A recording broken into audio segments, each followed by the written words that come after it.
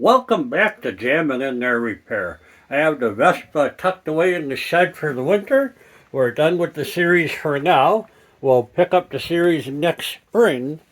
But for today, all I did was I made one long 8-hour video of everything we've done so far. So you can just watch this one video and enjoy it and not have to worry about finding the next video. I saw another YouTuber do this and I thought it was pretty cool. So leave a comment, let me know what you think. Enjoy! Look what I bought. Sight unseen.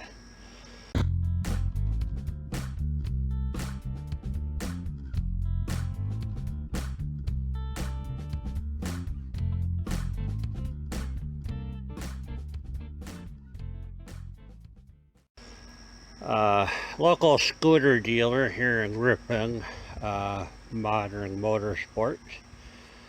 Jim told me he had a Vespa for sale. Actually, he said he had it out in the family barn. So he's had it only for, well, several years, but not that many. He buys and sells scooters all the time, and he was thinking about rescuing this one.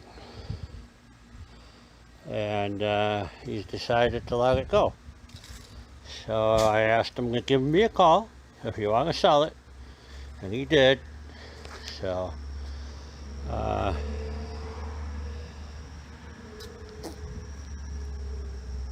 Hagayo? I don't know. If you know how to pronounce that, let me know. You can text it to me, I'll be able to read it better. Anyways, it's the P200E, which in my mind means maybe a 200cc engine. So this is literally the first time I'm looking at this thing. He dropped it off this morning. I've been building a shed, and so I finally decided, let's take a look at this bad boy. Alright, so it has a title, yay. It has keys, yay. It has, that's right, 1,300 miles. Sweet. The paint on it's very nice. There's no rust that I can see. Some blemishes here. I think it's all going to just polish up awesome. You know, that's all going to come off. Just dirty. So, let's pop open the seat. I think you push the button here. Oh, there you go. Alright. I mean, this seat, look at this thing.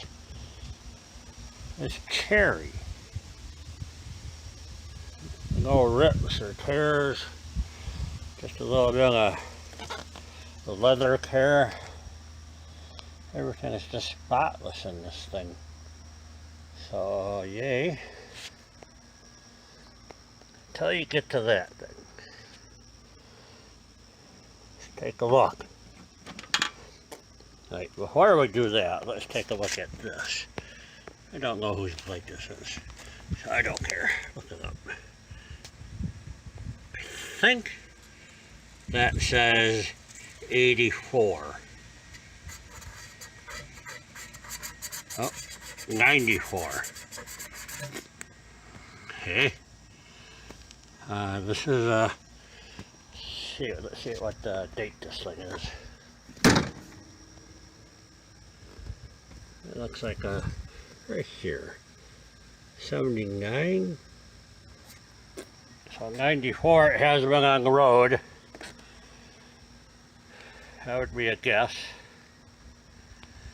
So let's look at the gas tank. Oh, not good.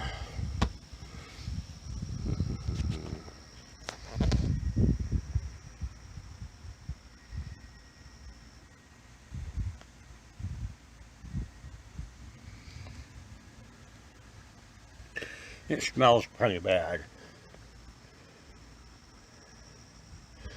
So it looks like two screws,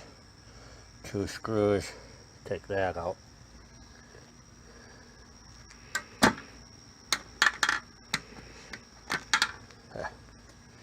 It'll be fine. So now, how do you take these covers off? Some sort of pulling out. Oh, there you go. Let me set you up. Hold on.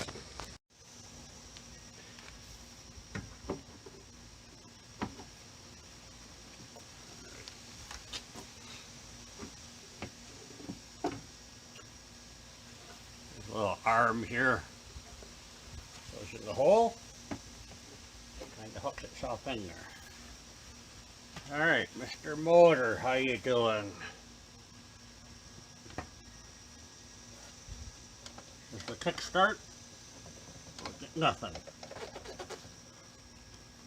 So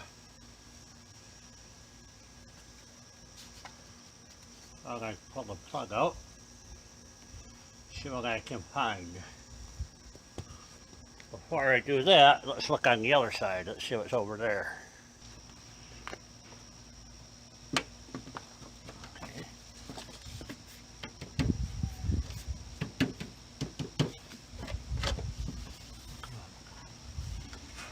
There you go.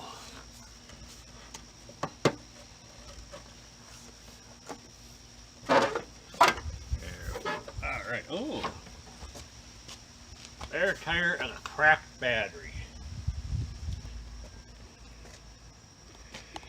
Yeah, she's the strap is gone. The battery's cracked.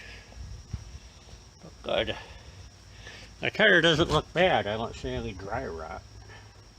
The ones on the bike look okay too. So good move. All right, pull that plug out.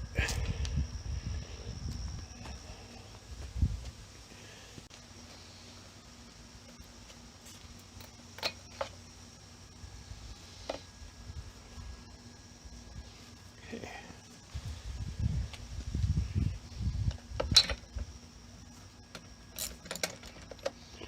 So it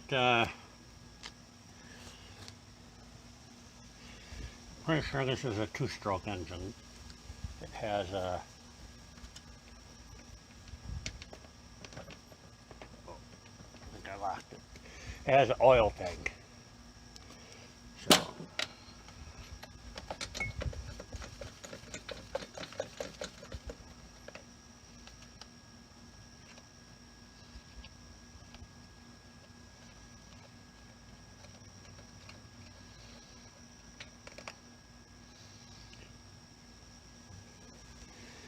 that looks pretty fouled out.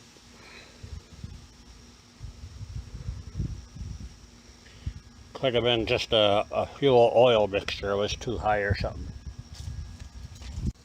Alright, I'm all out of Marvel's mystery oil. So I'm going to just try some PV Blaster.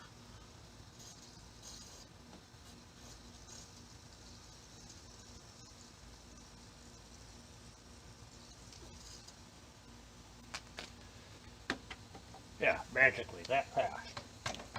Nope. Let that sit. Alright, that's all I wanted to get done today. I have all the other projects going. But I wanted to get some sort of lubrication into that cylinder. Well, this is all shot.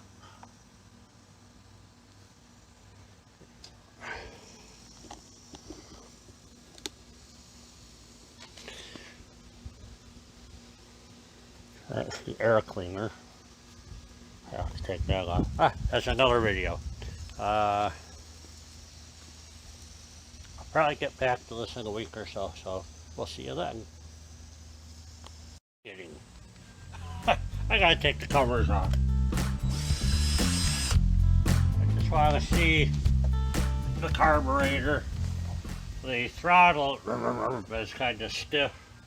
Let's just see what's in here.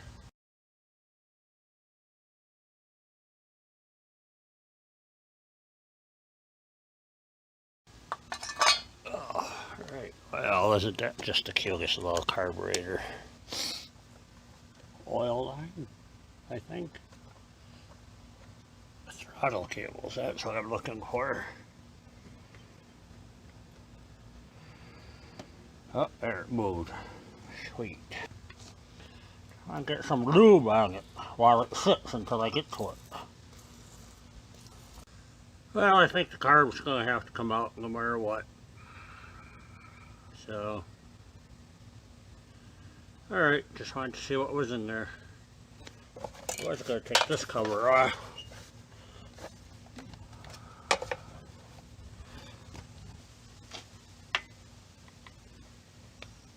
Of course. There.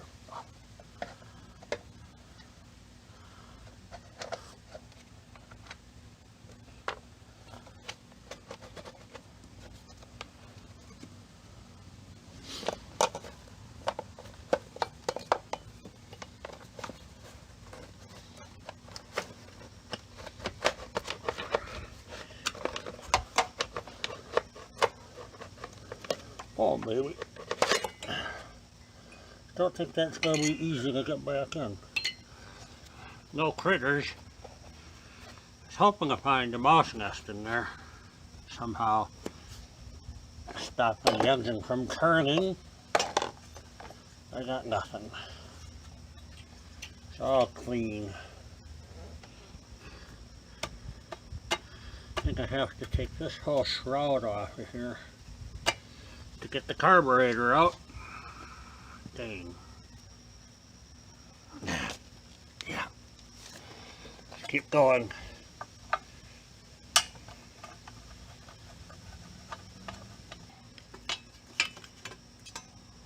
Dang. All nice and clean.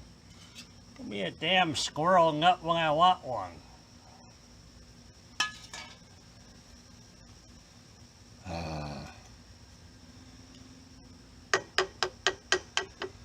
There you go, that'll work.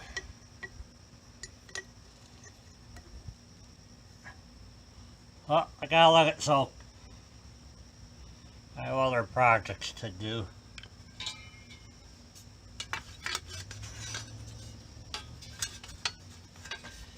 Dang. All right.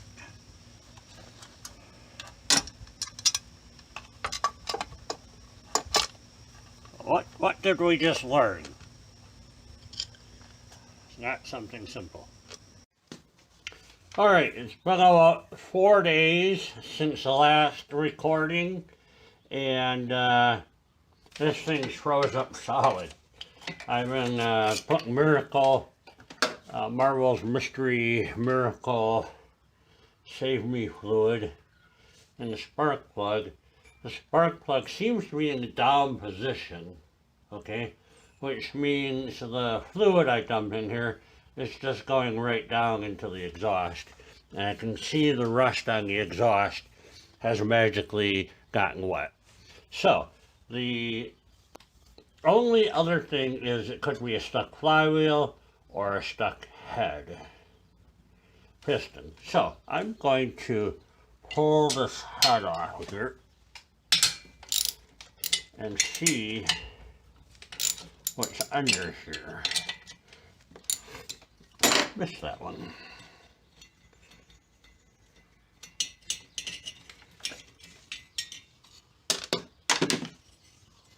All right.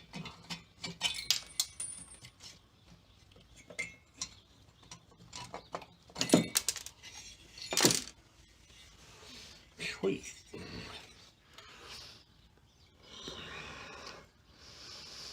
Well, it's got some buildup. 1,300 miles. Let's take a look inside this bad boy. Yeah, just what I figured. Let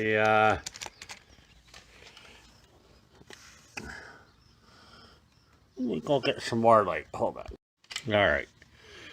Here's what we have.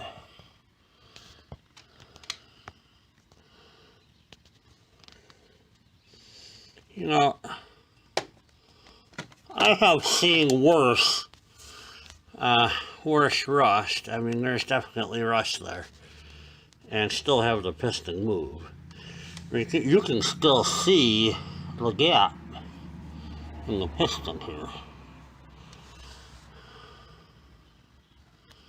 I'm going to lube that all up again. Let's see if I can't get the thing to turn. My problem might be here. This is a flywheel, and it might be seized on the magneto. So I'm also going to take this apart and pull that flywheel off of there. I've been waiting for the service manual, so it should be here like Monday. And I don't want to wait. So I'm gonna start by soaking this and see if that breaks everything else free, because, you know, here we are. Big ass can.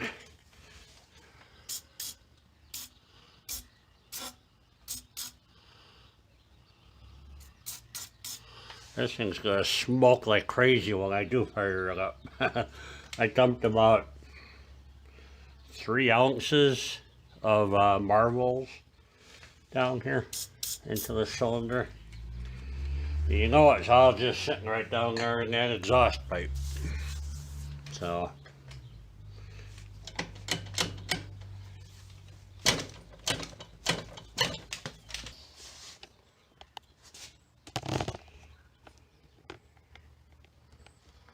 what do you say, find a piece of wood that fits in there, give it a whack.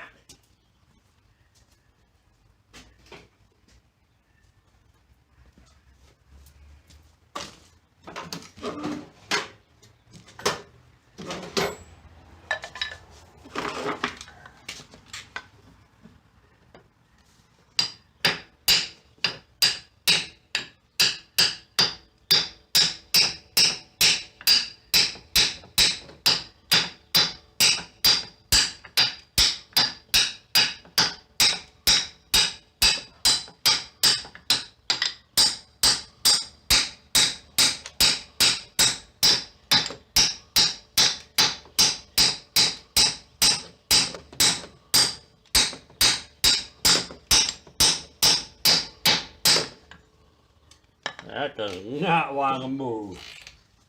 Alright.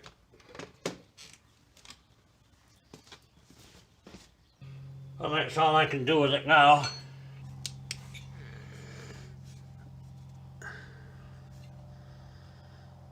Is that the gasket? Because I don't see a gasket on here.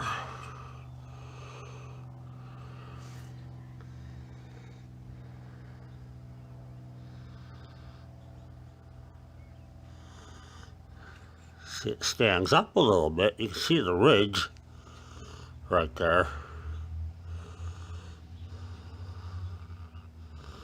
There's no gasket.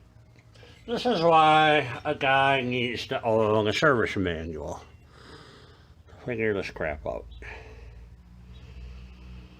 It's just taking too long to get here, so. Alright. So I just had a thought that if it's like my Suzuki's, these bolts go all the way through and this jug should slide off, right? So, if the piston is stuck in the jug, when I try and kick it, the whole jug should move forward on me.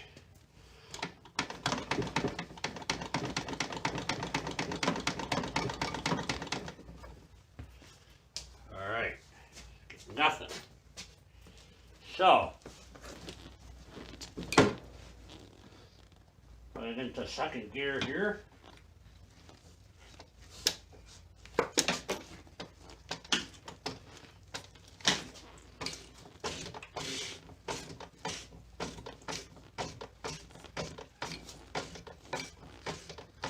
Getting nothing, no movement at all out of that guy.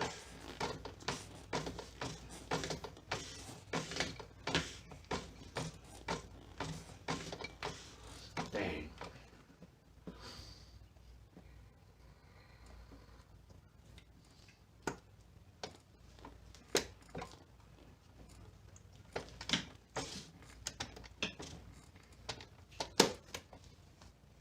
Alright, so I still think I'm stuck in the flywheel and not in the cylinder. Because I think what I just did will move the cylinder off the crank. So I gotta get me a flywheel puller for this bad boy. Dang.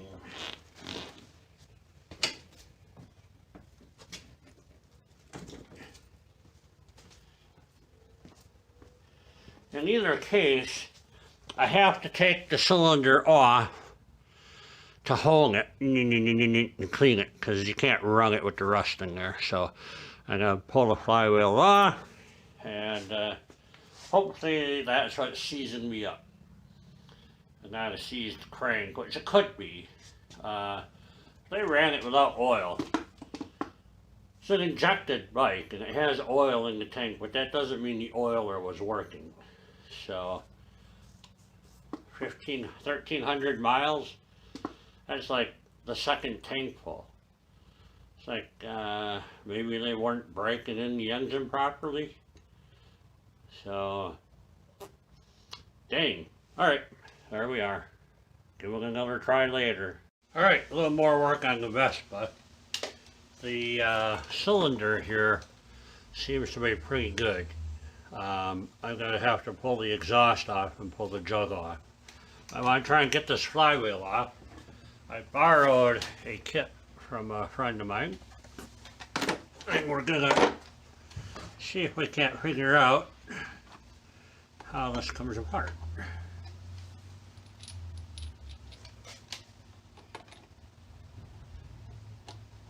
Ah, did I pull the... I swear to you, that's the first time I've ever done that.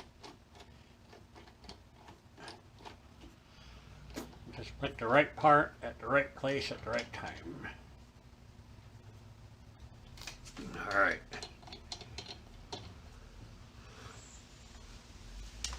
Go see if I can pull that out of there. That'll be interesting.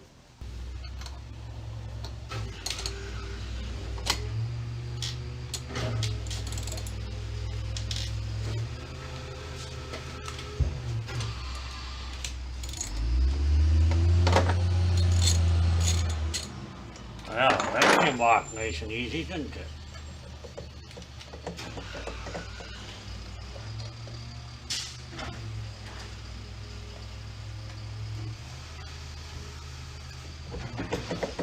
Thought for sure it was going to give me a hard time. Rats. Surely hoping that's what was seized up on me. A little goomer stuff here. Nope. Still seized. Darn! Really wanted it to be the flywheel. It's got a little bit of rust in here.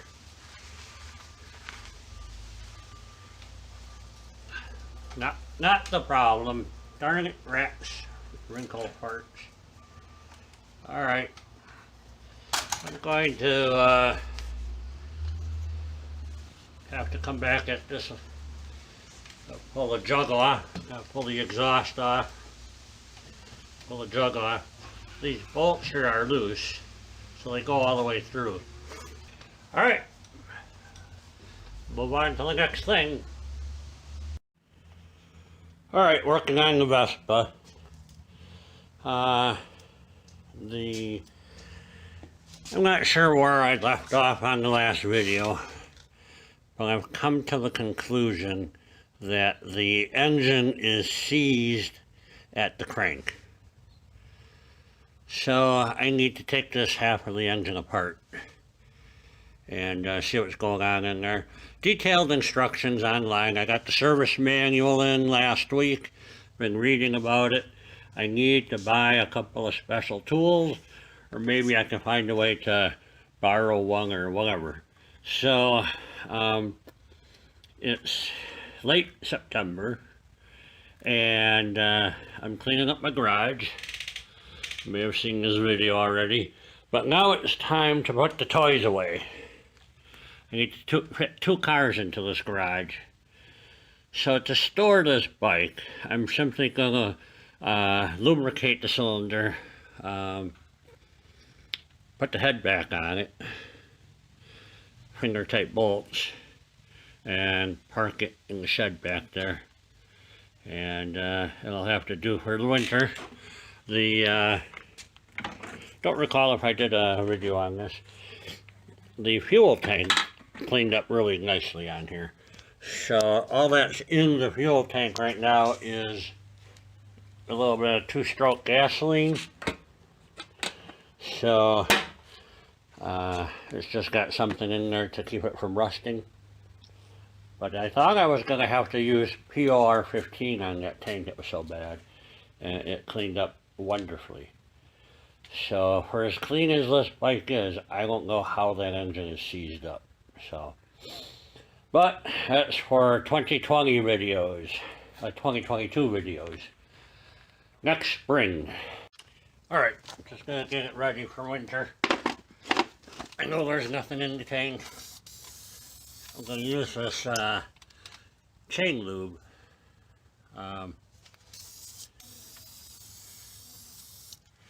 That should stick to that cylinder pretty good. I want to put the head on here just to keep the rodents out.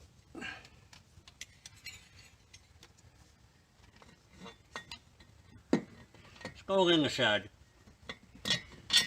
So only takes a minute to screw on the head, for crying out loud.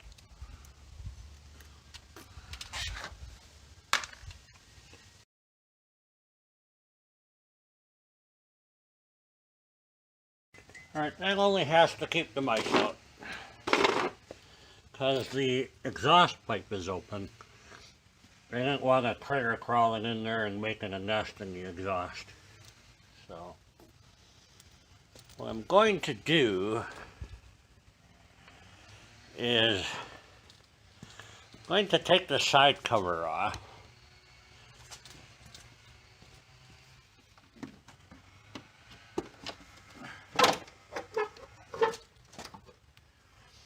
And store it with the cover off, because I don't have a lot of room in my shed and I'm afraid I'm going to scratch this if I leave it on there. So let's go do that. Alright, so around the back of my garage here is my new shed. Well, new to me. This is a 7-foot by 3-foot shed. I'm pretty sure I could fit the Vespa right here.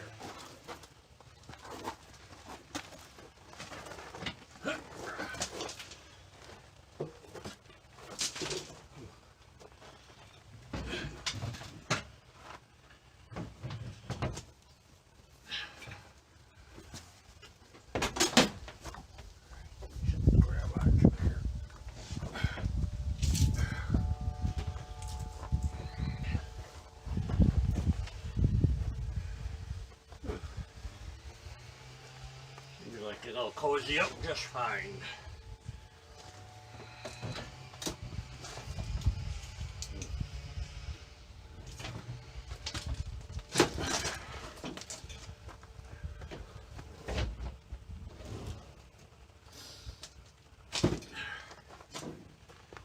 All right,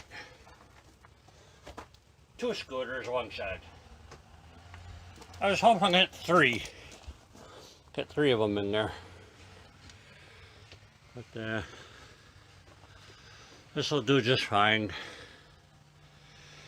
Now I'll bring the covers back here and gently set them in here so they don't get scratched. I will not have the room with the covers on, so this will work. Watch for more Vespa videos next spring. Thanks for watching. Have a good day. Subscribe, like, comment. Bye-bye.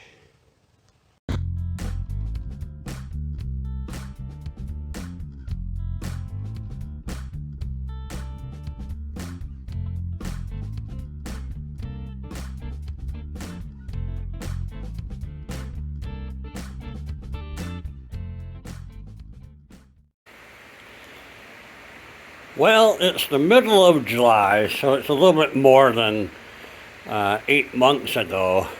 I made the last video on this Vespa. I'll put a link to it in the bottom. The first look of the Vespa, if you can remember, it's a 1979 Vespa titled as a 1980. So,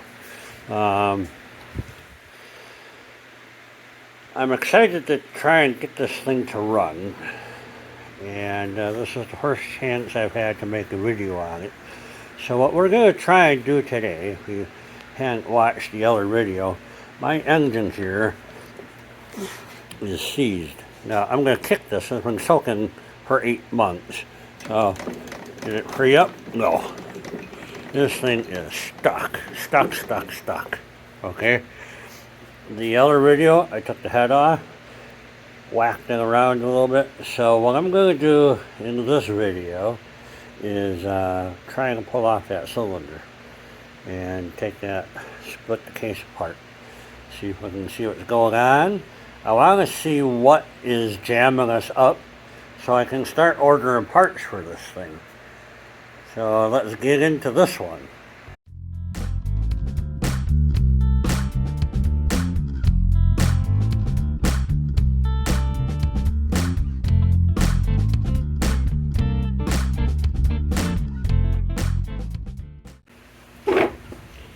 Alright, I hope the fan noise isn't too much for you.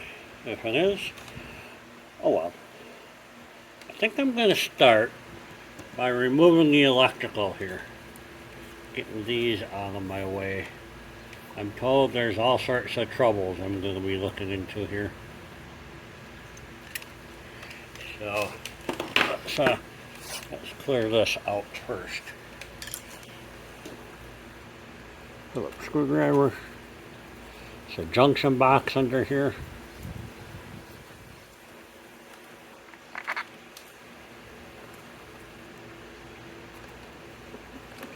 Pull the boots off.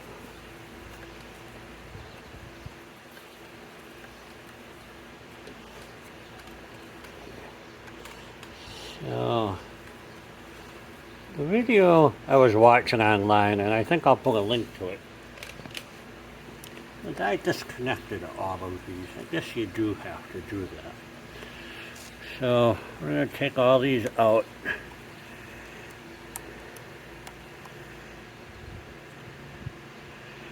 So you notice that the green wire here is deteriorating. He said that's a common problem. We'll be fixing that. The purple wire goes to a brown wire here. So let's make a note of that. I'm going to just take and unplug all of these, yellow to yellow, black to black. So that's alright.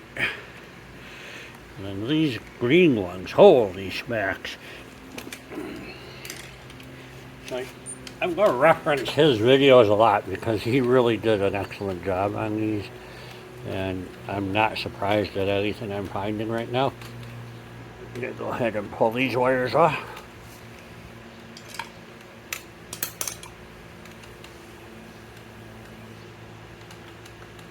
There we go. Look how bad that thing is. Alright.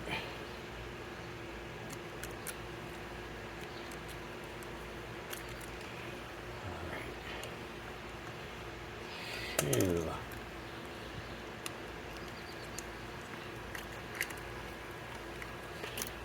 Alright.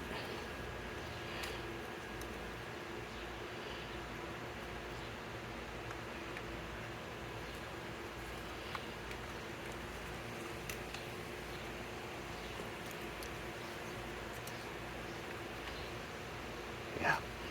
Looks like I'm going to replace some of these wires as well.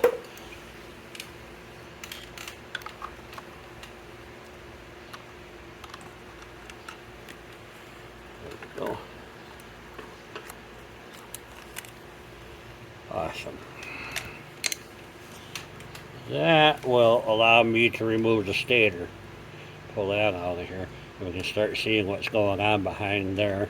We're also going to disconnect the neutral safety switch here. I think that's what this is. Or a shift indicator. I don't know. Alright, well. That was different. It's got two little plugs on there. How am I going to plug you back in? Alright, we'll leave that for the wiring harness part of this video. Look how bad this wire is. So I'm almost glad I didn't start it with this bad wiring in here. So, cool. Let's just take these wires, get them up out of the way. Try not to dig your screwdriver into your nice paint job.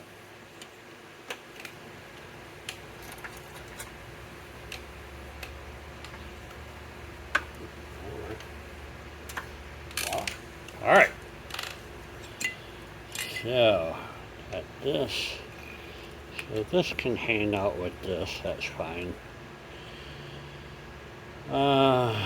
Let's take the stator out first. Got a little timing mark here. A little bit of red. Perfect. Right.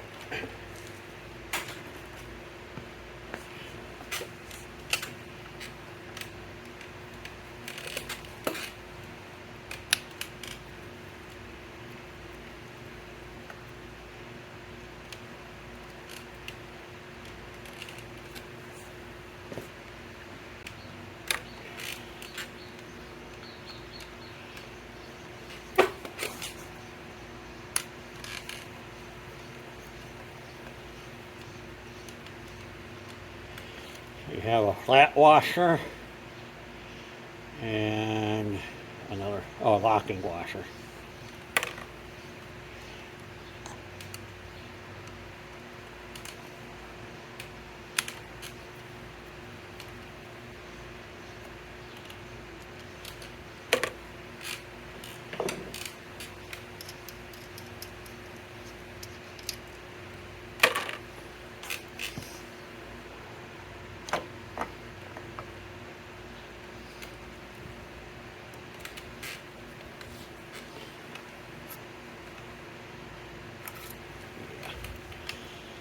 So,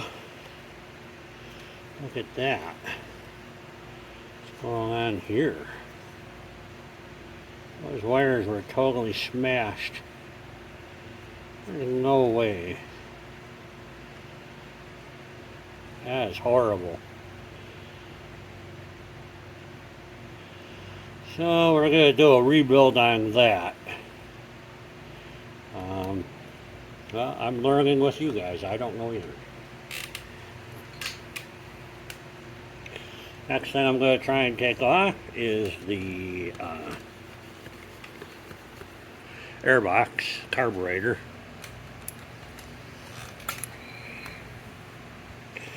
Alright. That's the fuel line. A little clampy clamp thing doesn't do much there. Let's pull that out. Okay.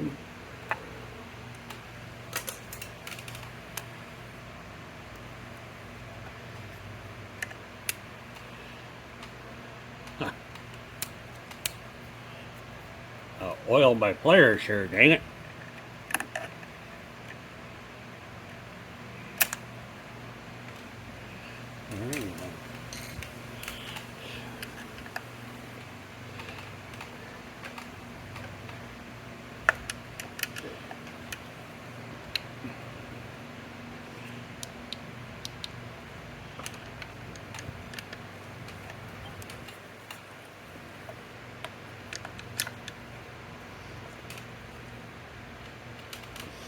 Come on, baby.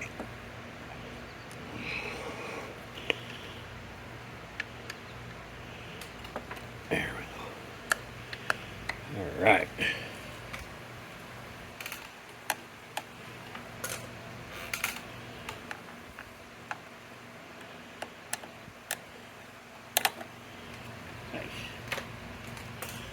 Alright, we're going to go ahead, take that banjo bolt off of there. It's all marred up like somebody's been cranking on it before.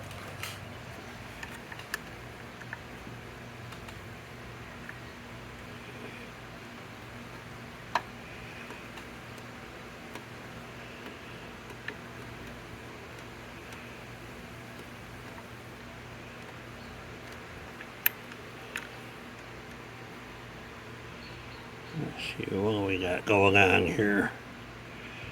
Yeah, looks pretty clean.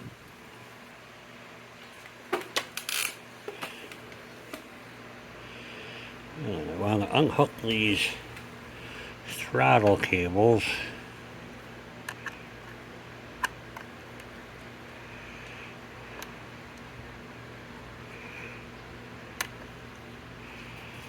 Not sure how to do that.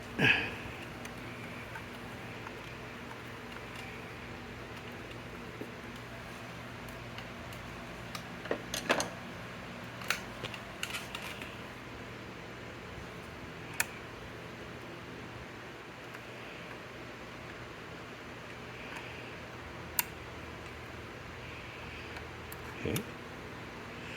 Just unhook it, I guess. Okay, we'll get the, looks like the choke cable off of here.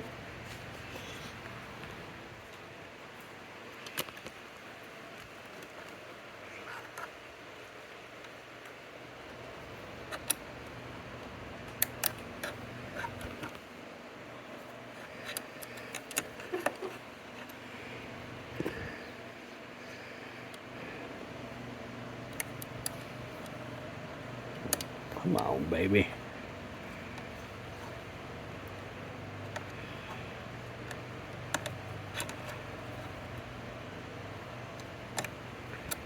Okay.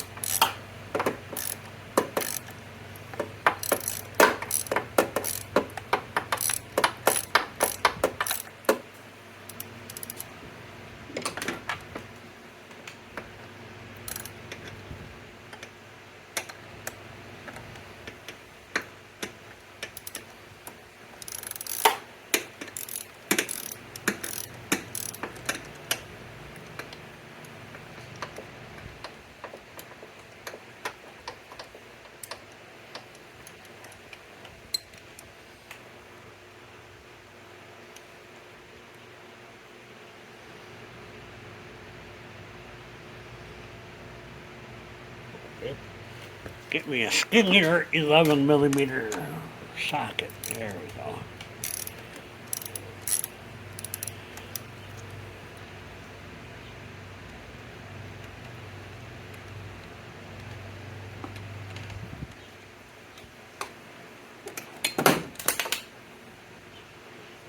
Washer. Got a lock washer and a flat washer.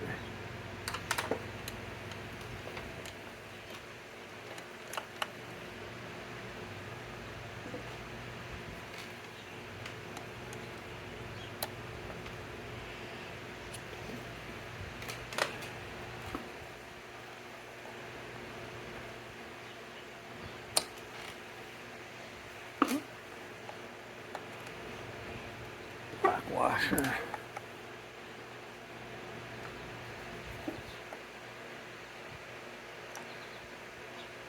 All right.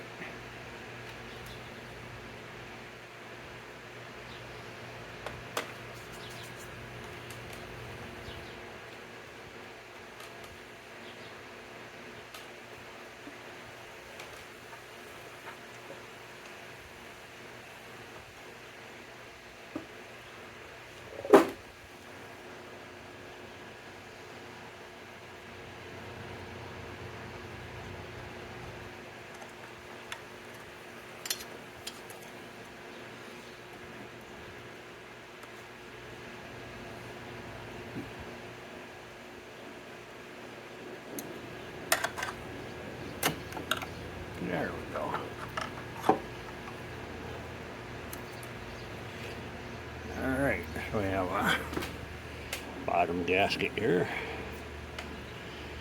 Disintegrated. Guess I didn't have to take these two out.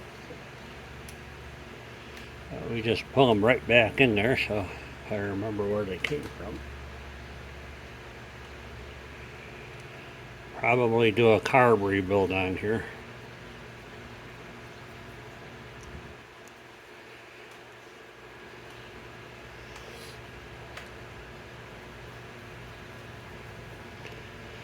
I don't know, you think I should talk more during my videos? Leave me a comment. Sometimes I just like doing things and not talking. You know, I get into my own head and just work and not think about the camera. So this is the throttle. You pull on this guy, this little venture opens up.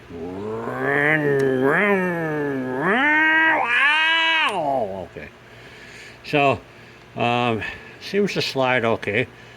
The gunking side there doesn't seem to be terribly bad. So maybe a carb kit, new gaskets, clean it up real good. I've been thinking about buying a sonic cleaner. Well, this would be the perfect reason for me to buy a sonic cleaner. I don't know, too cheap, maybe? Yeah, go ahead and put the old banjo bolt right back on here so I know where it goes. So, good. Alright. We have to take off the air box.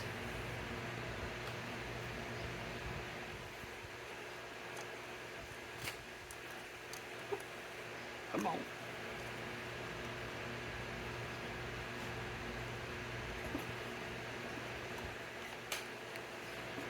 What's holding this guy in?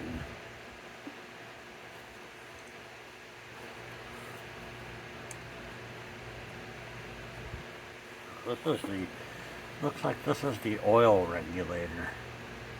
The more throttle you give it, the more oil she opens up. Okay. That's going to need a rebuild too. Oh, right here. I see you. You don't. There's a screw. Right there. That guy. Gotta take that out. Not very tight.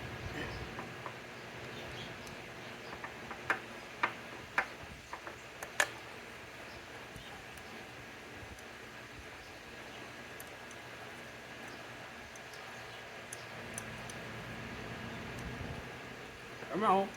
Come on, come on, come on. There we go.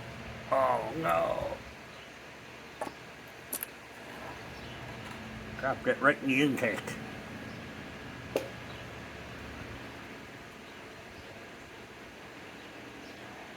Aha! Hee. Oh! Hee ha ha. I'm gonna put that right back where it came from.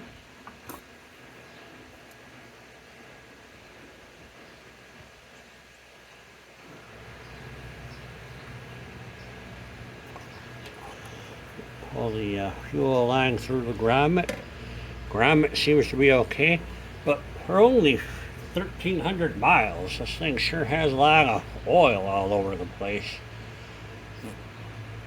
I'm thinking the engine is seized because of an oil failure of some sort.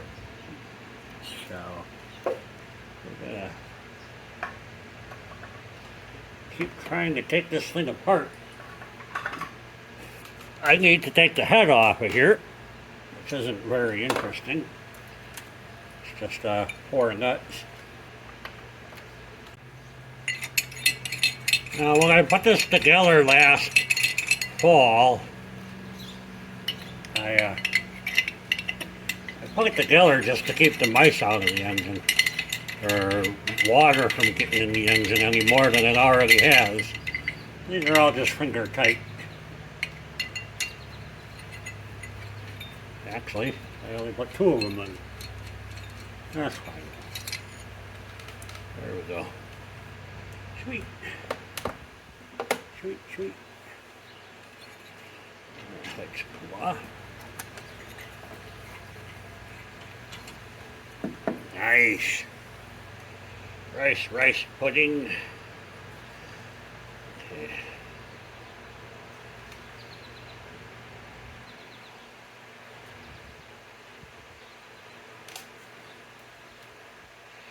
Alright. The next thing I'm going to try taking off is the cylinder. I got to take these bolts off. My problem is that cylinder is on there tight. It does not want to. I should be able to slide it a little bit here, I think. I don't know. So we're going to go ahead and jam nut this together.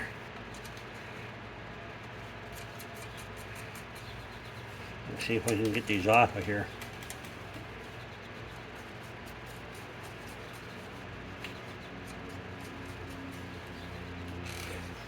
There we go, 13 millimeter box wrenches. Let's tighten those together. Hopefully, oh, that came right out.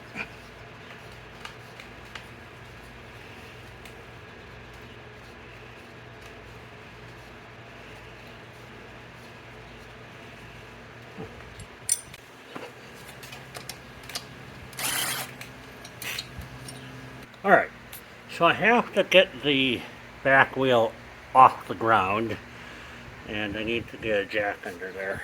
So the way I'm going to do it is I'm going to take the exhaust off. Go ahead and look underneath here. You can tell the muffler is right here, but I want to put the jack right here. So it's in the way, has to go. Take the muffler off, I'm going to take the battery out, the tire off, and there's a nut right here, and a nut on the other side. We'll knock it off. It has to come off for us to do what we need to do anyhow. But this thing's like brand spanking new, so looks good. Let me get you set up.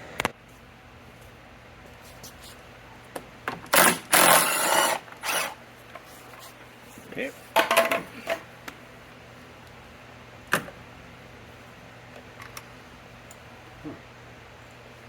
I think that battery's had better days.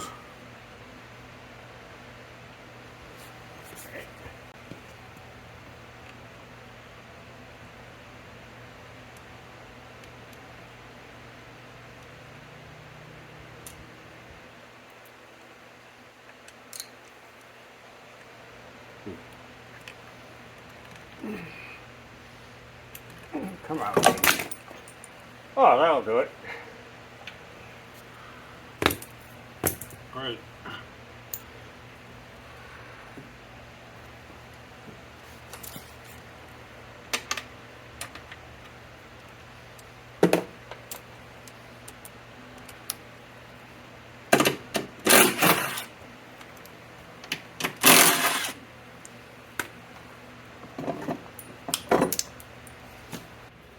Alright, so I put it up on a couple of jack stands, one on this side and one on that side, which gives me really good clearance for the wheel, good stability.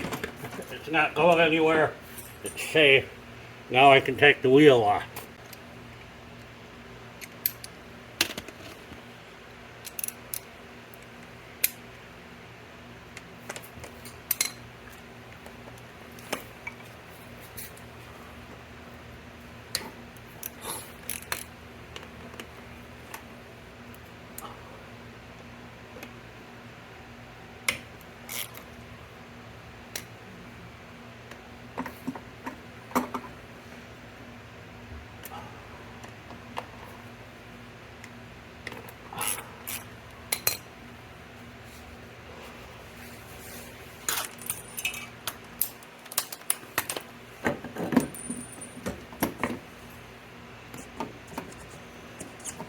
Oh, are you kidding me?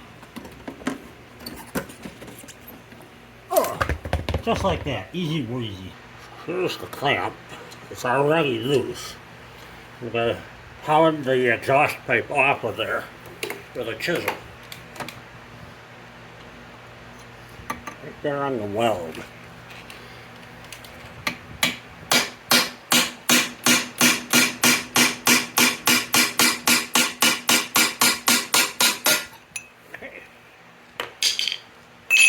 take that bolt off the other side. It should pull right out.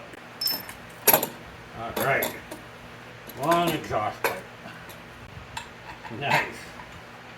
So now, there's absolutely nothing holding the cylinder onto the piston. I actually have movement now. Okay. I'm going to try and wedge the chisel in here a little bit.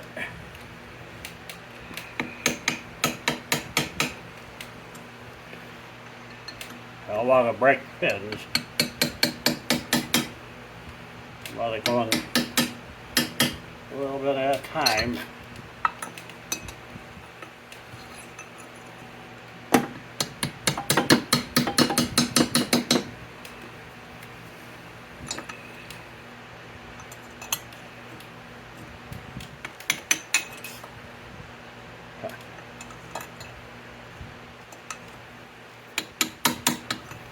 I also don't want to screw up the gasket surface.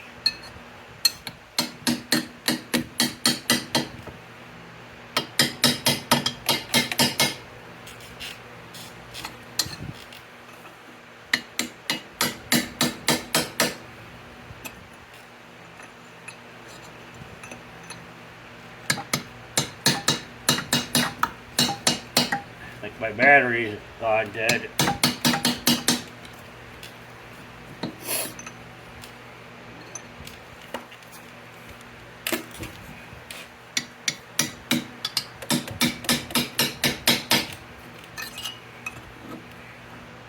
I've moved it about 1/8 of an inch. There you can see it shift there, right? Shift it back. Come on, baby.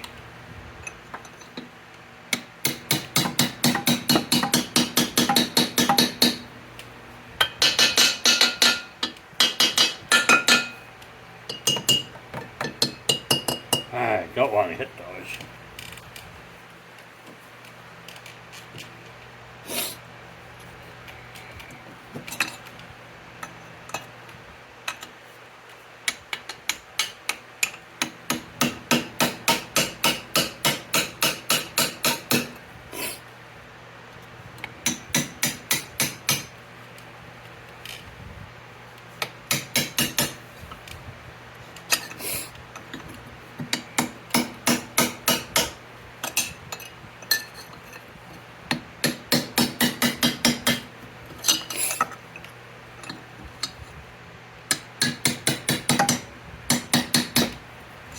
Not want to move any further than that.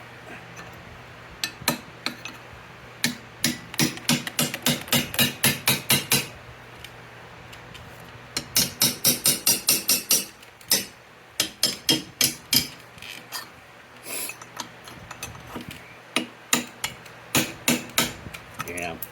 Chip that pin. Son of a bitch.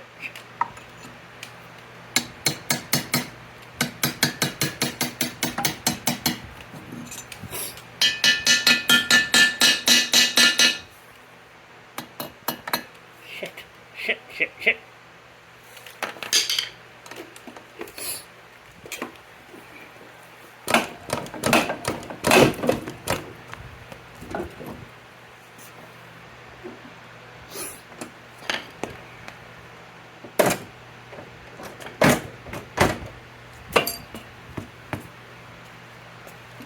I think we know where our problem is.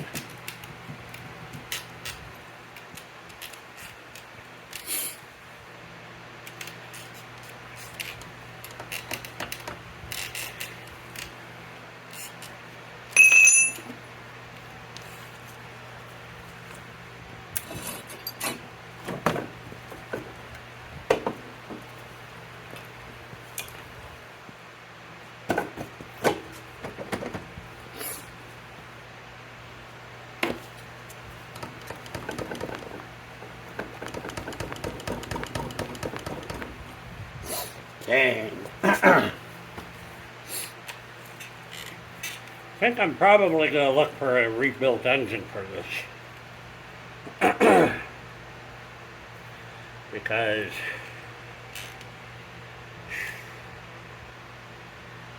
this ain't coming apart. I think I can split the case, take this cover off, and maybe even pull the whole crank out with the piston stuck in the cylinder. I think that's my next option here.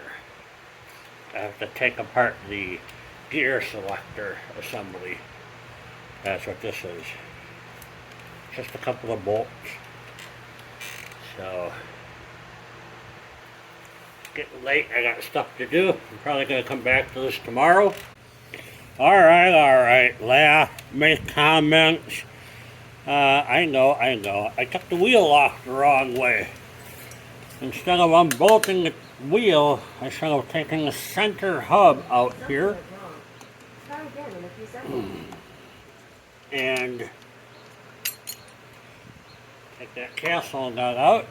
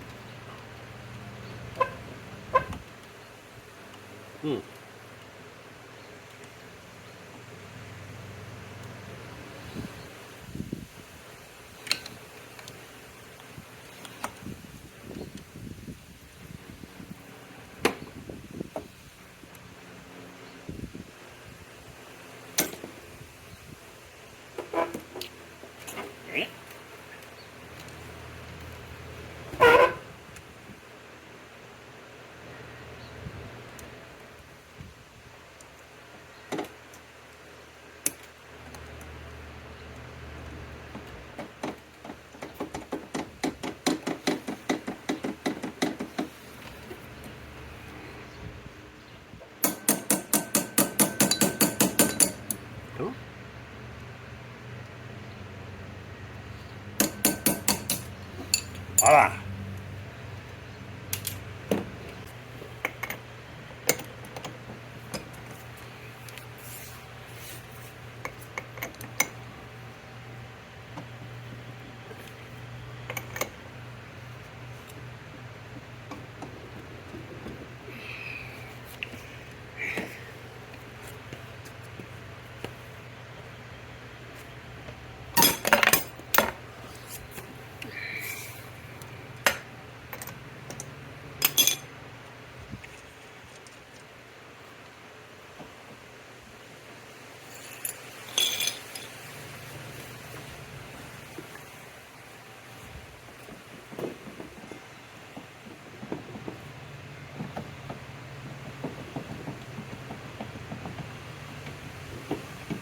Right, washer here.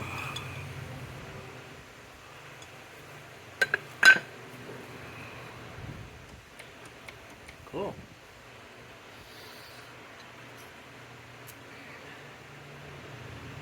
Now I have to disconnect the gear selector assembly.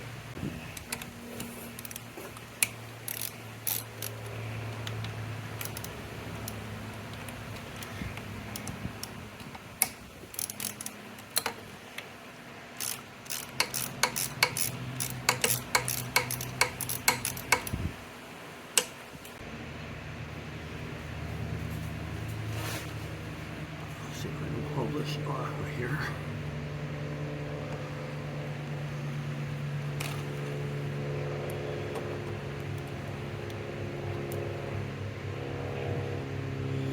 Flat washer and a split washer on each stud.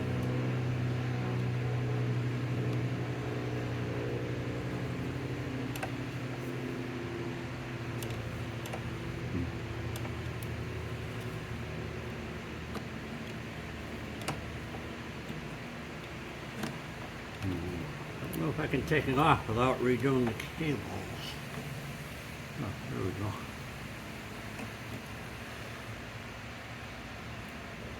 Okay. Sweet. So, I'm going to go ahead and have to take the shock off of here, drop the engine down, go on the other side, open up the clutch assembly, remove the clutch assembly, and then I can come over here, take all these bolts out, take this half of the engine off. So then we'll be able to see what done blowed up in here. I found a rebuilt engine from a company I trust. I'll link them in the video for $2,000. So I might go that route, but there's something to be said for having an original engine and doing it yourself. So I'm really up in the air as to how far I'm going to take this, but I'll find out once we open up this case. Alright, let's remove that shock.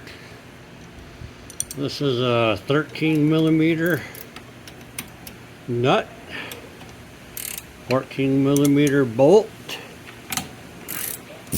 Crack it right out of there.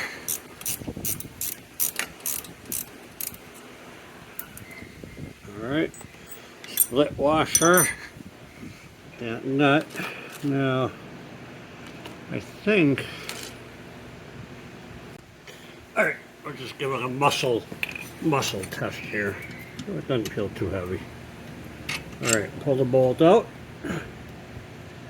Seems to be dropping down okay. Alright. It is on the floor. I'll put this bolt right back in here so I don't lose it.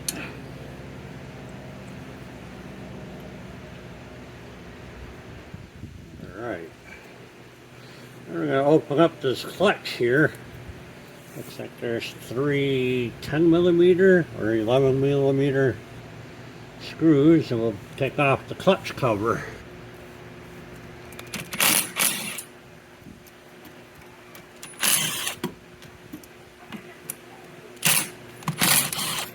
Excellent. Alright. One lock washer, one flat washer on the bolt there.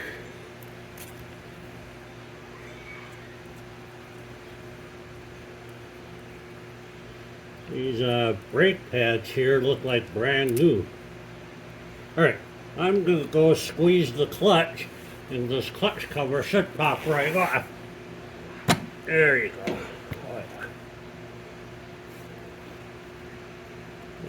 Here.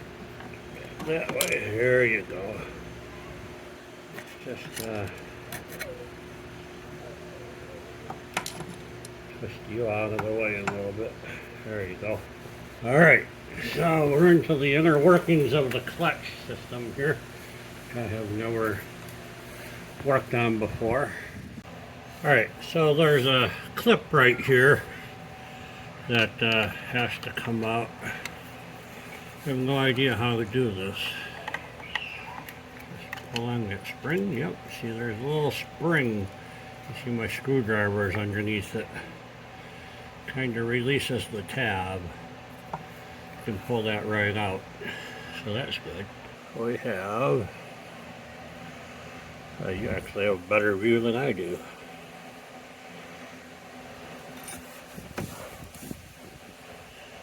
Alright, so one of these tabs is bent over right there, I think. We need to bend that back. Unfortunately.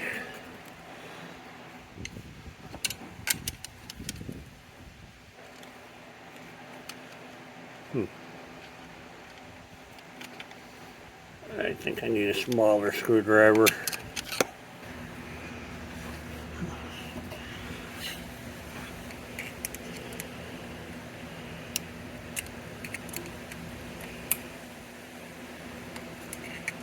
Come on.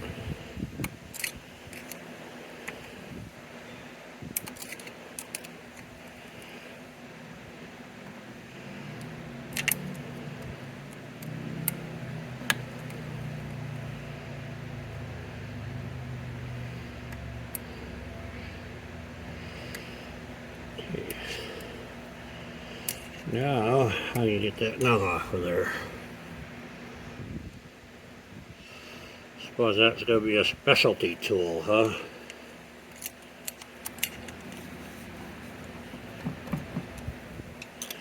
Dang. So, sure enough, that is a specialty tool. to get that nut out of there. So I do not have it. I've decided that you don't need to take the clutch off to split the engine apart. The reason I was taking it off is because there's something seriously wrong inside this engine. And if it was going to be seized, it could be seized on the bearing on this side or seized on the engine bearing on the other side. It would be nice when I split the case to have both sides come apart, if that makes sense to you. But that's not an option. We're going to go on the other side and split the case open. Let's see what we find.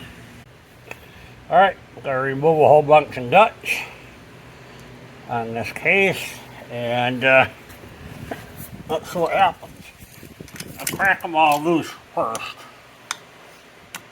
Guess I'll do the inside ones first.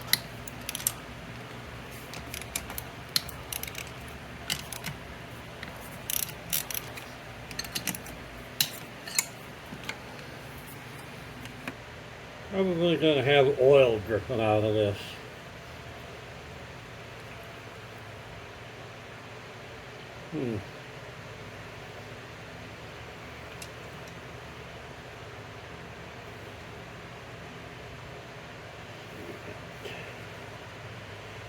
I mean, it's really astounding how much oil and grease is on this engine for only having 1,300 miles on it.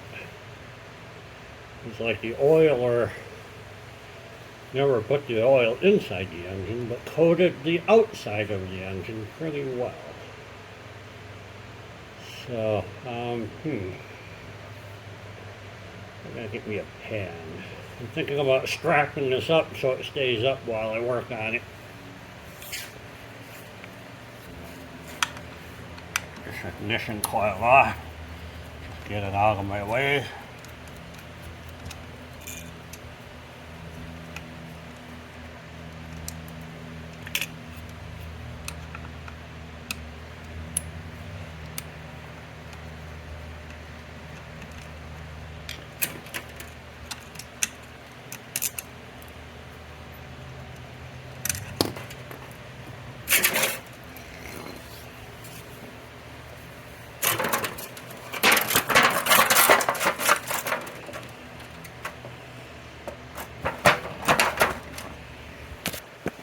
Sorry about that. You know what? I'm not messing around with the clutch. I don't think I have to have it this low. I can hook it right back up.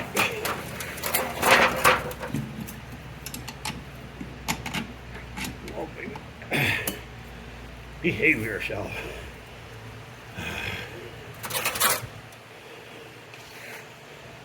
There we go. Right. Yeah, I think that's okay.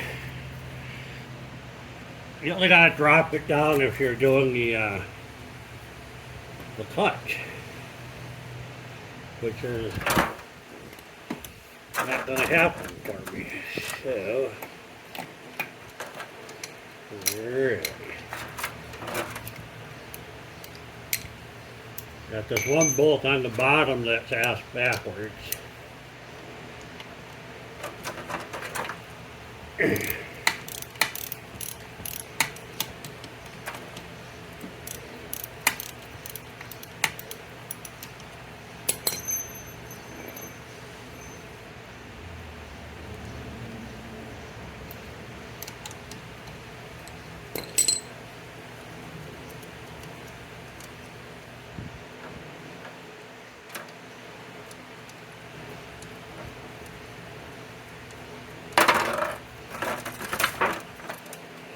Alright, one split washer, one flat washer.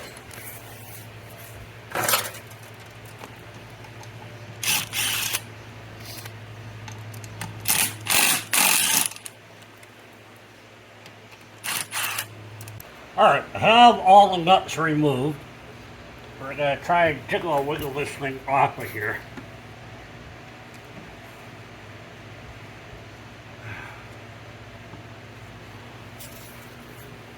Double check.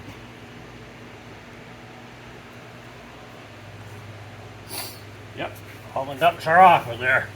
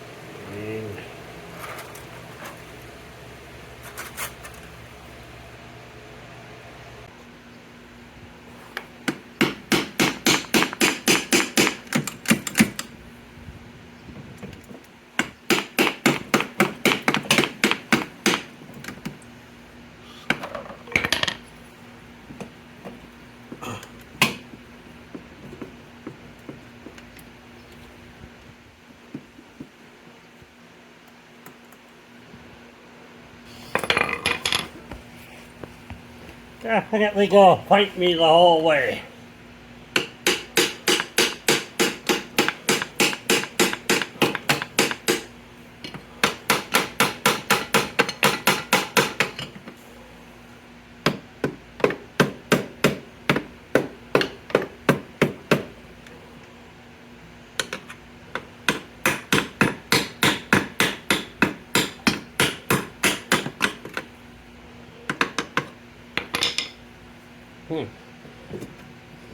Come on, baby. So I'm probably screwing up my gasket surface by doing it this way.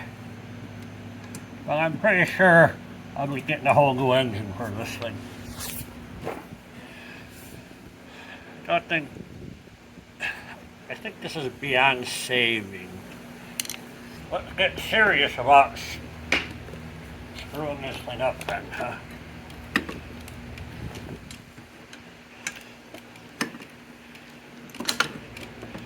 Come on, baby.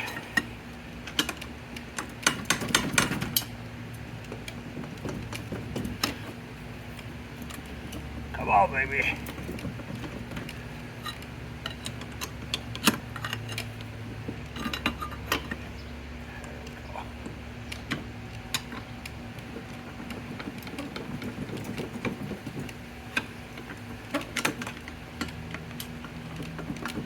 Come on, baby. Be free.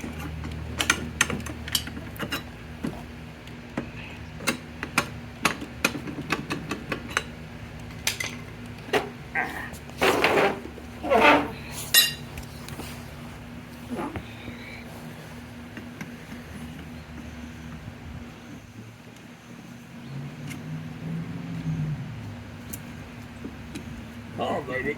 Come on.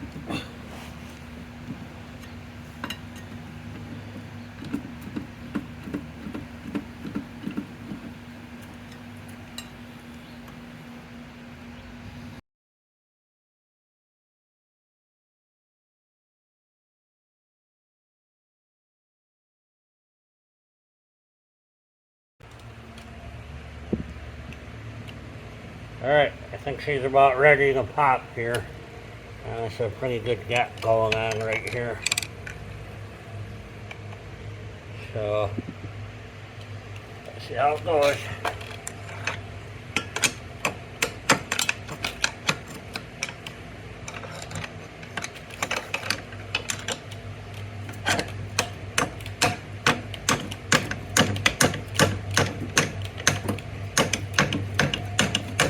Come on, baby.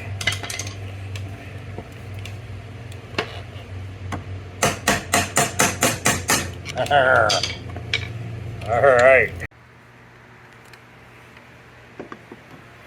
Alright, we're going to take a little closer look at this issue here. So the piston is stuck right up inside this sleeve. This is the cylinder jug, and the piston is about quarter inch up from the bottom of that. This thing is stuck. It will not rotate. So, this is actually the next day after I cracked it open. I just got off the phone with Scooter West out in California, and they have all the parts I need to rebuild this. I thought they rebuilt them for $2,000. I was wrong. They'll rebuild a running engine for $2,000-ish. But this one is so damaged, he thought it would be $3,000 to $3,500 to rebuild it. So instead, I'm buying all the parts, and I'm currently waiting for a parts list and pricing from them. I spoke to Kevin at Scooter West, and he was really helpful. He seemed to know every part I needed. So we're guesstimating the parts list to be around $800. I'm getting a performance crank. Okay, and the way this works is interesting. This is usually a reed valve right here, okay? And as the crank spins, the valve opens up, sucks in air and gas from the carburetor, and puts it right into the crank here. With a performance crank, the amount of time this reed valve is open, letting more fuel is expanded by a small percentage. So you'll get better performance by just putting in a better crank. The crank comes with the crankshaft, of course, the crank rod, the bearings, the wrist pin and piston and everything. So that's all one part number. So I'm excited to get all that. I'm getting the tool to take off the clutch nut back here. A carburetor rebuild kit. The stator, I'm going to send out and let them rebuild it. I'm not going to mess with it. A new wire, a new ground wire. You saw how crispy that ground wire was. We'll take that new ground wire through the system. So I need to wait for parts. So let's take a closer look at this damage real quick. I mean, that's interesting. But let's look at the cylinder here, the crank. So this is pretty bad. I mean, the crankshaft spins around here with the counterweights, and this bearing is complete toast. It is, I've never seen such a fried up bearing. So Kevin and I agreed that this was caused by somebody not putting oil in the tank. So we figure you could probably drive the thing about 1,300 miles before it blew up without putting any oil in the tank. So I'm hoping I can clean this piece up. I hope I didn't damage the surface here too much, so I can still get a seal. You know, I was in there prying on this stuff with a crowbar, for crying out loud. So I think we're okay. So a lot more videos coming up on the Vespa. It may not be the next one because I'm waiting for parts. Thanks for watching. If you have any questions, leave a comment, thumbs up, subscribe. That really helps. Makes me give me a thumbs up, yay, and I appreciate it. That really helps me out a lot if you do that. So look for more videos on the 1979 Vespa. Bye-bye. Are you done? Knock the shit off, honey.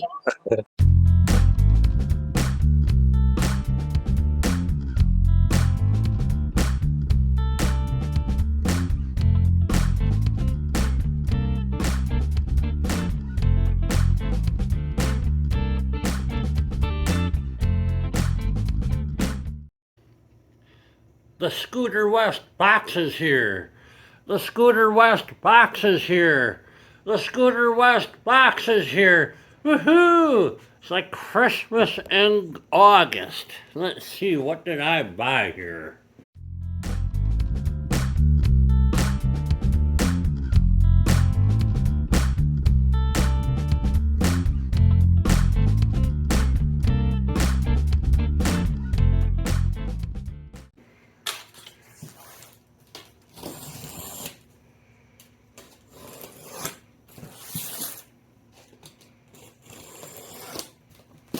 I'll post the entire parts list on the bottom of the channel here. Maybe put a link to it, I don't know. Alright. Here's the list.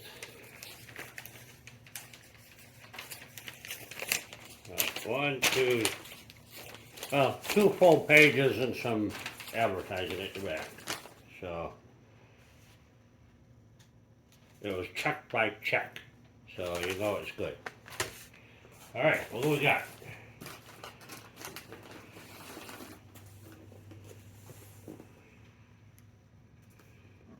Okay, who speaks Italian?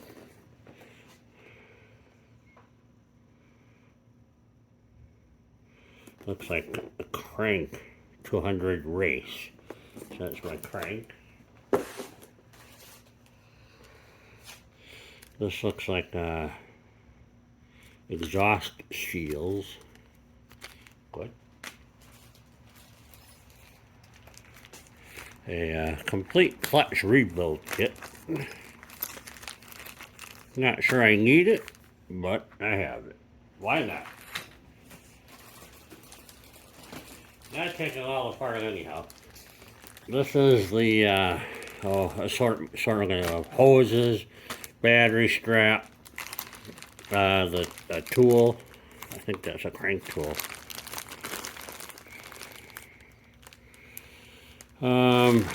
Another tool back here. There should be a clutch tool in here somewhere as well. All sorts of fun stuff. We'll have to sort through that individually. They recommended trans oil. It's on W30. Sure, okay, works for them. I'll do it. I'm not trying to rethink of how to do this. Somebody's already done the work. So, got some rings here. These are engine seals. I'm not sure what this is. Stickers?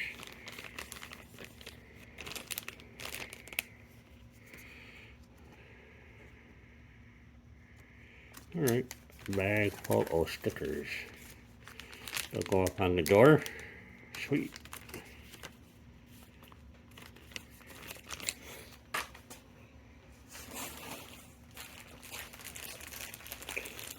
These are the bearings, crank bearings, assorted spacers and whatnot.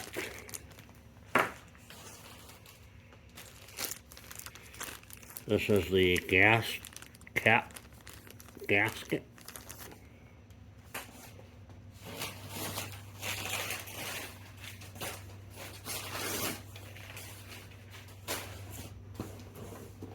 Oh yeah. Jug. No.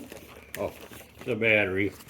Bought myself a an AGM sealed battery. That's what it's supposed to be anyhow. I get better years out of them, you know. They just last longer.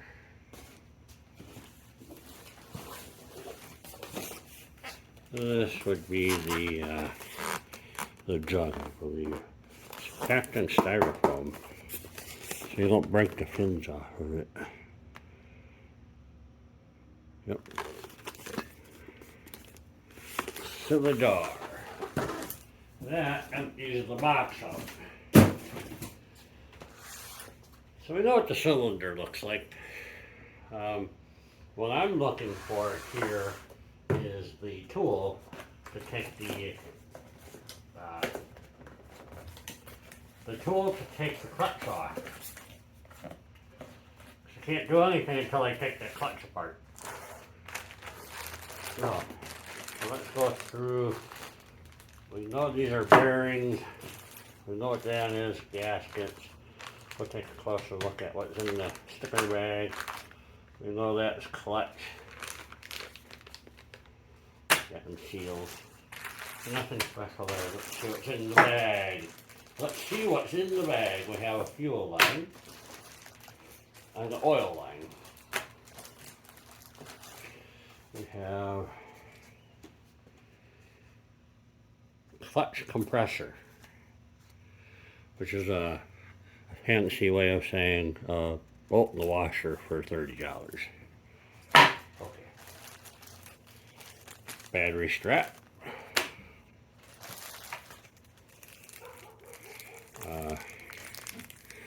Rubber grommets. I can't remember where they go. There's two of them. So I think those go out the front. I'm not sure. I'll find them. I'll replace them. They're on the list. Alright. This guy here is what?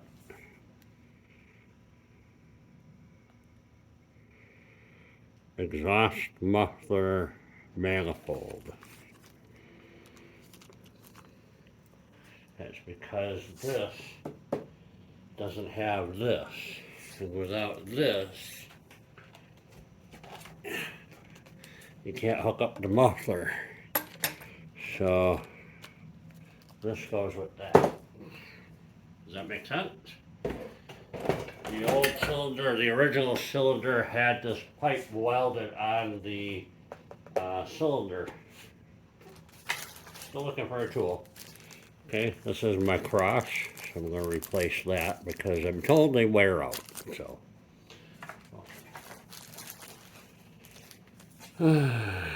what's this?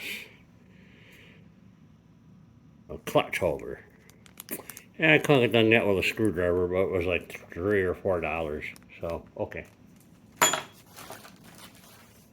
Here we go. This is the clutch tool. This is the guy we need to move forward. Unfortunately, if you're looking in the garage here, I'm kind of full. I got the Suzuki, I'm getting a new tire fixed, and got the Harley in here. The Yamaha's just taking up space. So, we're gonna clean up some of that mess and then get back to the Vespa. So, I just wanted to show you the box, and as far as you know, we're skipping right to the Vespa.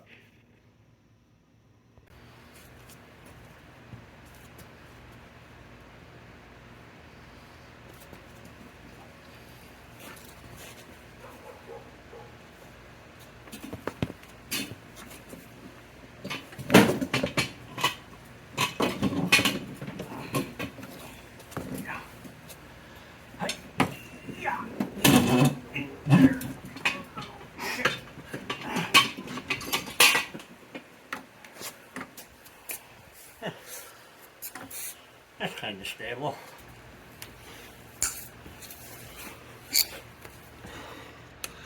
All right, I got the tool to remove the clutch from the bike.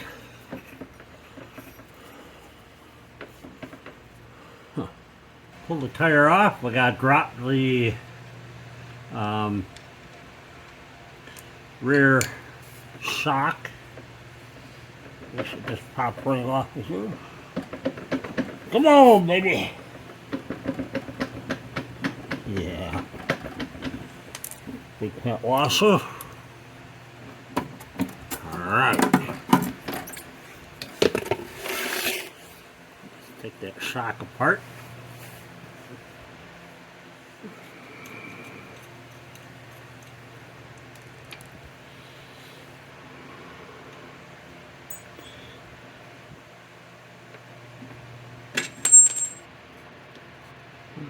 Drop that down. These, oh, I did tighten them up. 10mm nuts, 10mm bolts, 3 of them.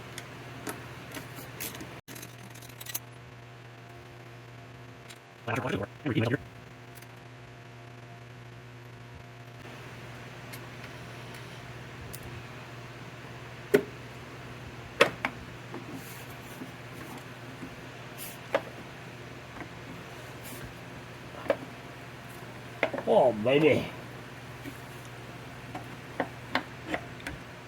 There we go.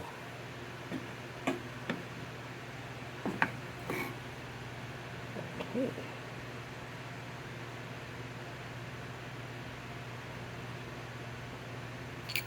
Take this clippy clip out.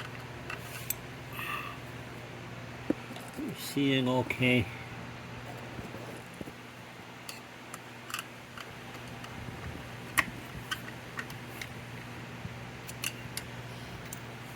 Okay. Get this fancy castle nut remover doohickey dealio.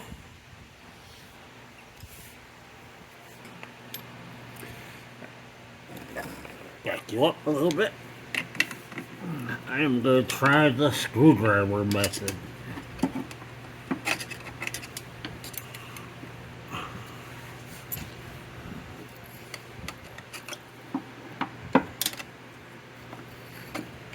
Oh, I see.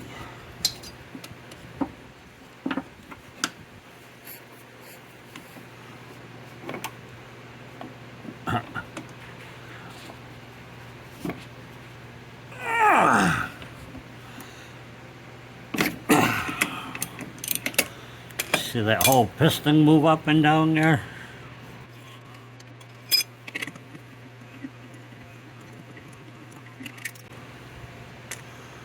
Alright.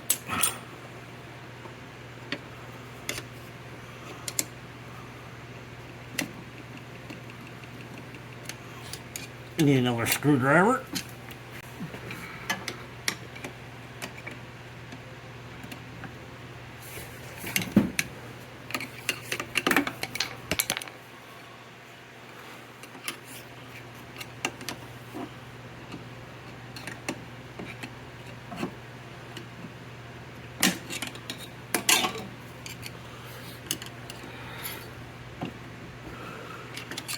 Alright, 2 smaller screwdrivers was better than a big screwdriver. You just don't have room. So we'll just take that whole clutch stack out of there.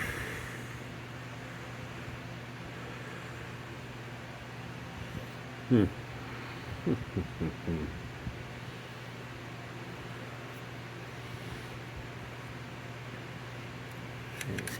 washer. Alright.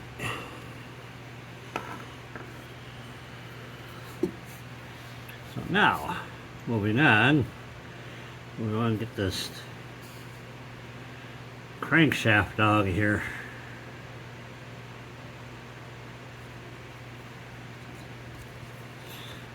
You know, I forgot to buy a dead blow hammer. I think I could just hammer that right out of here.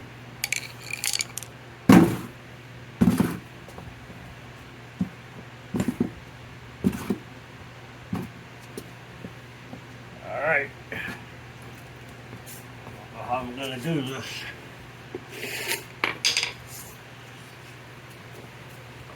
Just put a box over here so that piston and everything can fall on the box. At least that's my hope.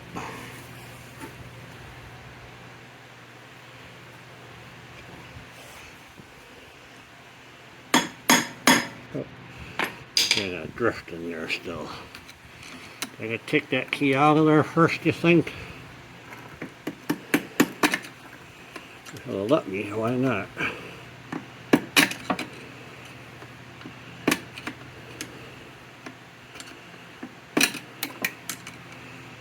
Come on, baby.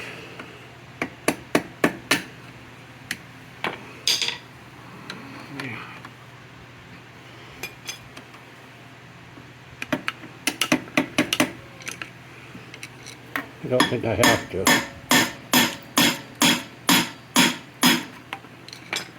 Oh, does that gear come out?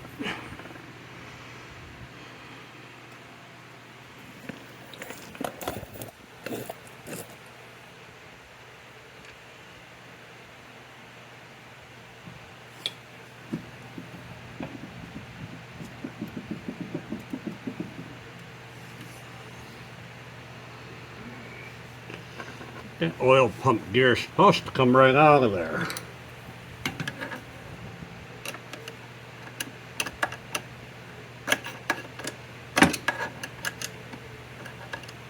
It's loose-ish.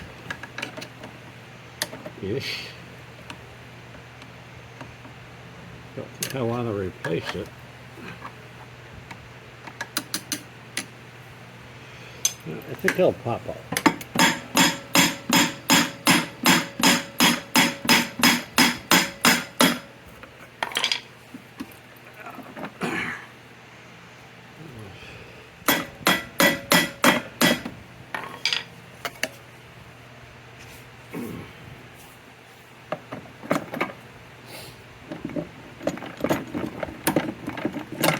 Yeah, got it. All right.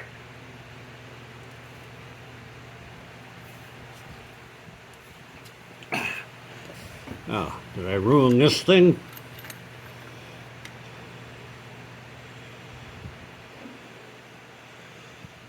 It don't look like it doesn't look like I broke any teeth. All right. The inside has that groove. The outside has a smaller circle. Remember that. All right, let's see what damages were done to that system. All right. Taking over to the bench.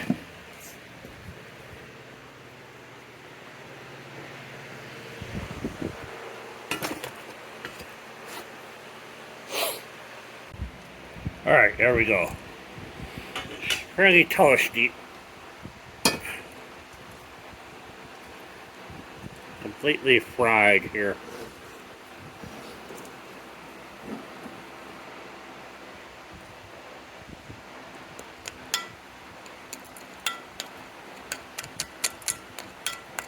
Yeah. So this is the main bearing here. It is seized up. Oh, I can barely turn it now. Oh man, I could have got this thing running. That's a bunch of crap. No. So let's see if we can. You can see that piston stuck in here pretty good. Let's see if we can just hammer it out of the cylinder.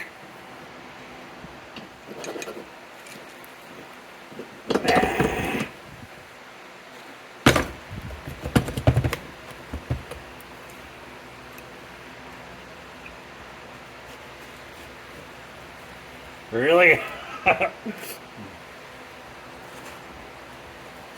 Sometimes it's the little things that get you.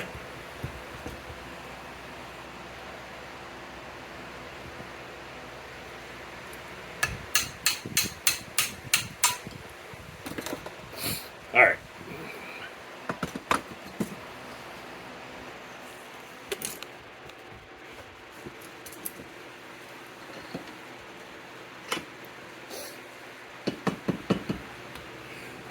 So I got enough room to hammer it down and have the piston come out the other end.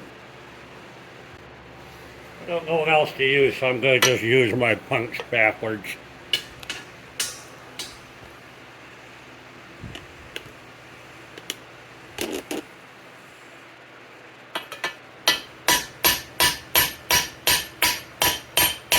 It's coming out.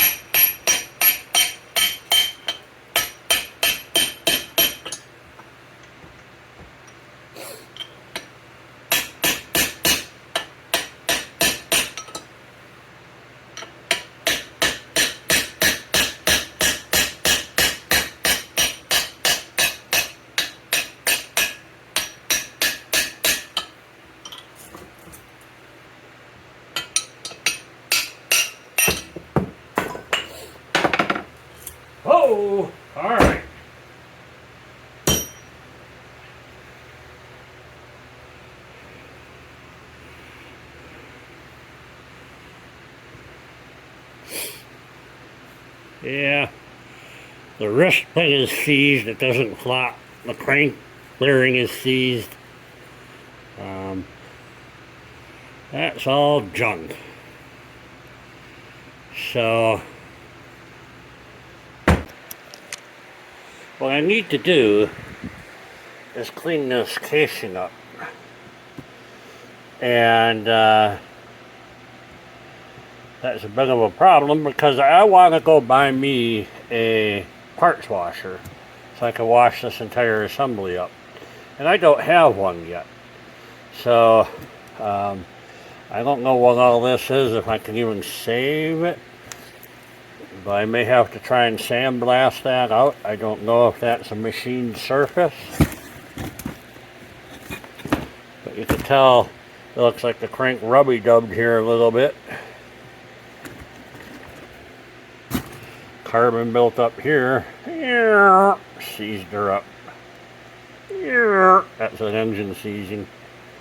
Anyways, so I don't know what I want to do with this part. I think I want to wait until I get my parts washer, which means I'm going to end this video here and maybe be more prepared for next week. That's all I can tell you. But I'm glad we got this apart. The cylinder, let's take a look inside there. Not horrible. I take that back. Horrible. So, alright, so I think I'm going to start with removing the Kickstarter drive assembly. I think you can just turn the spring backwards and unhook it from its housing here. Here we go. Or let it smack in that. Alright. There's a little hole right down there that sits into. Let's see if this will come off. Nice. That seems to be in pretty good shape. So when you put this back together, there's a hole right down here. That's how that all goes together. Alright, so we're going to keep these guys together. Alright, so now we have a seal here. I want to remove this seal. Double check. Got a brand new one right here. So take that seal out of there. You can just get under there. Pry that sucker up. There we go. Alright. So that exposes the bearing, which is completely seized. You should be able to roll that easily with your fingers. You cannot. So now, these are little Kickstarter stoppers. There's two of them. I should probably keep track of them. Here's one. Okay.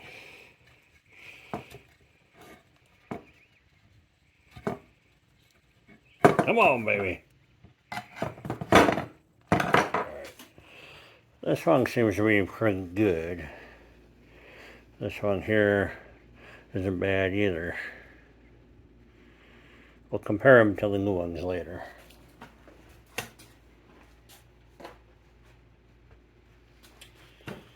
So,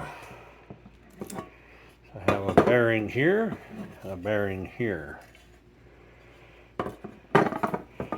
I have this 1960s bearing removal tool kit that is probably not standard. Ooh, that might work.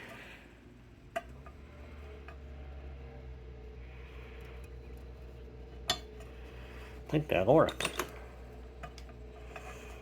Bearing punch.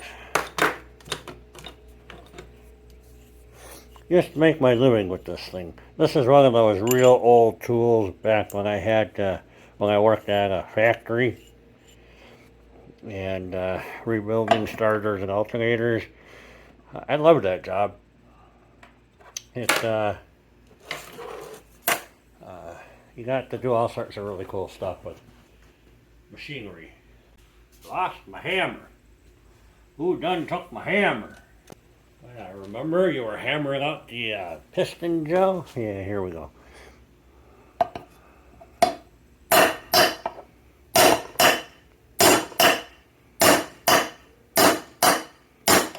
It's moving.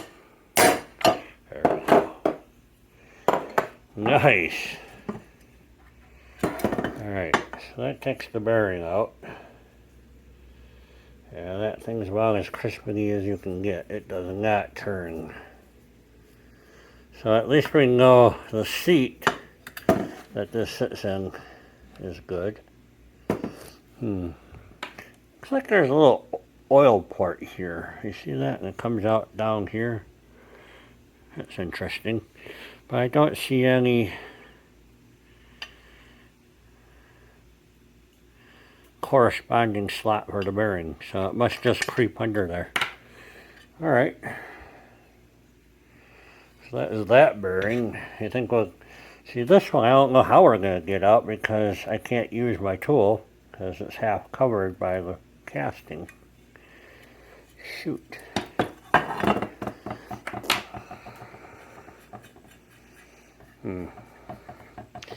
Anyways, I think I'm going to use a punch to knock that one out.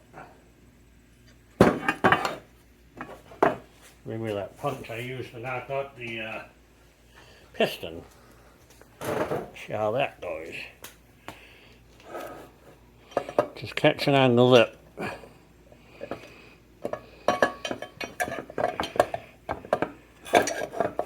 This is where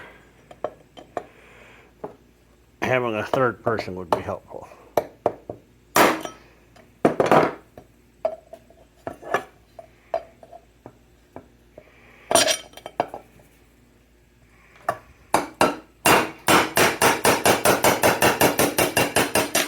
There we go. Alright. So I ran the punch right down in this corner. So I figured this had the most meat around it. And here. And that knocked that bearing out. So this one here is also seized up. But I think that is seized up from sitting around for years and not because of whatever happened to this engine. Okay, so I got this taken apart here. Now I want to clean this thing. I was going to wait for my parts washer, but I don't want to wait.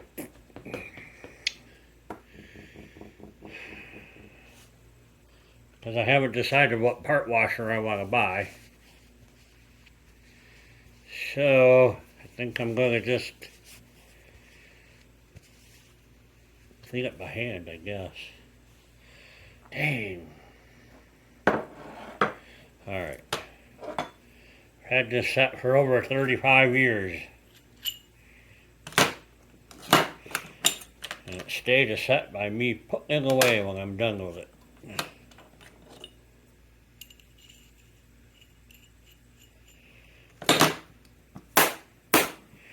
I remember the guy that gave me this. His name was Harry. And Harry was 60 years old when I was 20 years old. And we worked on benches similar to what we have here, kind of thing. But on the other side, Harry would be working on his bench, and I'd be working over here on my bench, and I'd be rewiring starters and whatnot on my bench, okay? And we'd sit there and shoot shit all day long, and Harry was a hilarious old man, you know?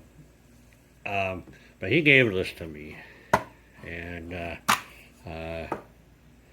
really appreciate it. I mean, you can really tell how this end is mushroomed over like that. It takes a lot of hammering to mushroom an end over like that. I have a couple of punches in my toolbox that the ends are all mushroomed over. Those were all done with my hand because they were new when I got them. So it's nice to remember people by a tool you might own.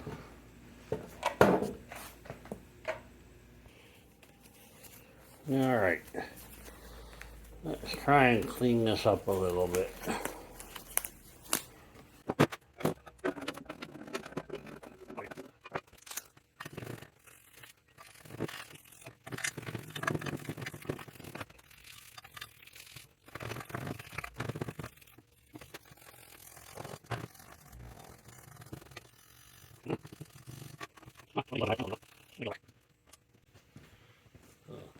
Little stainless steel brush, get some of that overheating varnish off of here.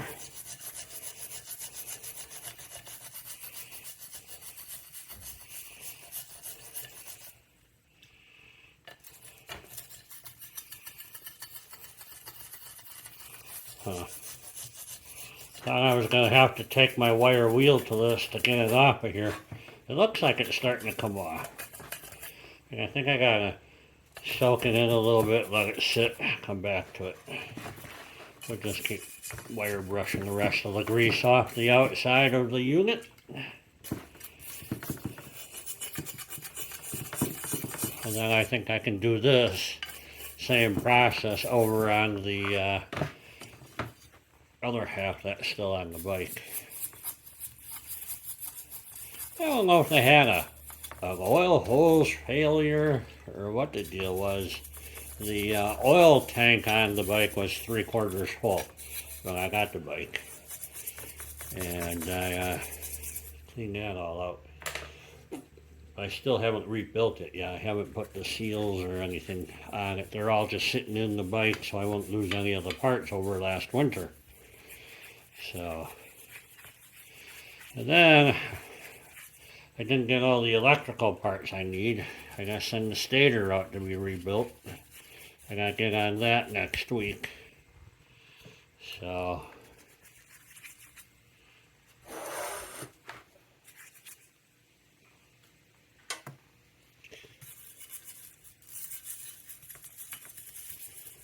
come on, baby.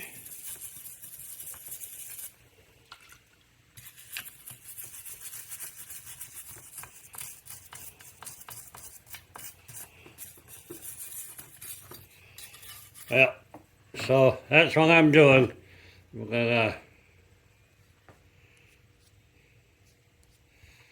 I'll bring you back when I'm done with this. Alright, so I got it all cleaned up. And it looks okay. And remember when I was taking this apart, I did a lot of prying off of these surfaces to get this thing to come apart. I found this problem. Dink. Okay, a little wavy here, and a lot wavy here, it's cracked. This is where the flywheel sits. The flywheel has a groove that this now not so circular rim is supposed to sit into. So my dilemma is it's cracked. If I whack on this, that might just dink, break off. But it's not a seal. The seal is here, okay? And it's just, I'm not sure why this exists. And I think I can do without it. Maybe it keeps dirt out is the only thing I could think of. So, right up here at the compression, the top of the head is right here. Huh. So this engine sits like this in the motor, in the bike. So, I don't know. I say I whack it with a hammer and see what happens. What do you say? Just a little tappy tap.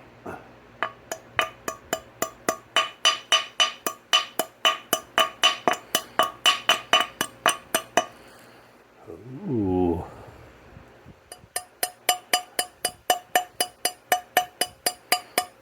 I really wish I had better hammers for this sort of stuff. Right, so the question is, kinda got it back. A little more tappy here.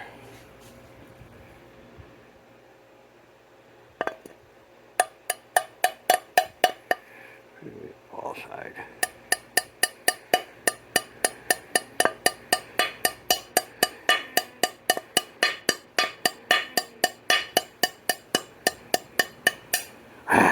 That's what I was afraid of. So, how important is that piece? And a couple more pieces that'll flake out of there. I'm afraid to leave them for fear that one day they will finish breaking and jam the whole thing up. I don't think they're necessary. I'm sure they help keep the dirt out of the magneto area. But I think I'm going to go ahead and break the rest of them off, because I'd rather...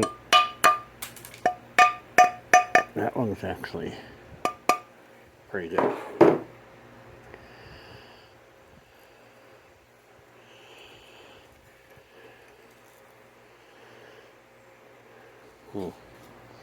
So now I should be able to take this and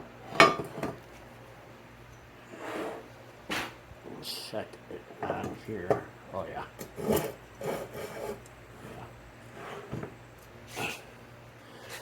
So there you go, that's the gap I'm talking about. Alright. How critical is that? I don't think it's very. I think the bike will run fine with that gap in there. So, whew, dodged the bullet on that one.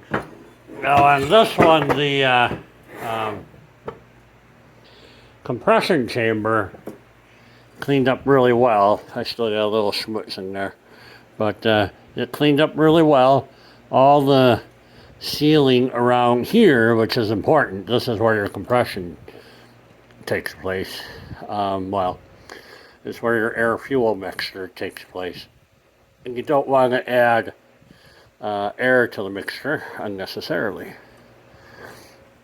So that cleaned up all right. I'm happy with that. So now, let's go ahead and see about pounding that bearing back in here.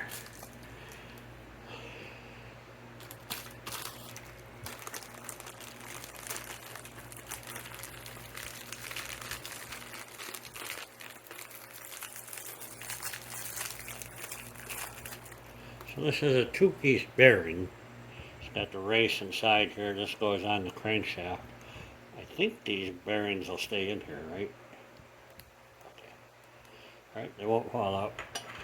I should be able to tap that in there. What do you think? Should I heat it up? I don't think so. There's a plastic race in there. I don't want to mess that up. I don't know if that's plastic or not. Or should I just go ahead and tappy that down? Let me see. I don't know why I put it away. Obviously not done with it.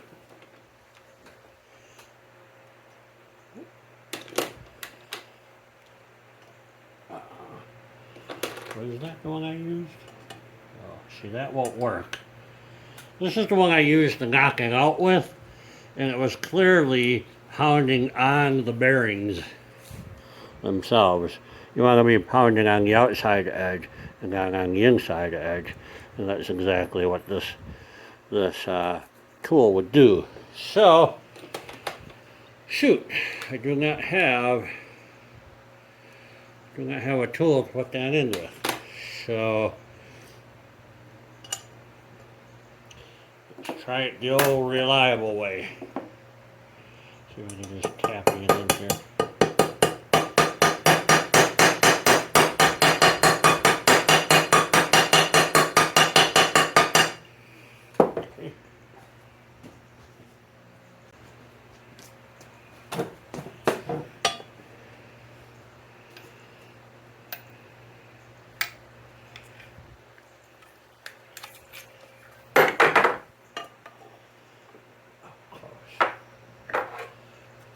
too big area.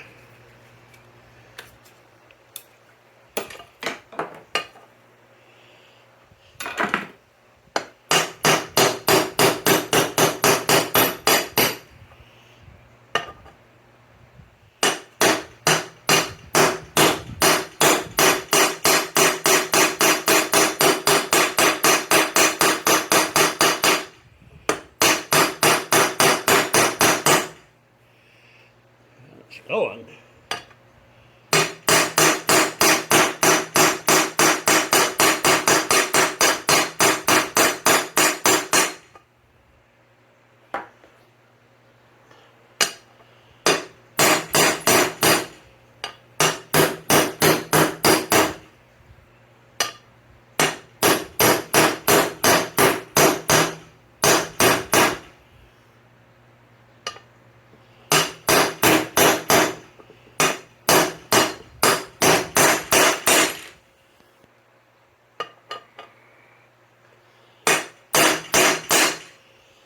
All right.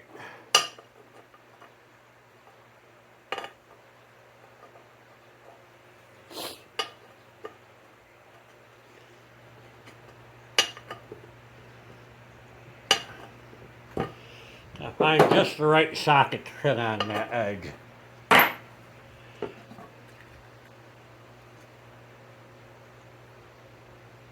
Oh, that is all the way down. All right, good. And it still rolls. So it's seated on this edge here. You can see it's all the way down. The last couple of whacks with the hammer sounded like it was down. So there's that. And then we have the new seal. New seal. All right, got the new seal sitting right in front of my face.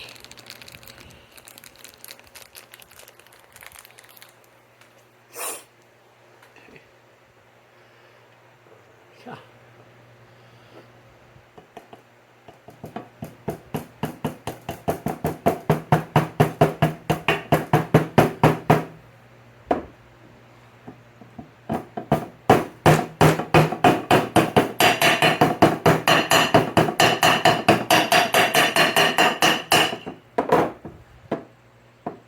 Yeah, baby. That looks and feels good to me.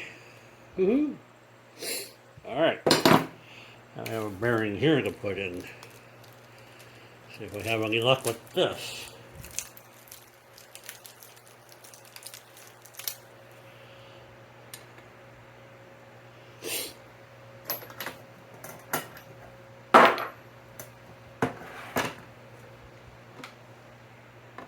Oh, come on!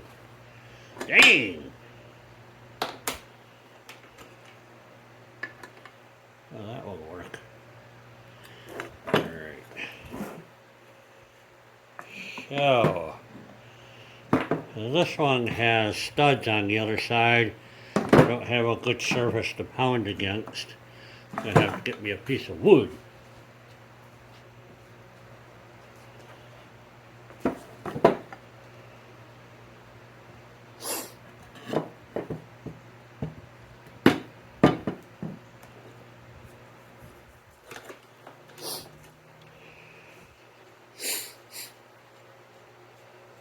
It is not very hot today, but the humidity is ridiculous. Makes me have a runny nose. You know what I mean?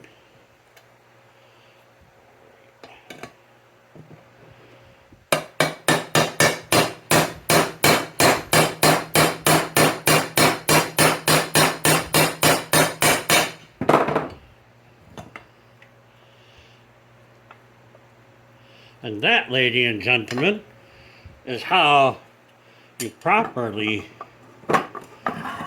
hammer the bearing. Good.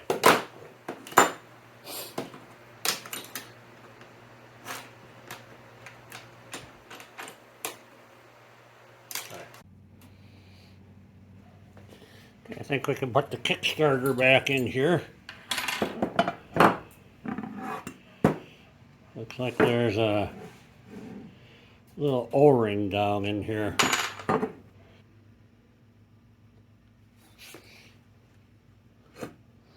Okay, so I'm putting in these stoppers. I'm going to use the new ones because they're cheap.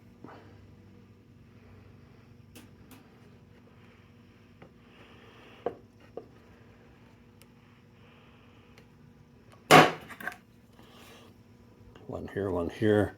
They're just little rubber bumpers for the gear to whack into. Kick, kick, kick, kick, kick. But there's an O-ring here I don't seem to have. Just bumming me out. Not afraid to put it together without it. I think the O-ring I have in there will be just fine. I think I can deal with it.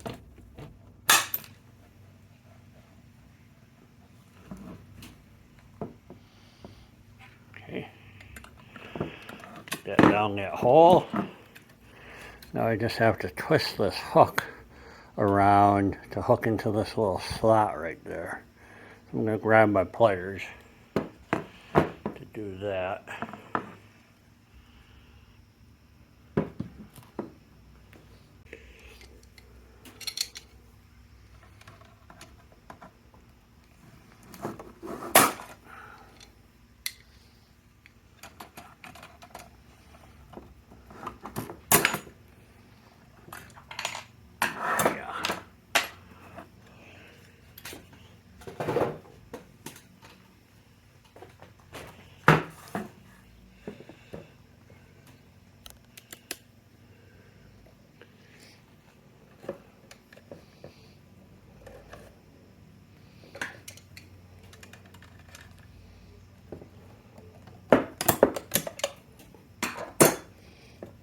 Okay, there we go.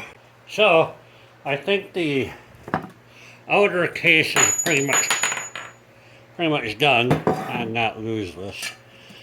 I'm gonna cut the video off here today because I got work commitments I gotta get back to, and I really wanted to get at least this part of the video out there for you. Get a little bit of work done on this thing.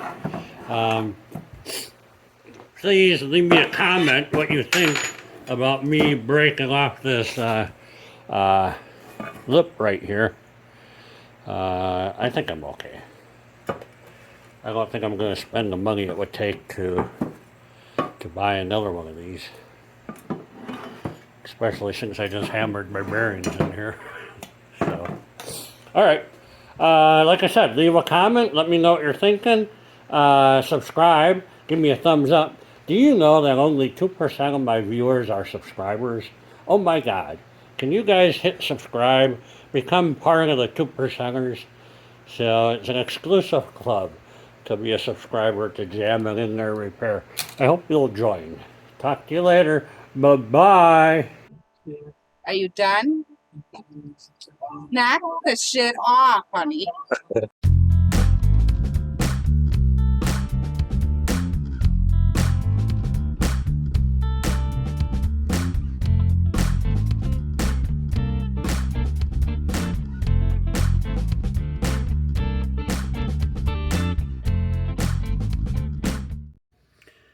Welcome back to Jamming in Their Repair. Last week we cleaned up the outer case half of the engine. Have that pretty much ready to go. And today we're going to try and deal with the clutch side of the engine here. So the other side is the magneto side. So I've been thinking about how I'm going to do this, and I want to clean this out. But there's so much grease back here, and this, so I was going to take all the gears out and clean this all out. But if I take all the gears out, I can't have the wheel on. I need the wheel on to roll it, because I want to take it outside and hit it with some engine degreaser, and then power wash the hell out of it, and then deal with taking scrapers and scrub brushes and cleaning this all out. You know, so that's what I'm going to do. Get it mostly clean with engine degreaser and a power washer, and then deal with the rest of this mess.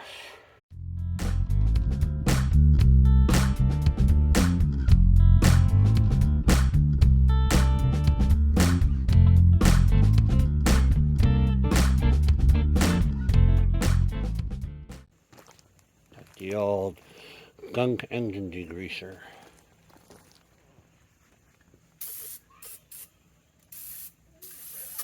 I'm going to be taking apart the whole drive assembly anyhow. I want to replace the seal in the back.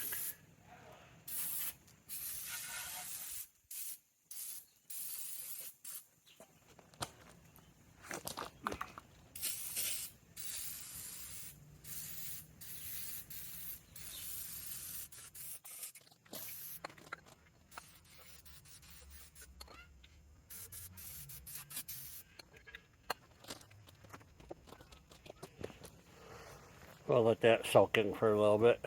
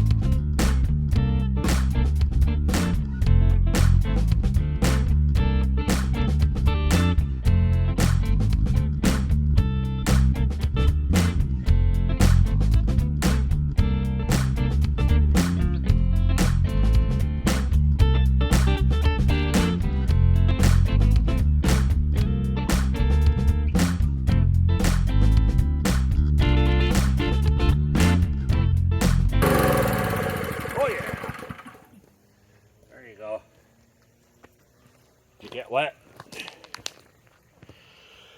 I did.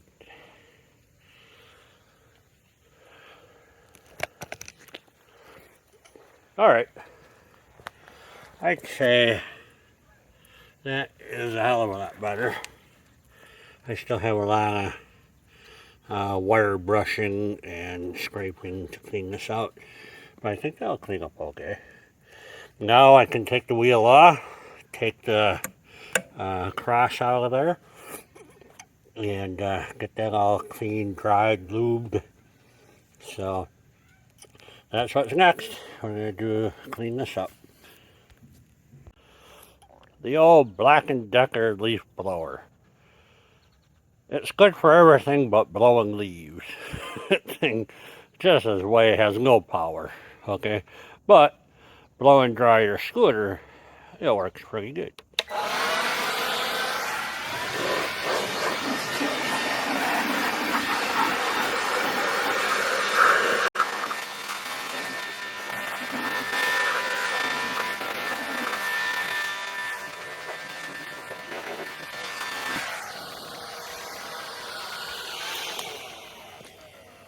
Alright, I gotta push it back in the garage. I'm gonna soak it all with WD-40 so it doesn't all flash rust on me or anything stupid like that. Alright, it's time to move on to the cleaning this book out here. I think I'm gonna start by trying to remove, you know what, I'm gonna leave the seal in there for now. I'll take that out in a little bit after I clean it, because I think I've decided not to replace that bearing. I'll make that decision after I take the seal out, but for now I'll leave the seal in there so this caustic crap I'm using doesn't harm the bearing. See if that makes sense.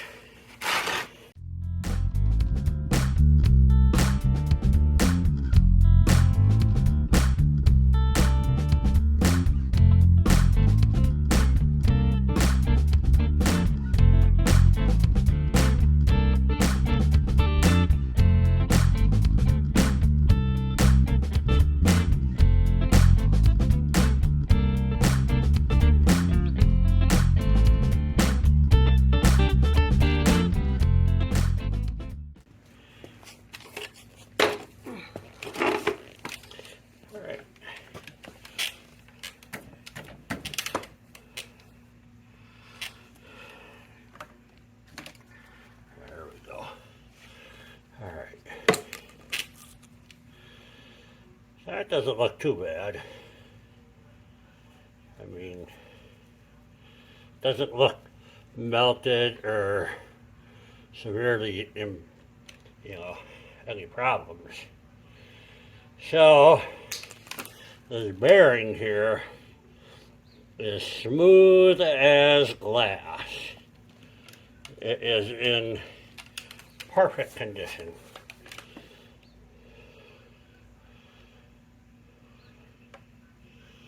There's nothing wrong with this bearing.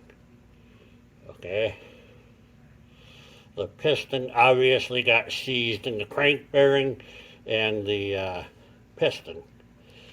So this survived it. So I think this bearing could probably handle a much higher heat range than the needle bearings that did fail.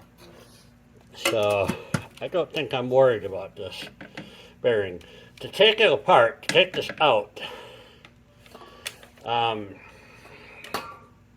it goes out the other side. You can't bring it out this way. It goes that way. Which means taking out the gearing and dropping this inner gearing side here. And undoing this whole thing. I don't want to take that apart. I don't think there's a need for it. It wasn't leaking. It was working fine. 1,300 miles. I don't think anything's wore on it. Everything looks in good working order. I believe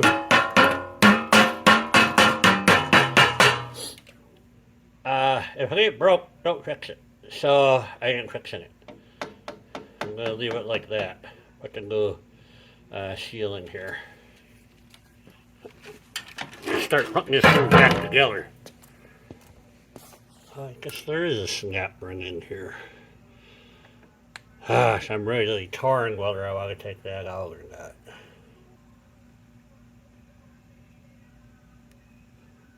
Yeah. Nope, I'm not going to do it.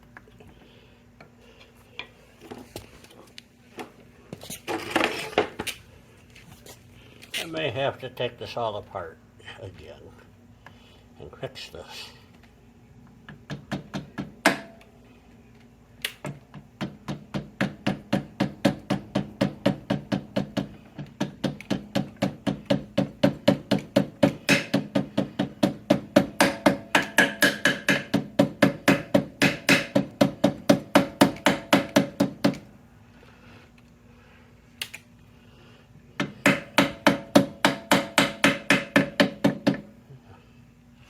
That worked.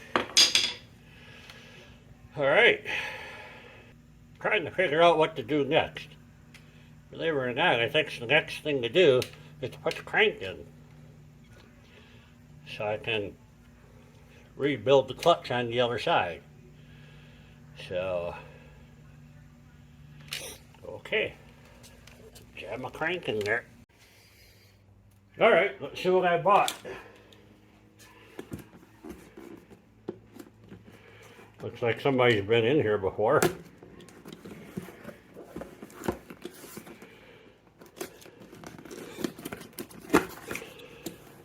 Unless French factories use Scotch tape. Guess that's a possibility. That sure does not look gently handled, does it? Ay, caramba. Now I don't know what to do. I want to move forward. I don't want to return it. Damn. The problem is it was opened, number one. Number two, it's not cradled in the box correctly. Somebody's obviously had it out of a bag. But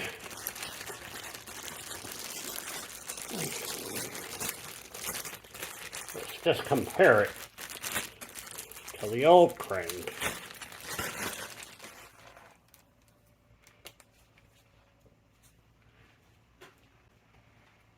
Really?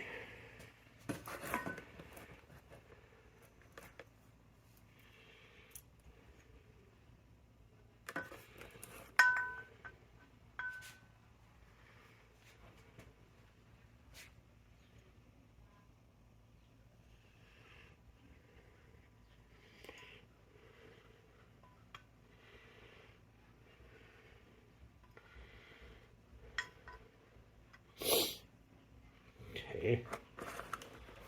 Looks like the right crank.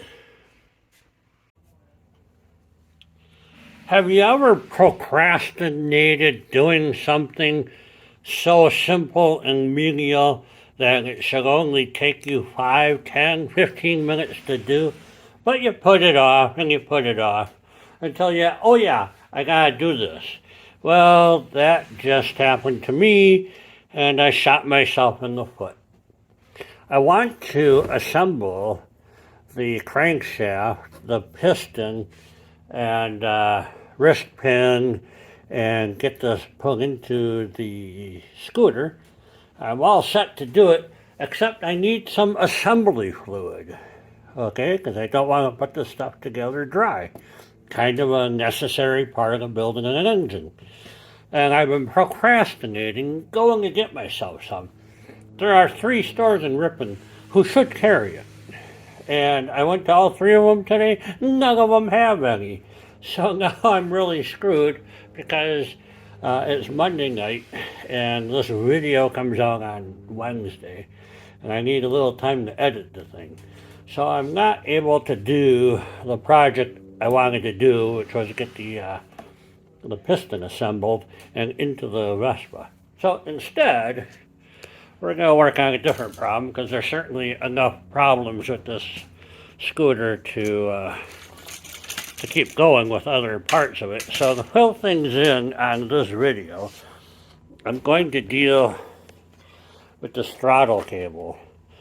All right, throttle cable right there. Give her a throttle, sucks it in real good. This one down here. All right. You gotta pull it back out because it's spring loaded, but it's real, something's not right. So I want to take this top assembly apart, look at the wires. I have to take it apart because I have to replace the ground wire that goes from here down to the engine of the kill switch. So I need to get into this anyhow, and I think that's what we're going to work on today. So alright, well, I'll get back to putting the engine together when the looby-doo comes in. Alright, seems to be 4 screws that hold this this top cover on. Let's see if I can figure this out.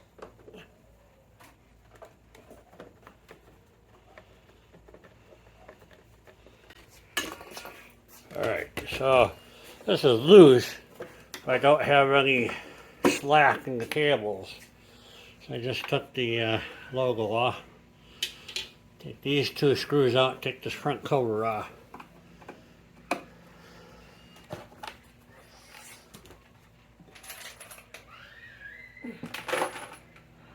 So I have a different bin like this for every area of the bike I'm working on.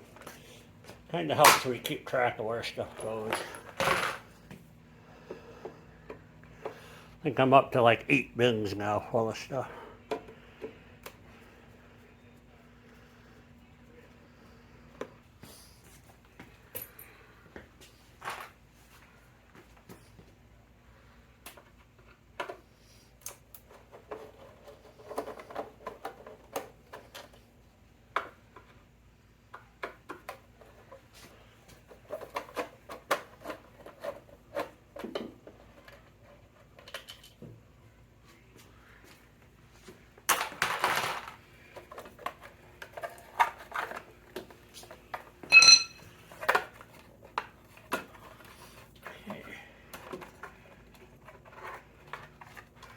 Just had to unplug the horn. Here's those 2 screws from the other side. But that doesn't help me at all.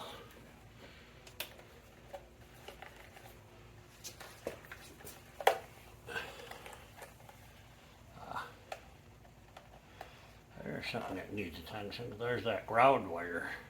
It's funny, they stacked this stuff all in here. But this the old thing separating it.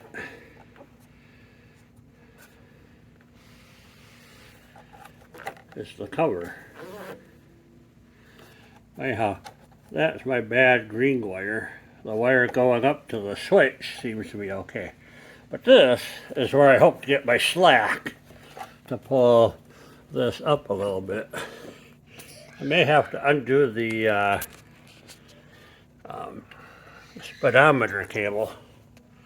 Darn it, I just don't know. Alright, so I was able to pull the speedometer up enough to get it unthreaded from the speedometer here. And this is what I found in here. This is no good.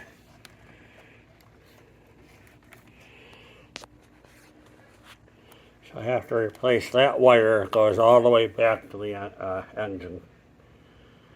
So then I found this wire here, not connected to anything. I have no idea. Oh, it must go here. Okay. So I guess I'll work on running a new wire here. I'm going to see if I have a green wire to replace this one with and start feeding that thing back down through. Everybody else runs their cable and zip ties it right to the main harness here.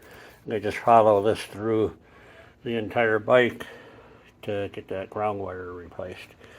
But I also see the green wire here is shot too. So I'm not sure where this wire goes. I don't like electrical. Alright, Joe. You took the speedo cover off, and that funky sound we're getting, listen.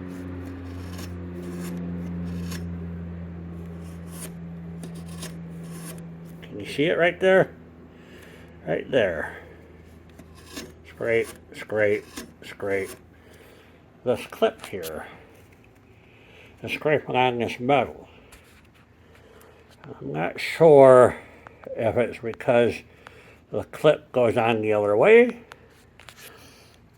so that bump would be over here, or if the headlight's been bashed in where this bracket's bent.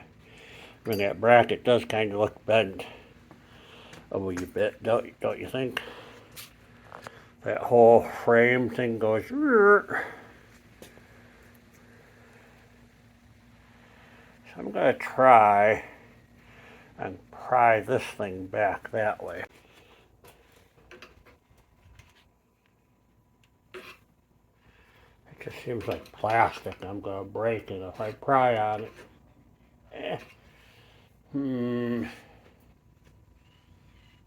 I think I'm going to take that headlight off of here. Bend that tab on the vise a little bit. Bring her back. I think that's the safest way to do it without breaking something. I need about 1/4 of an inch. And that should stop rubbing. Or,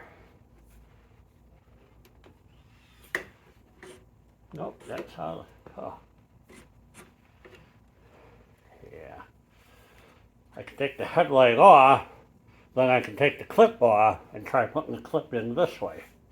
I think I'm going to try that.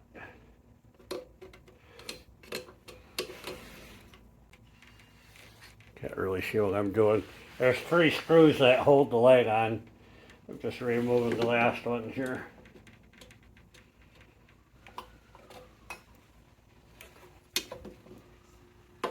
Oh, there's a nut on the bottom.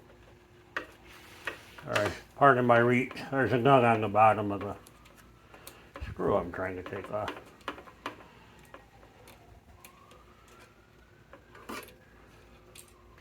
Turn that sucker all day long, never get to the bottom. Sweet. See this clip here?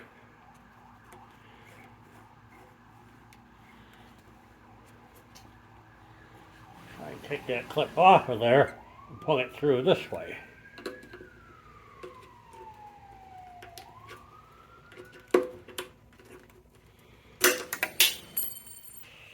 So there's a hole here and a hole down here. I have to get in both holes. There we go.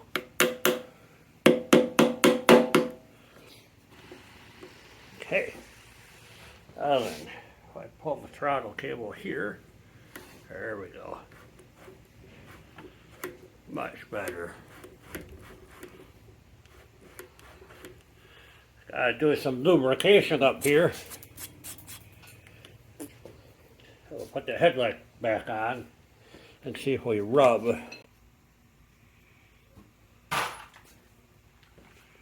Alright.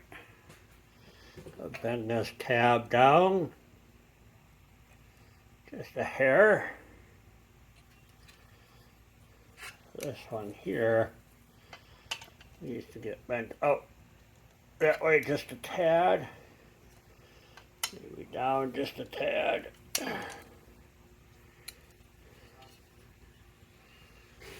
Okay. This one now looks like that one. Alright. Let's try that again.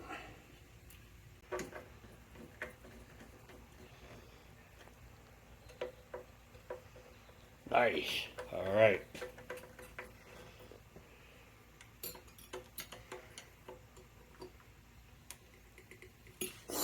Alright, so now I gotta realign the headlight.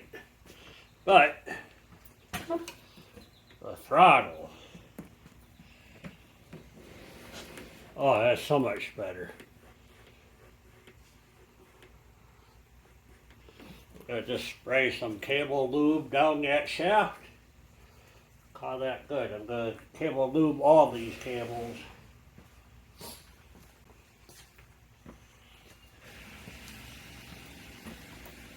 Spray some down the speedo cable.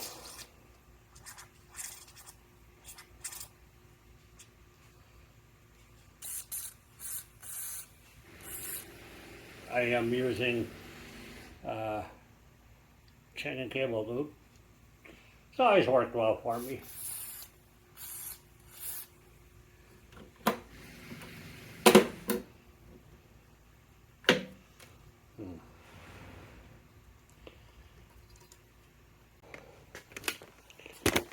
Alright, so we're going to try this gadget. It's a cable lube tool. Stick a cable in here if we can.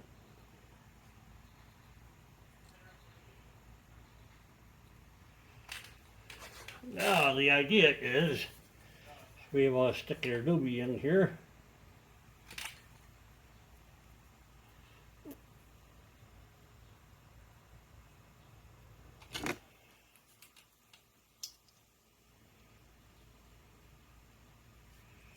With any luck at all, not too much will squirt out the top. It'll all squirt down the cable and eventually come out the other end.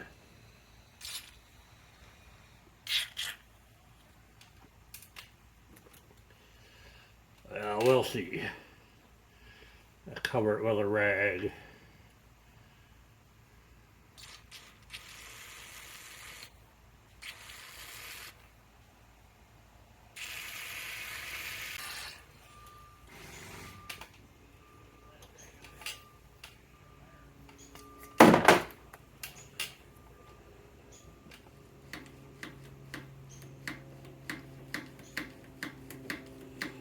Now that's as smooth as glass. I think I'm alright with this.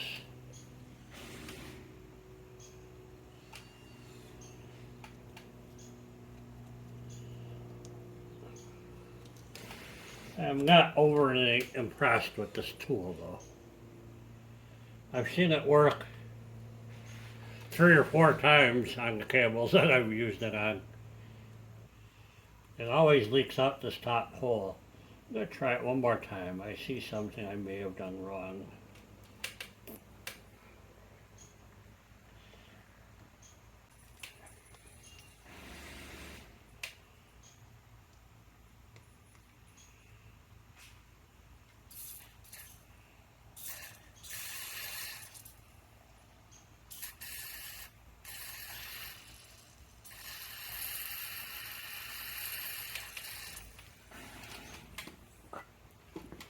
I'm trying to get it to blow all the way up.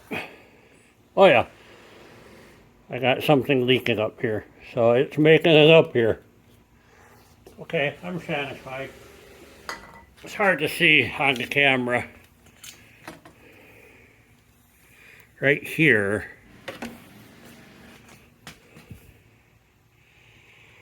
cable comes off of here. Right here is where that cable comes up. And the bottom of this is all full of oil. Yeah, I think I did it. So, one problem solved. I now have a working throttle cable. Yay. I don't have,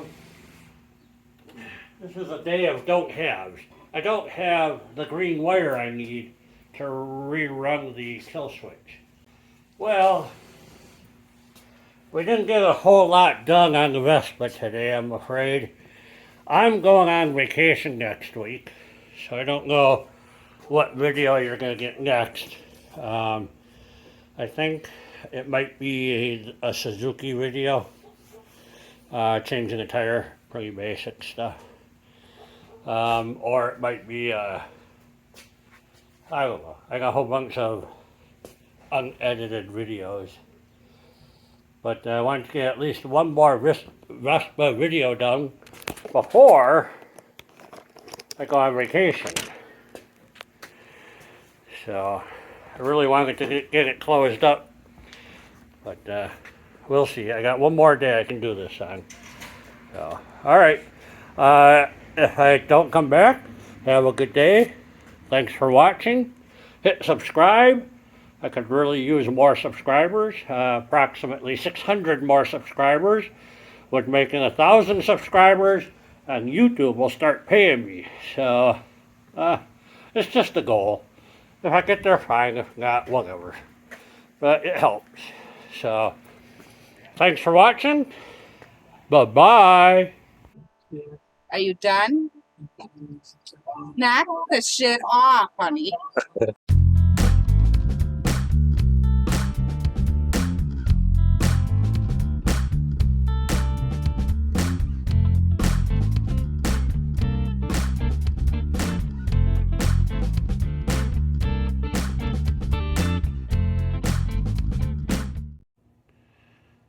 Welcome back to Jamming in There Repair for part 5 of the Vespa Rejuvenation.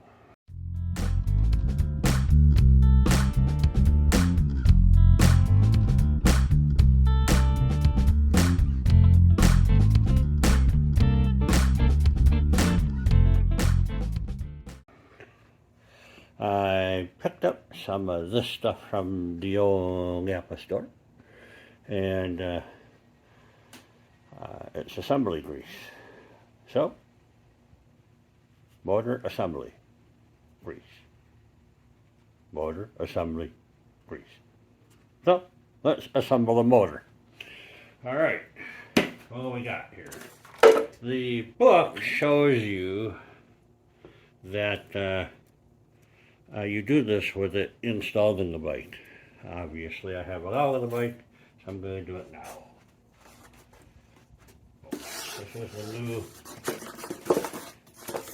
cylinder. It comes with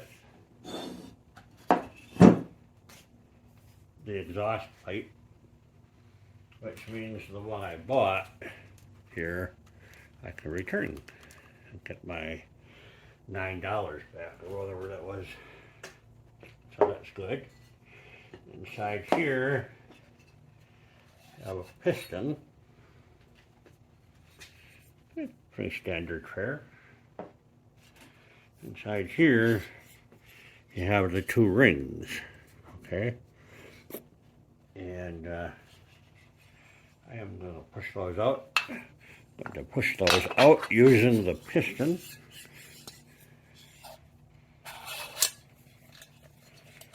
There you go. Now then, there's 2 of them here. obviously.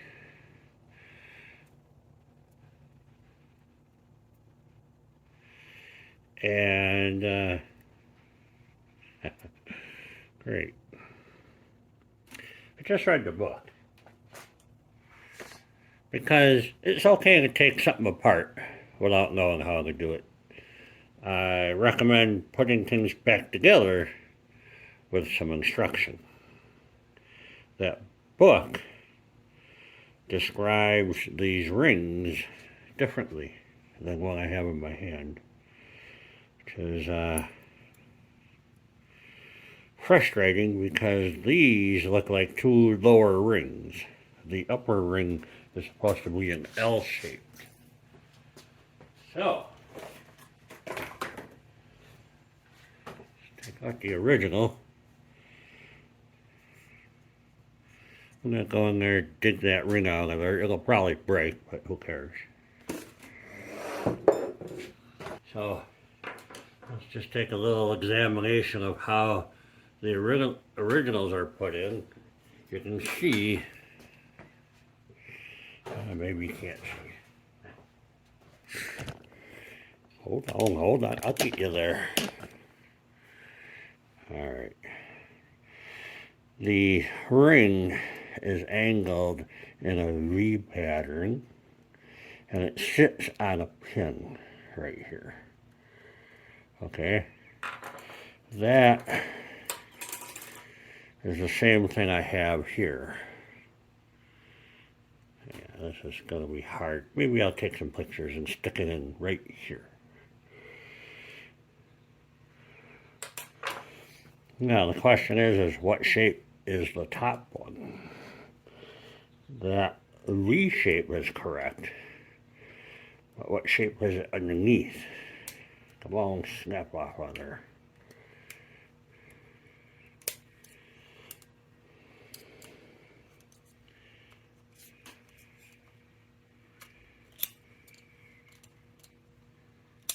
Come on. There it goes. All right. So what I'm looking for is the shape of this inner edge, and it is square. Sorry, the inner shape of this edge is square. I don't think that light helped much, did it?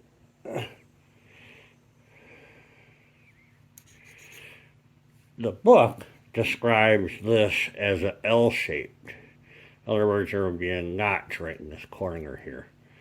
And the original does not have that. Maybe I was looking at the wrong engine size in the book.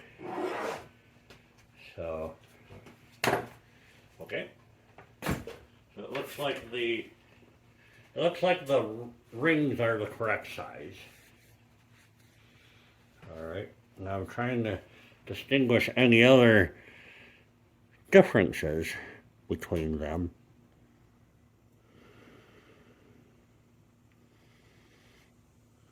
I know they go in this way.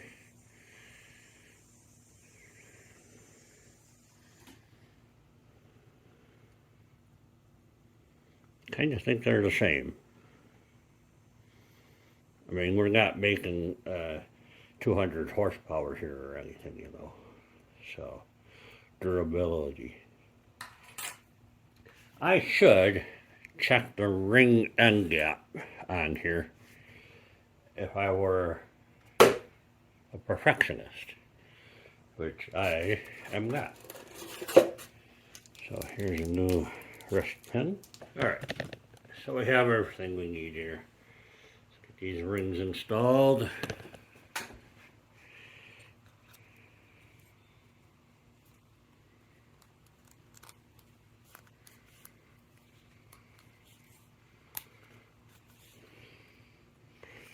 Come on, baby.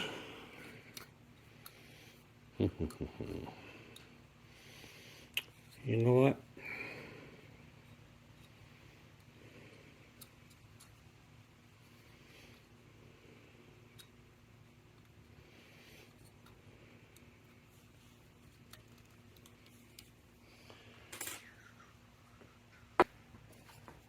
I'm gonna take some lube, put it on these, on this piston.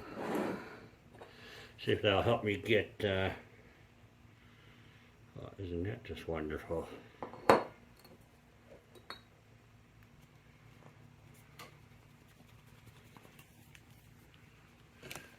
Came on as clumps. How long has this thing been hanging at Napa, I wonder? I asked the guy if he had a smaller tube. He was like, no. I mean, this stuff is supposed to be sticky, isn't it?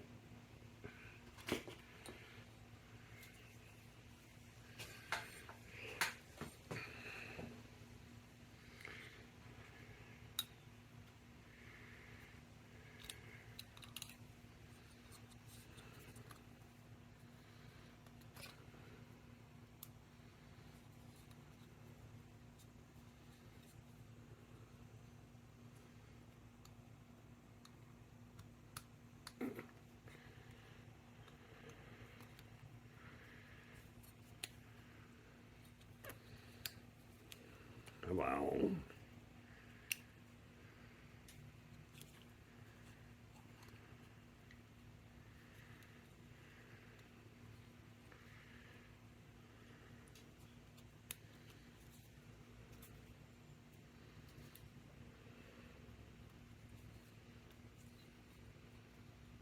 Come on, baby.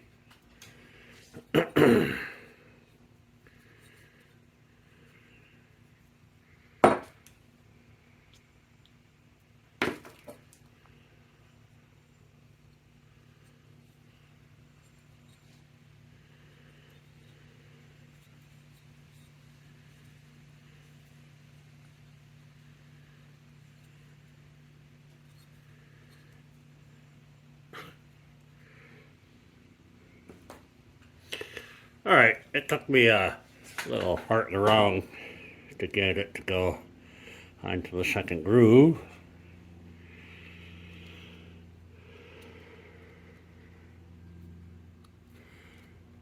A little bit of lubrication helps a lot. Lining up your pin so it's in the gap here helps a lot.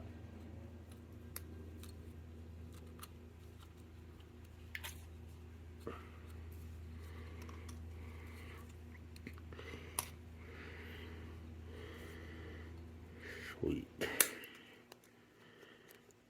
Alright, you see how it locks onto that pin? Got your other pin over here. Sweet. Alright. Let's get the piston connected to the crankshaft. Alright, so now there's something I don't know is which way is, that's the exhaust side. So I have to figure this all out, figure out which side is the exhaust on. You do not want to put your piston in backwards. Okay, so in the bike, the exhaust points down like this. This is the exhaust port right there. So it points down, okay, or to the right. The flywheel goes on the pointy end. So the exhaust, there's a little arrow right here, points to the exhaust, and I should really double check that. On Suzuki's, the arrow points to the exhaust. I am not sure that's true on a Vespa. Let me look.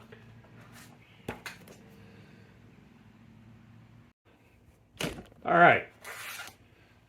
The book makes no mention of which way the piston should go. So, handy, alright? But we're going to go ahead and put it with the arrow pointing at the exhaust. That's all I can tell you. Let's get some assembly lube in here.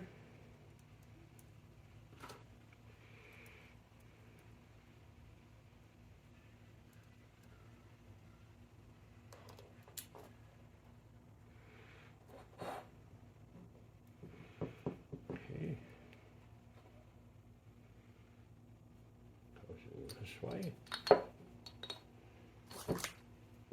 Pin here. Alright, come on.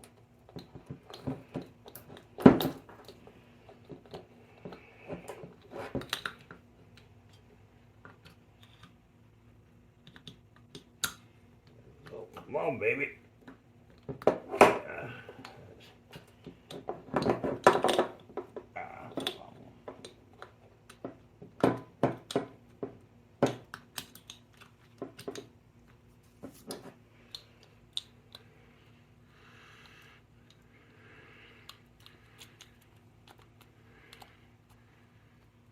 Like a four-dimensional Chinese puzzle. Just gotta kind of jiggle it. It's an awful long ebb play. Okay. Put the snap ring in here. Push the pin the rest of the way. Put the snap ring in here.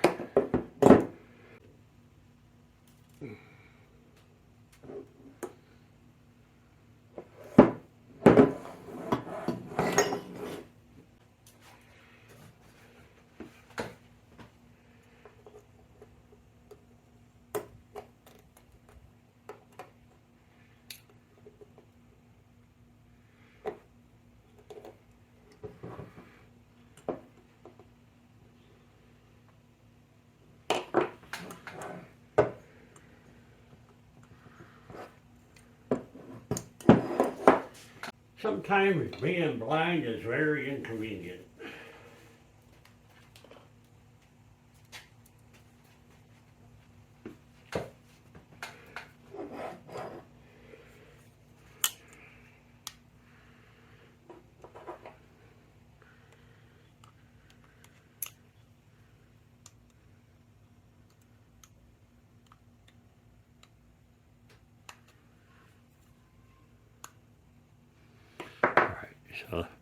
So that snap ring's sitting in the groove.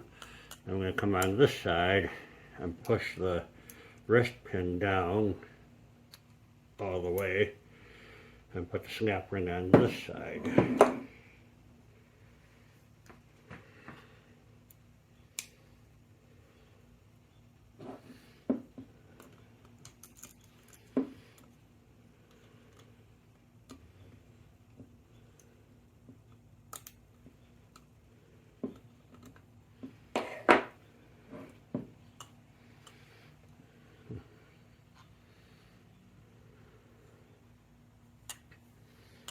Right. Now I have this problem. This ring needs to go on there, but it does not fit because it's a press fit. So I have to heat this guy up. They say 100 degrees will do it. Heat this guy up. And then get a 22 millimeter pipe. Put it on here. Ding, ding, ding, ding, ding. Pound it on there. I do not have a 22 millimeter pipe.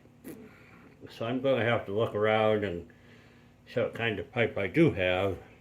And make it work. So I need to heat this up. I'll bring you back when I figure it out. I don't know if this is the right size pipe or not, but it's all bashed in so I can't tell, but it looks really close. So I'm going to cut off 5 or 6 inches here and hope it's right.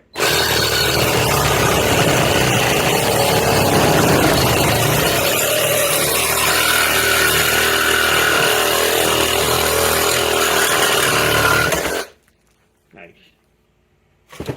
Alright. Here's the old crank. Huh. It's damn close. Shall probably cut it straighter.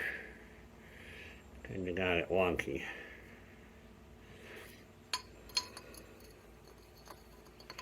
So now I wonder if I can get a 22 millimeter washer. Cut this straighter, grind it on the grinder there. Get it straight. and use that to wrap it on there. I think that's a good solution. I guess I gotta run to the hardware store and get me a 22mm washer. Dang. That's alright. It gives me a reason to ride the Yamaha around. This washer, I had to go to Ace Hardware. I think it's a 3/4 inch washer. Okay? And I made sure that it fit over the crankshaft here, and this size washer fit perfectly on there. Alright, I have the bearing race in hot tap water, about 135 degrees. It's been in there for about five minutes, maybe more. It has to go on here. But the secret is you can't go all the way down. So here's the race on the old one. And you gotta look real close. But there is a gap here. Okay? So I gotta leave that much of a gap. Don't pound that thing all the way down. So it lines up with the bearing. Makes sense? Sure. So this should be, the book says to warm it up to about 100 degrees. So it should be somewhere around 100 degrees.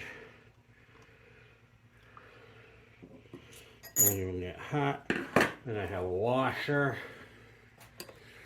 Then I have a driver. Probably be more prepared.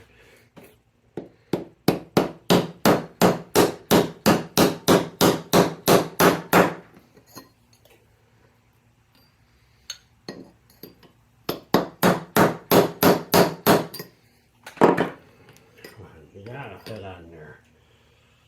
Oh, you turkey. Yeah, you fit. Come on.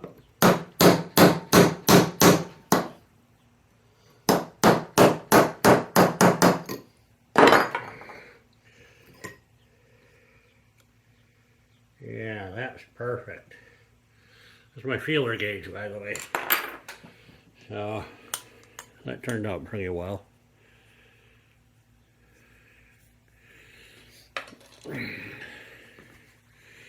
I've never done something like that before. So good. Now we can move forward. I was actually stuck on that one for a couple of days, afraid to do it. So, well, let's go and jam this in the motorcycle. We're at the part of the build that decisions have to be made. And this is the clutch assembly. Alright, I have not opened this up. I bought the tool to take this apart. I bought all the new plates for it. And now that I know how it goes together, it's not that hard to change. So I've decided to not rebuild the clutch.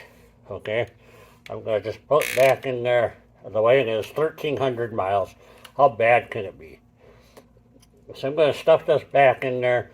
I'm going to use it, see how it works. If it gives me trouble, changing this thing out is not hard at all. So if this was a pain in the ass to work on, I would definitely do it now, but there's no real advantage to it.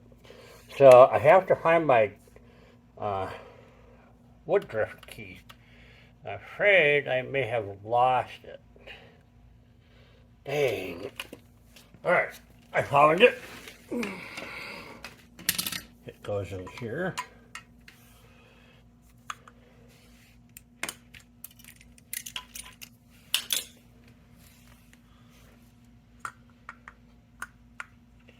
Come on, baby.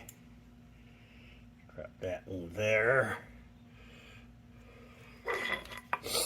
I'll give that a little tappy tap here.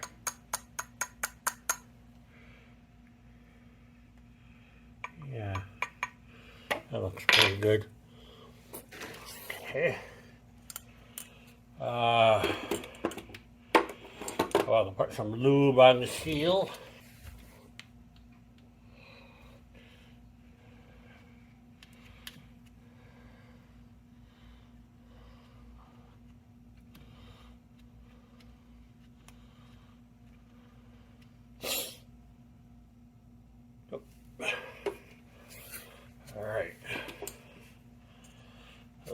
move on the crank here.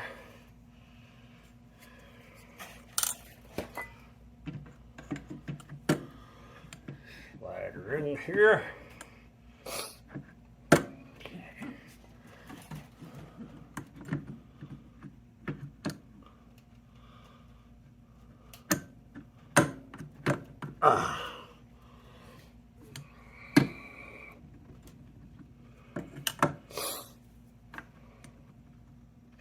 So you're not supposed to hit on the end of this shaft. Okay, so I'm going to take you on the other side. Oh, I have the shock absorber attached right now.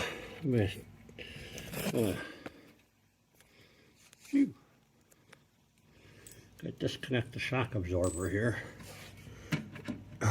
But then it all drops down. Son bitch. Hold on.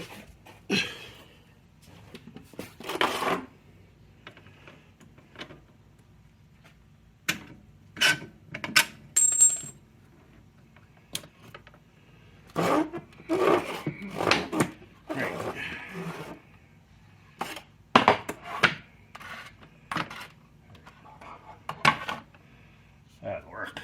All right. Now you guys can see a little better. See the things I have to do for you guys?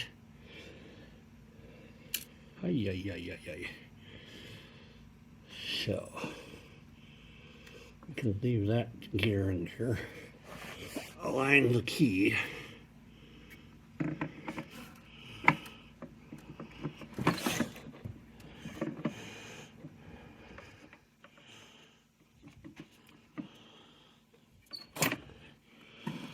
Yikes.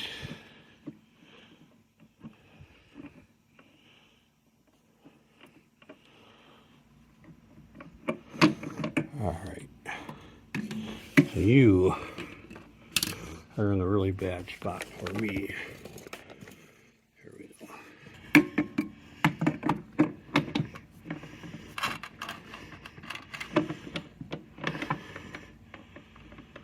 Come on, baby. There you are. I got you. Try the right nut, Joe. Right nut job. Hey, caramba.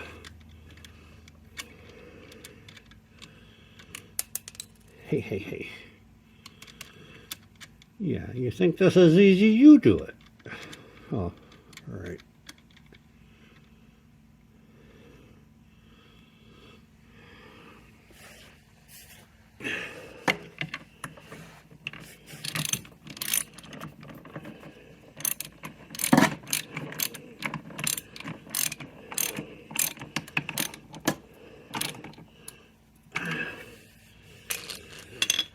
I'm not sure how I'm going to do this. All right, let's pull out the old Milwaukee. I have it set on number 2. I'm holding the back end here so I can feel the shaft going in.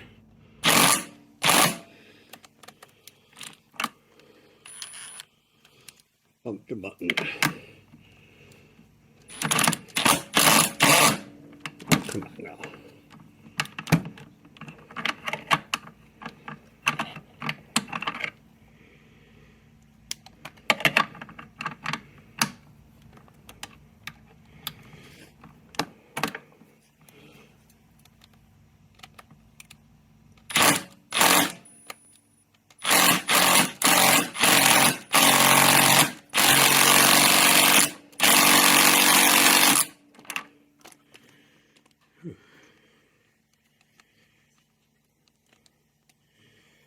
Ratchet that up one more.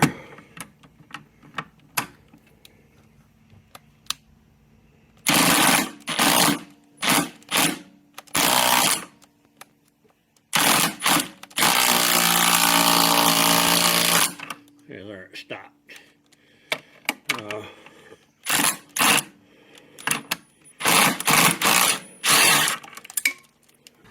All right. Now we have to pop that clutch back out.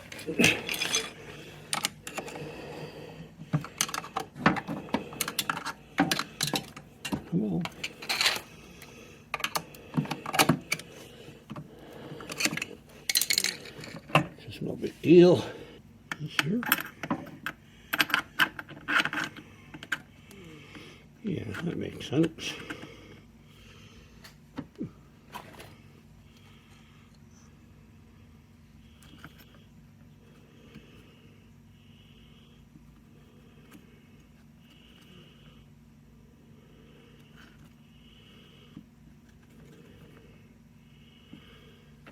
Go ahead and gooey up that bearing nice and good.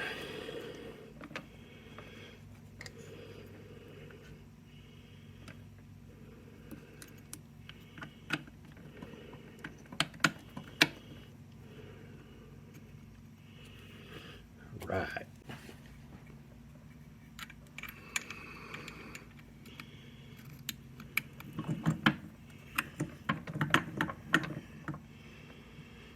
Right.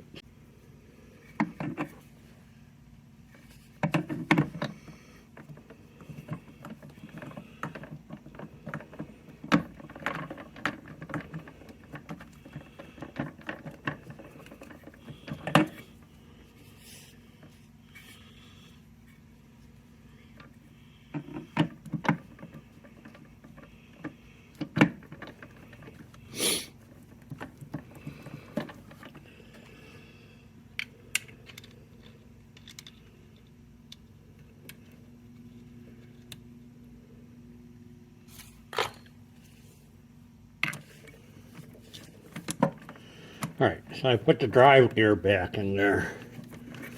And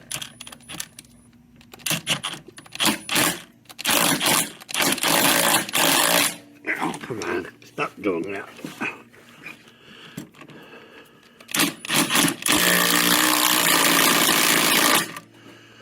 Alright.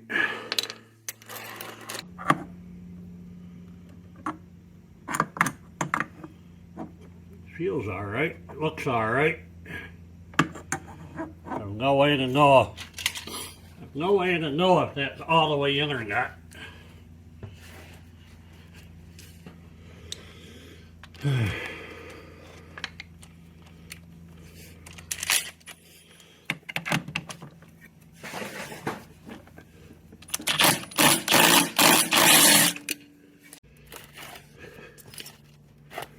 Alright, I have my new locking washer here. It's got a little tab. Slide that puppy in here.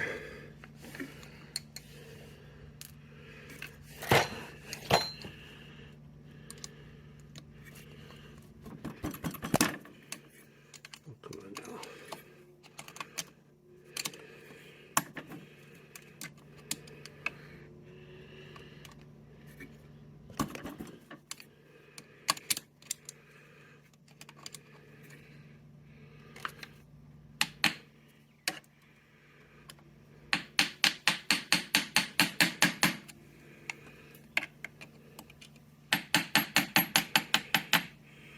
Just tapping it down with another screwdriver. Get her nice and flat there. So new locking washer, new nut.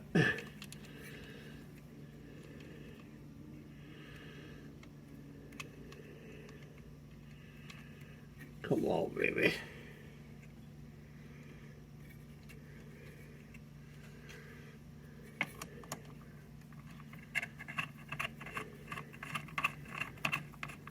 Alright, get that finger tight. So we'll hear with the impact.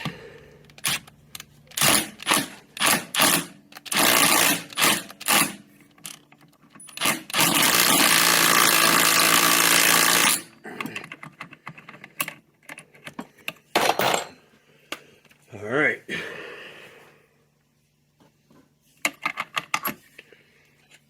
Supposed to be about 30 foot-pounds.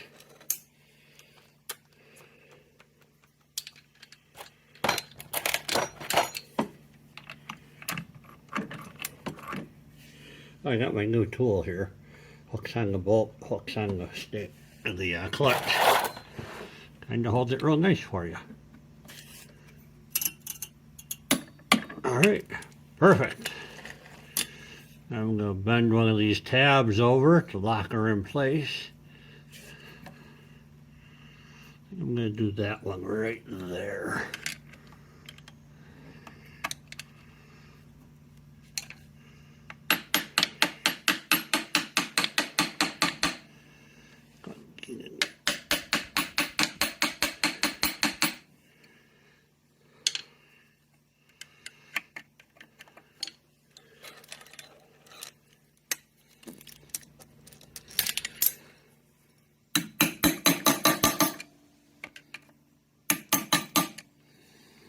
Beautiful.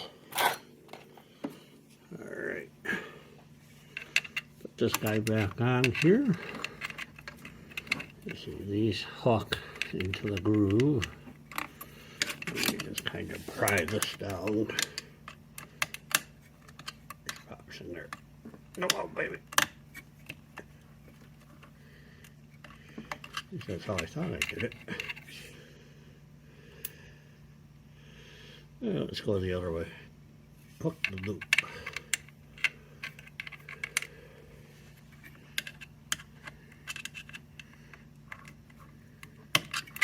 Okay. What the hell?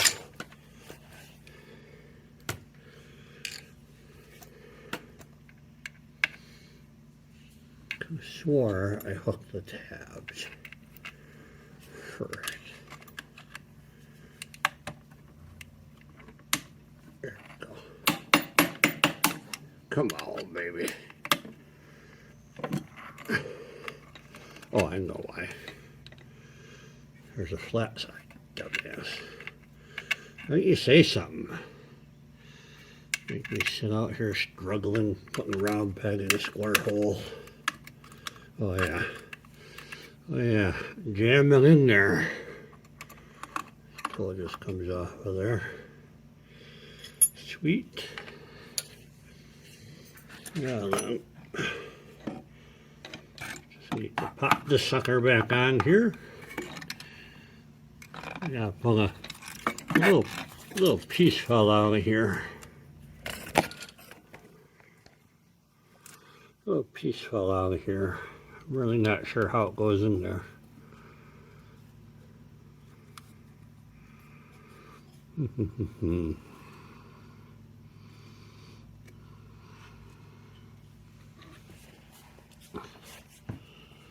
Alright, so that's that piece. There is another piece that goes from here to here.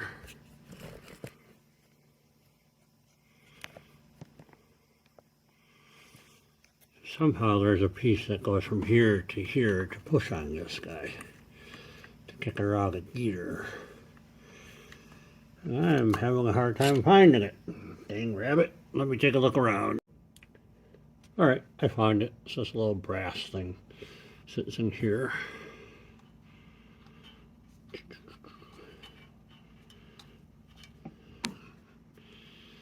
You know what? I think I'm going to dump some grease on that.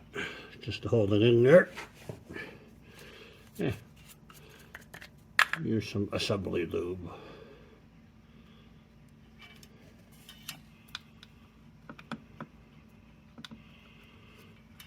Sure.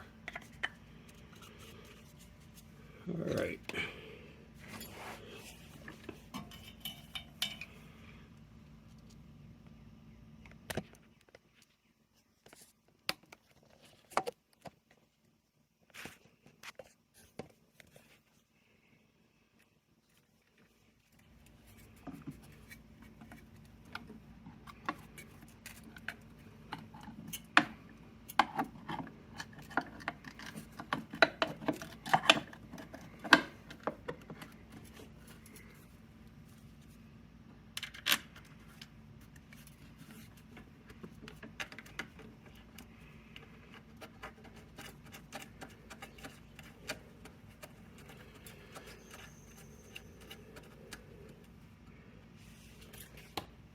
Right.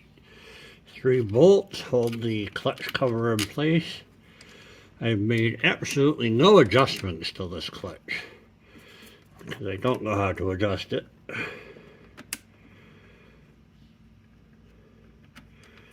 And it was working before I took it apart. Come on, baby.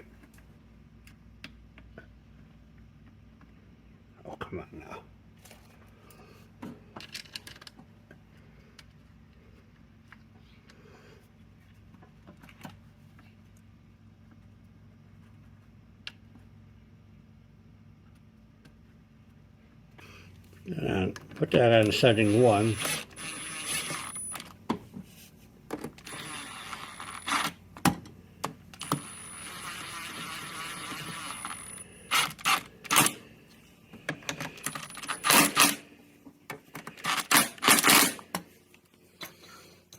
Alright. I'm not sure what the torque specification is on these.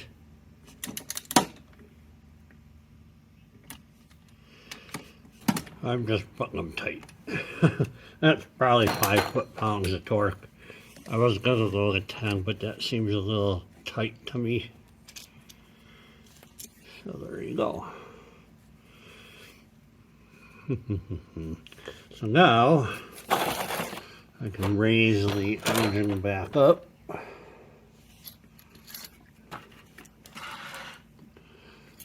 Oh. Come on, baby. Yeah, there you go. Get her back on shock over here. So I think we're done taking this side apart, other than adjusting the clutch if it needs to be. And there's the brake adjuster and the clutch adjustment right here. So we'll probably look at the procedures on how to do that. I need to clean the brakes with some brake clean and put the wheel back on. But I'm not gonna. I'm gonna wait.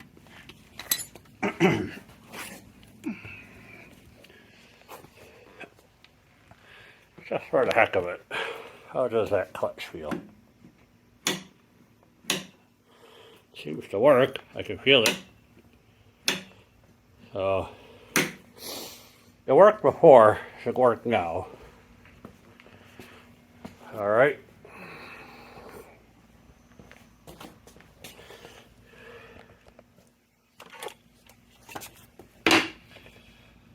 Next thing we're going to do is put this side together.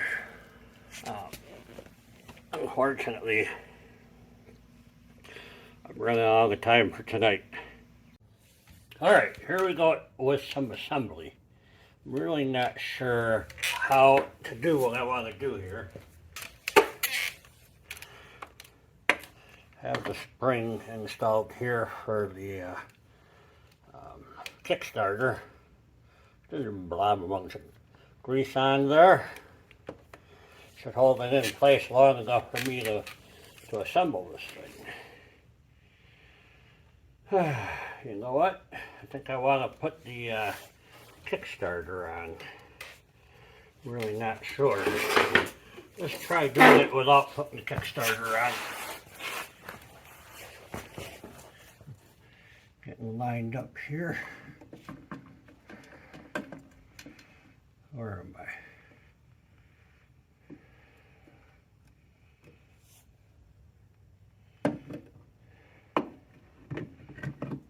Here we go.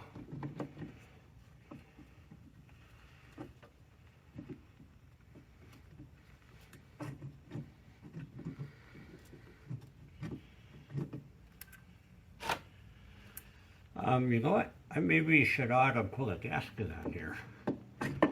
Alright, that was a test fit. Let's do that again, so I'm not tearing up the gasket while I'm trying to learn how to put this thing together. See, I lift the piston up out of the way. And there's a shaft down here I seem to be stuck on. Oh, there it goes. Alright. Yeah, I think that'll go together. Might need a little tappy tap here or there. Alright. Did my spring stay in place? It looks like it did. Alright.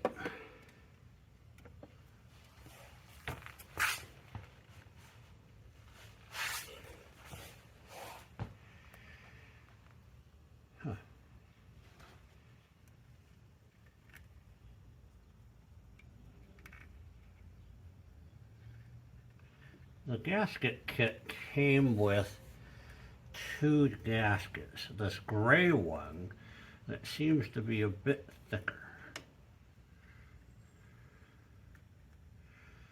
And the blue one. is much thinner. So for obvious reasons, I went with the thicker, heavier one.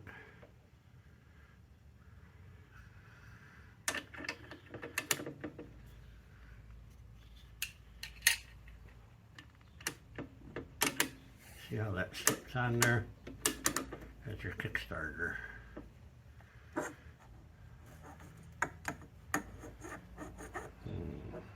Pay attention to that.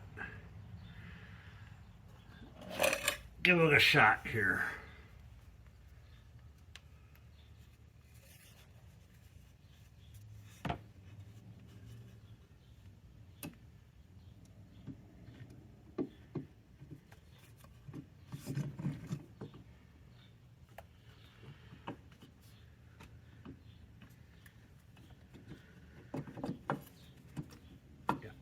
I knew I was going to need that Kickstarter on here.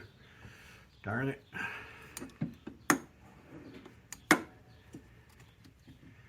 You gotta turn this lever to engage the gears on the Kickstarter so it's holding me up.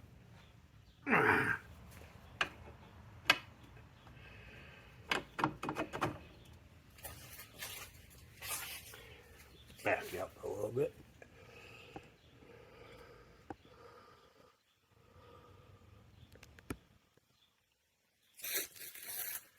Trying to close the gap right here.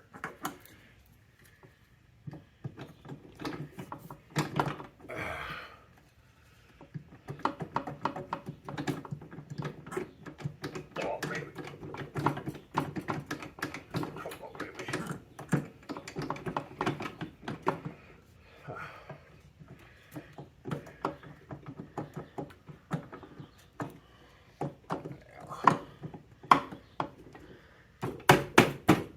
Oh yeah.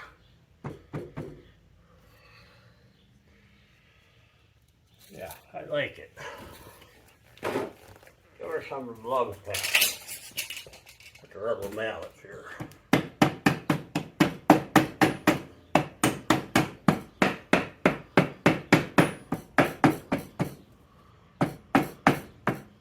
Oh, yeah. She's on there good and tight now. Excellent.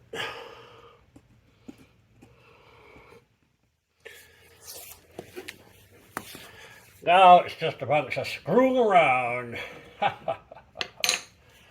Alright. Flat washer.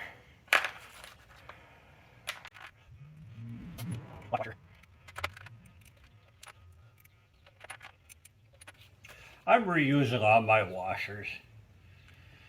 I don't think that's a problem. They're not rusty. Okay.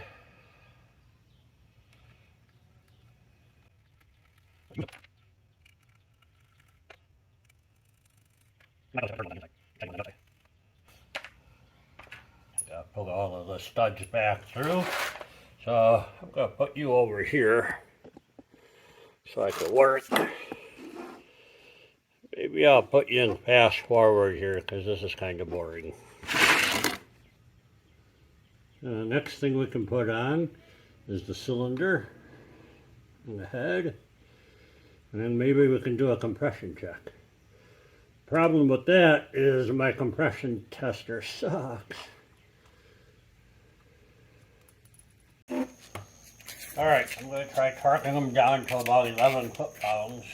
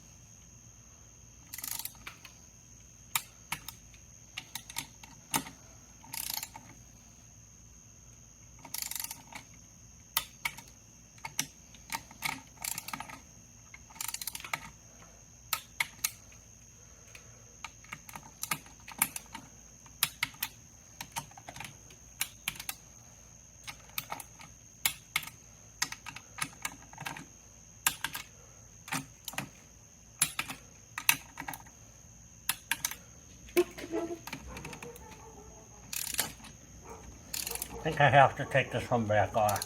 I think I'm missing a bracket. Oh, there it is.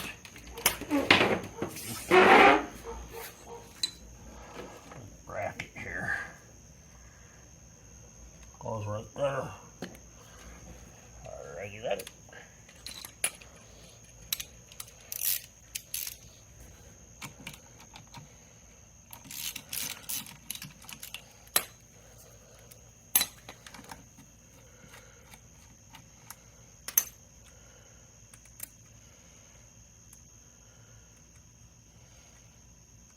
Come on, baby.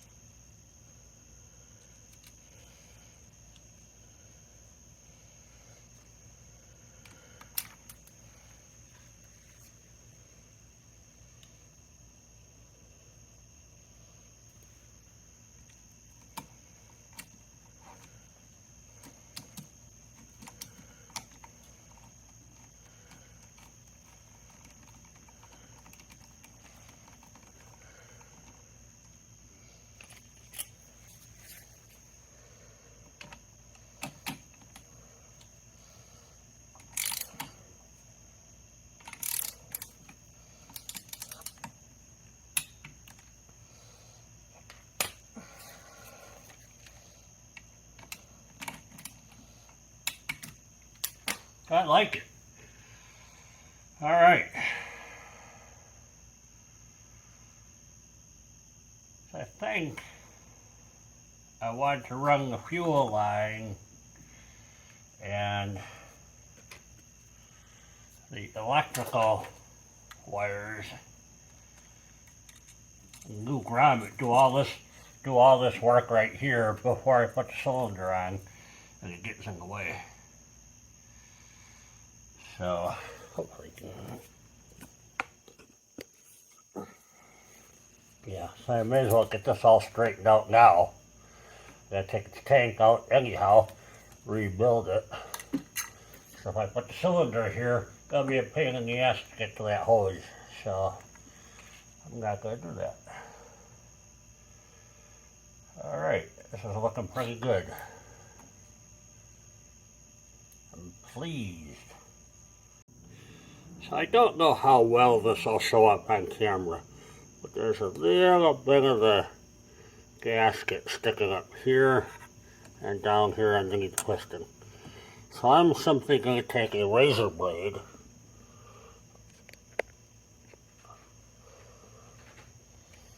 stick a rag in here. I don't drop anything in. We're going to just simply scrape that sucker clean. There you go.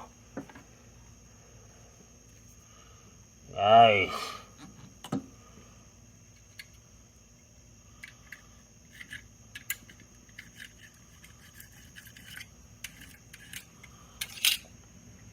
Good.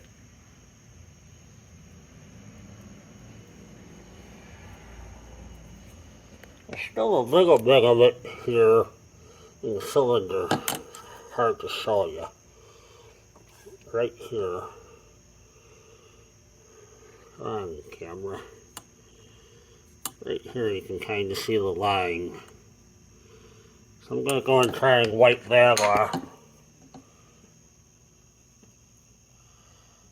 I'm just rubbing it with my finger and pieces are coming off. I have to fit the cylinder in here.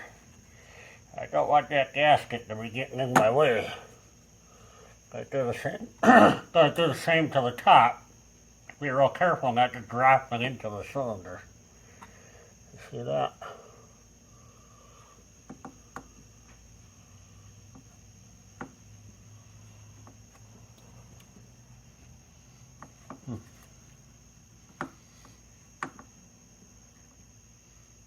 I like it. All right. I was going to replace this fuel line before installing the jug and the head and everything here, because it's obviously easier to get to. But that requires rebuilding the entire gas tank, which is something I'm going to do. I just don't want to do right now. I want to get the cylinder on here, the head, and a spark plug in this thing, and I want to see how it rotates over. That's as far as I'd like to get on this video. The stator is finished. Scooter West is sending it back to me. It'll be here next week. I will not be, so I'll be on vacation. So I'm trying to get this video done so you have something. We're going to start by hooking up the gear selector here. All right.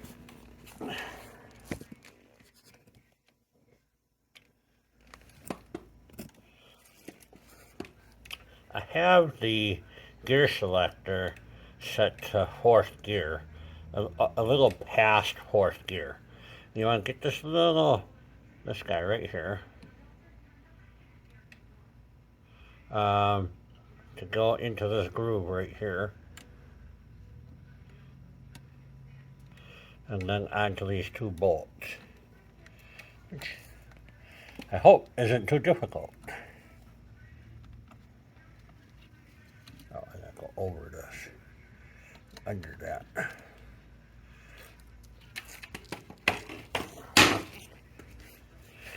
I was afraid this was going to be a pain in the ass when I took it apart. So, alright, so I'm in the groove. Line up my holes.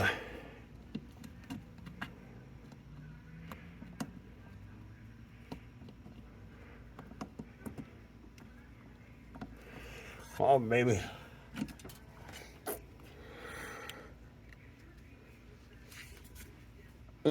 Came out of the groove.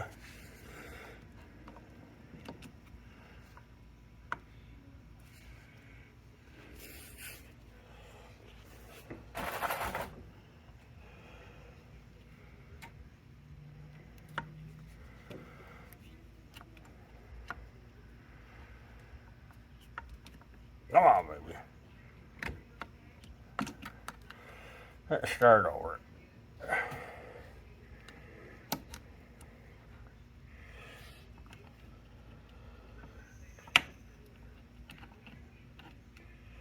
Well, man, come on. How is that possible?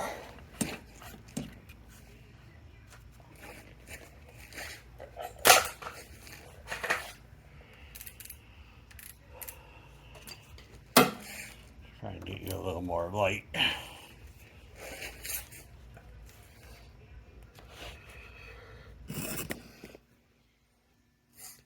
All right. Get this guy in here. I'm gonna put you back over here.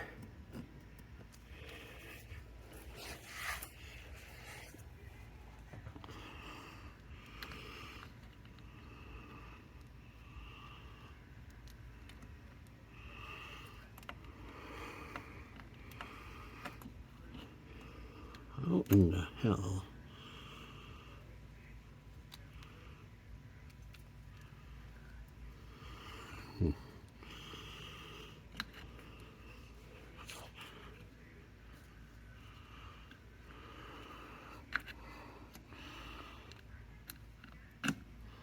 There we go.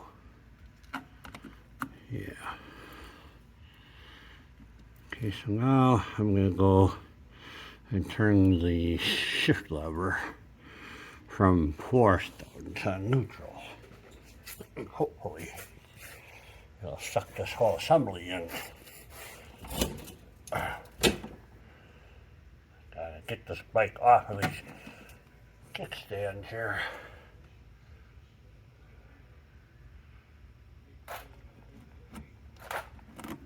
There we go. There we go. Alright. Now this little extra wire here.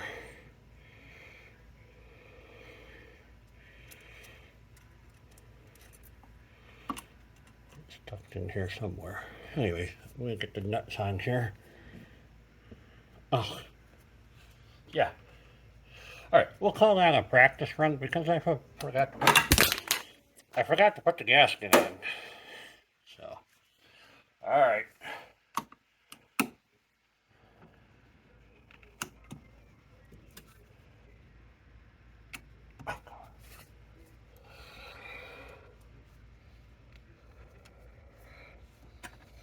Really?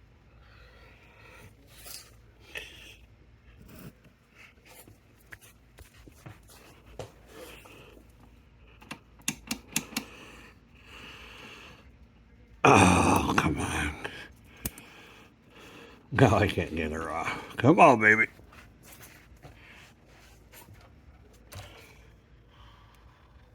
All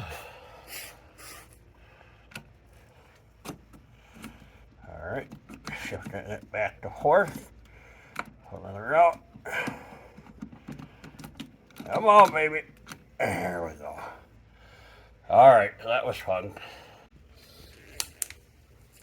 All right, I'm told it's a good idea to grease up this gasket. So I'm gonna grease it up. Why not?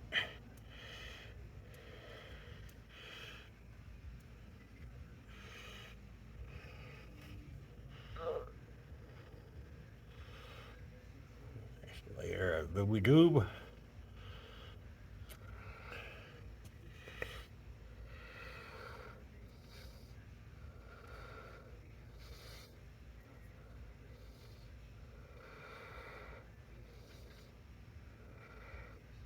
Nice. All right.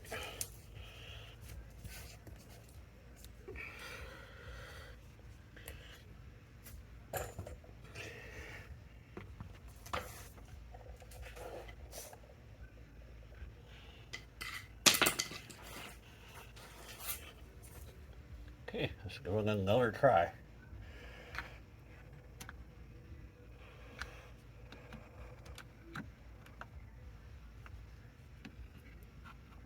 Come on, baby.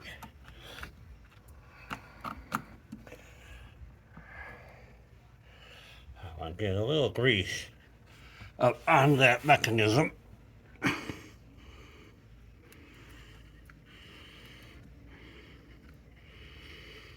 we go. Now then. Try shifting it.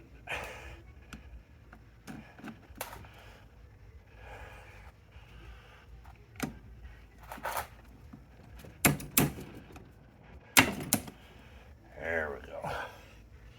Hey, well, you know, second timer's a charm. Grease up on this thing here.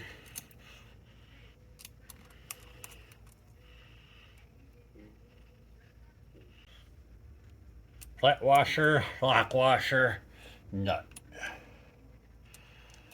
How the whole bike is put together.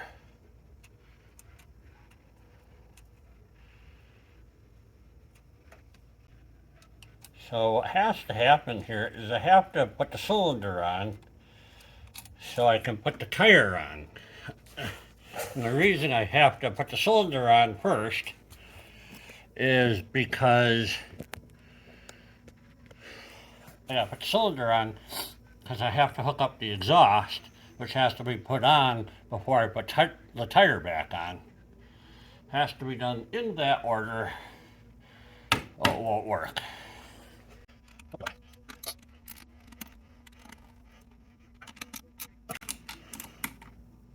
I call that tight.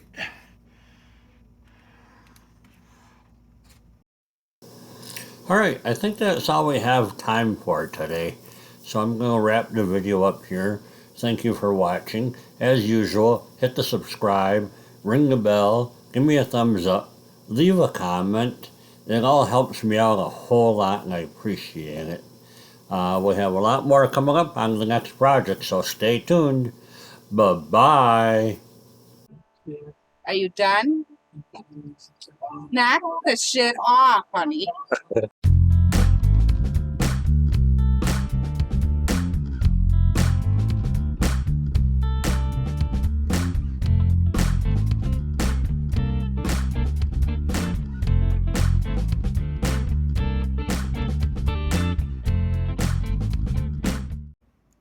Welcome back to Jamming in There Repair. Last week's video ran a little long and I kind of cut it off at an hour or so. I'm trying to keep the videos around 40 minutes long, and that one just ran long. Oh, I suppose I could edit more, but sometimes I think you guys want to see my struggles, and it might be a struggle you'll find you have when you try to do the same thing. If I edit out all the dumb stuff I do, then you may be doomed to repeat it. So, in this video, we're going to get the cylinder put on the Vespa, put the head on there, and hopefully the magneto will be back here by the time I get back from vacation. So we'll work on the magneto and do some electrical wiring, replacing that ground strap. So let's get this thing rolling.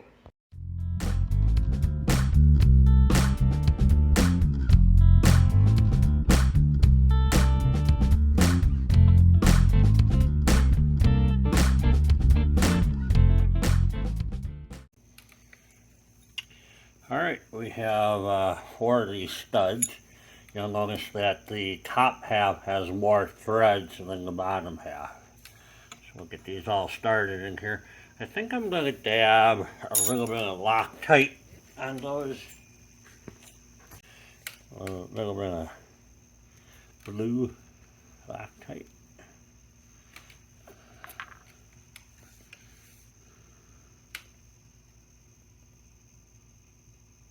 Come on. Oh, there you go. Sure. Alright, jam nut.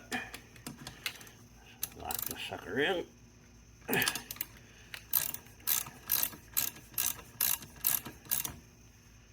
Just about that tight. Should be fine.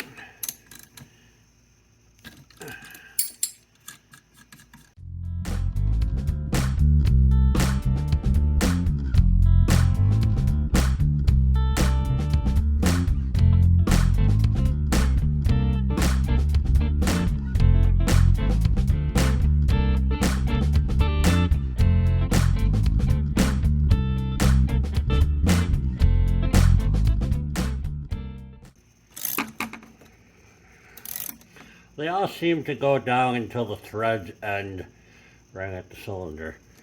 This one has a few more threads showing here. Crank her down.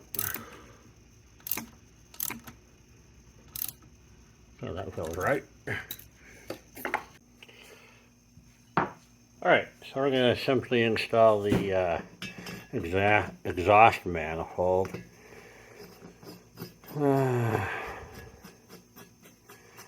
I'm not adding anything to this. I'm not going to put any pipe dope or anything stupid on there. I figure it's going to get hot and rust and seal itself up soon enough. So I'm going to just take this big ass screwdriver, put it in that notch right there, and go over a little twisty here. Gosh, is good. Gonna put some 2-stroke oil in here. Yeah, there you go.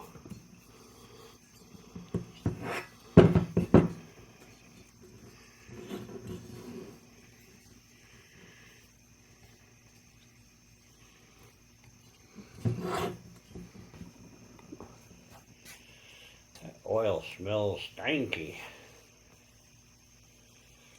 Kind of a sweet stink, you know what I mean?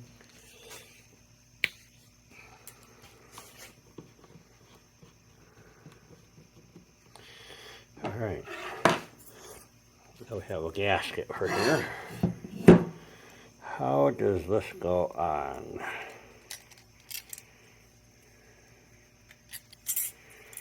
Yeah, there's a pin here. Sweet. All right.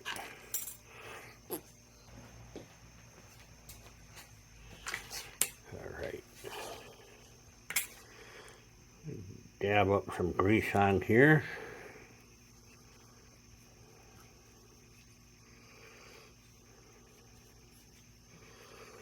Just to hold this gasket in place while we're screwing around with things.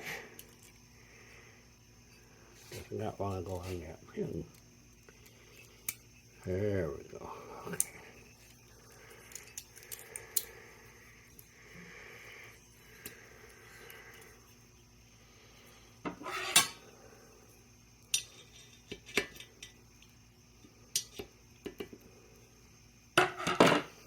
Sweet.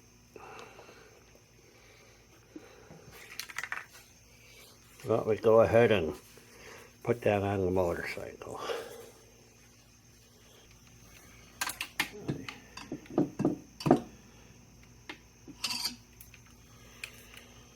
Alright. The order in which you do things on this motorcycle is very important, apparently.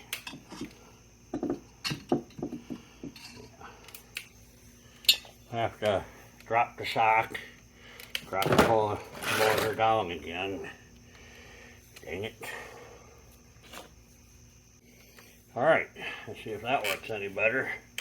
I think it will.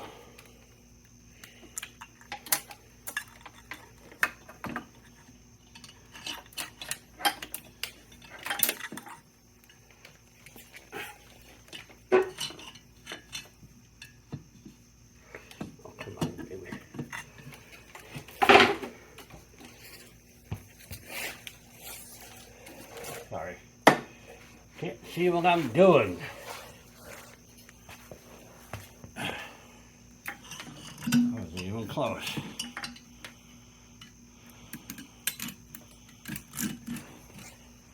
Alright, so some people have told me I should get in front of the camera a little bit more.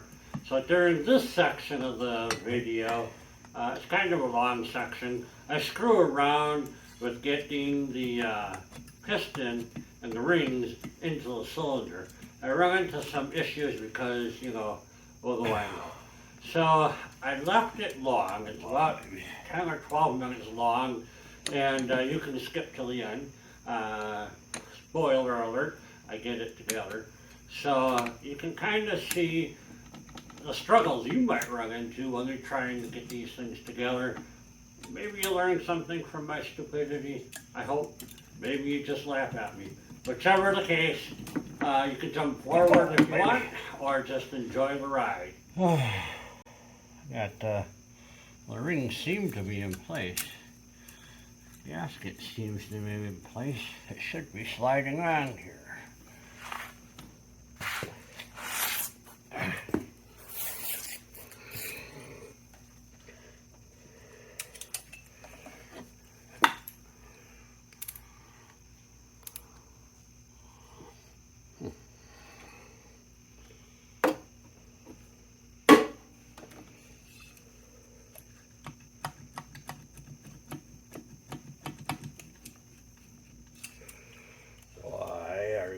Stuck.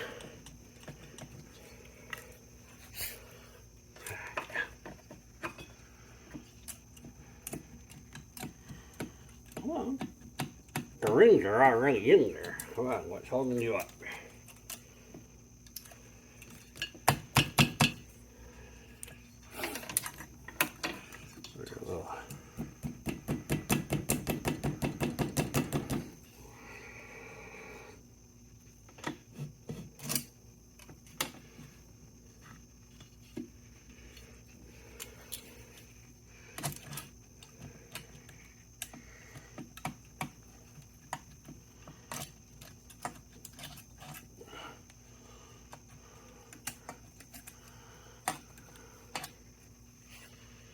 Had them ring doing me crap.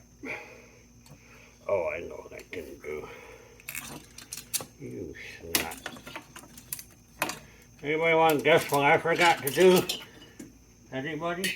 Come on. Take your guess. You know what I did.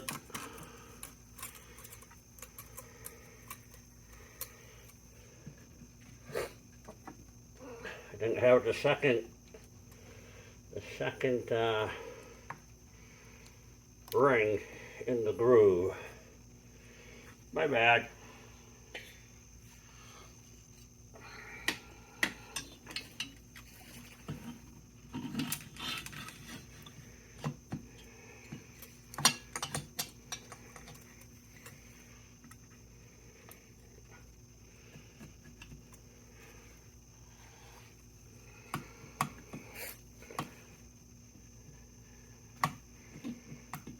Well,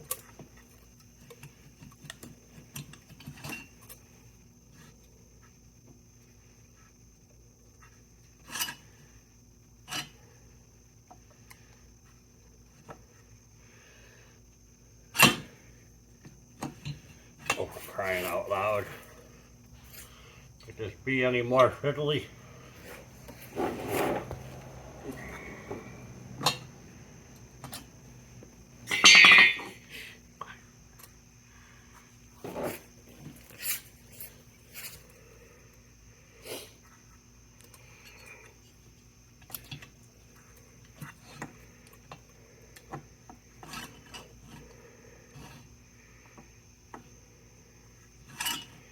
Lordy, lordy, lordy. Three men were waiting in line at Heaven's Gate to get into heaven. The angel asked right the where first you man, and you bumped the bottom. How many times did you cheat on your wife? And he answered, 10 times. And the angel gave him the keys to a 2010 Toyota Camry. He said, this is how you will drive around heaven.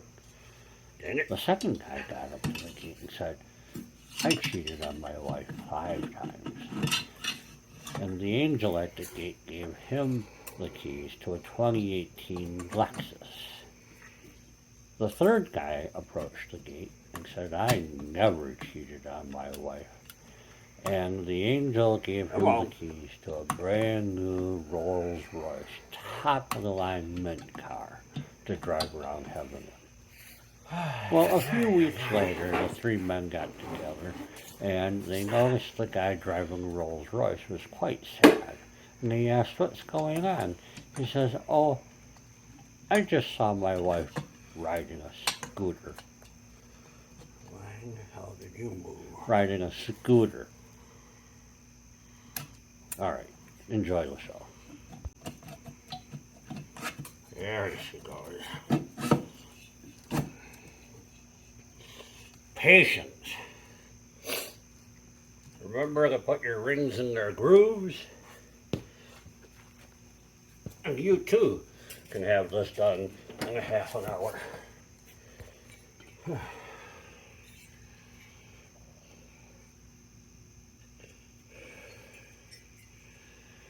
All right, I need to clean this up a little bit. Be right back. All right.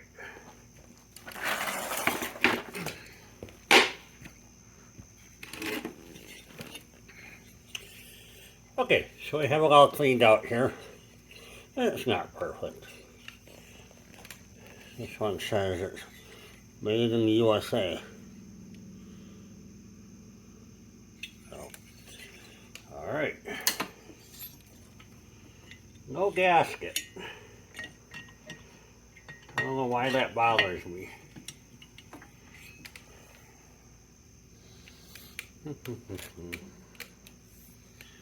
And what did we use on here? Was it just locking washers, I think? Oh no, flat washers and locking washers.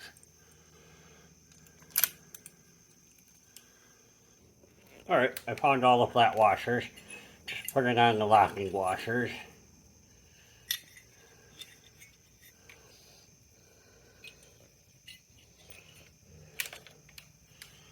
Nuts.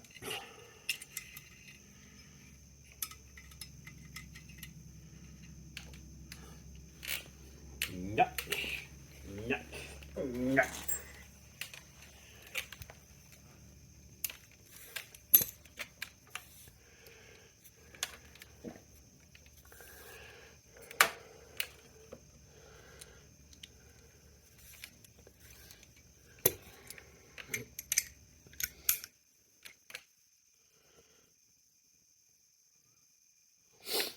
$13 millimeter. Probably going to need a deep socket. I'm just setting that on top. Screw her down. I gotta double check the torque setting on these. I want to say it was 60 foot-pounds.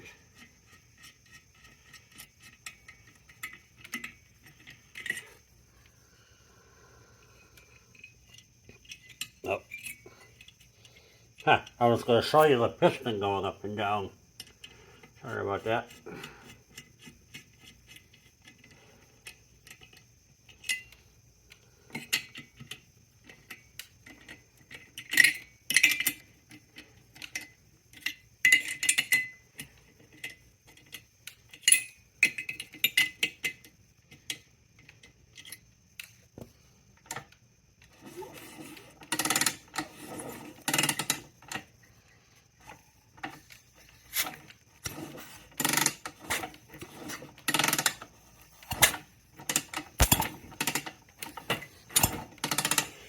Good compression. So I call that progress. Let me check the torque specs. Alright, we're going to torque the head down to 14 foot-pounds in a crisscross pattern.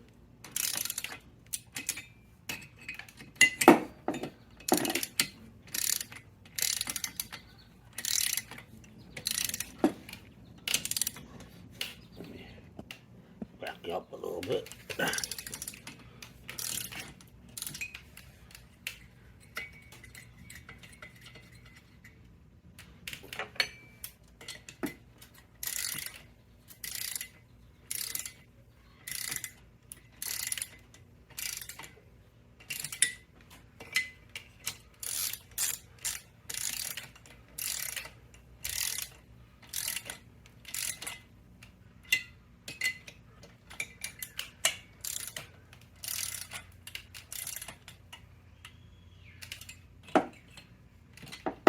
Just snugging them down evenly.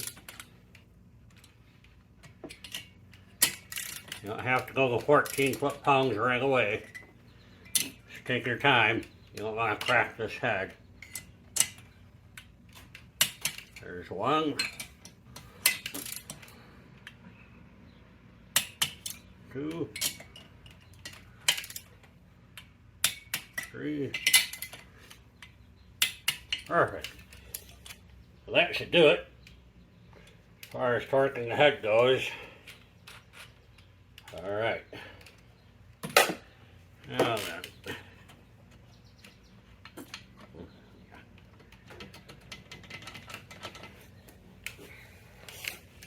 Temporarily hook up the old shock absorber for the 100th time.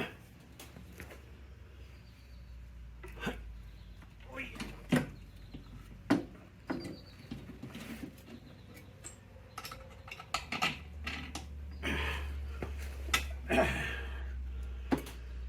we go. All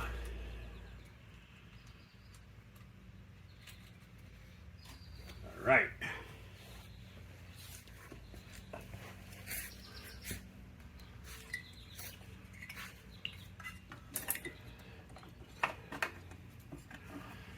Yeah. So, all right.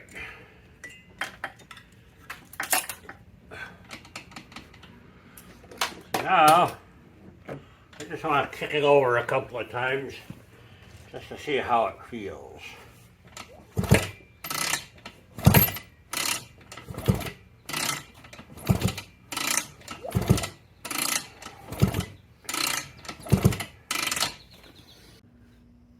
Alright, we have the head installed.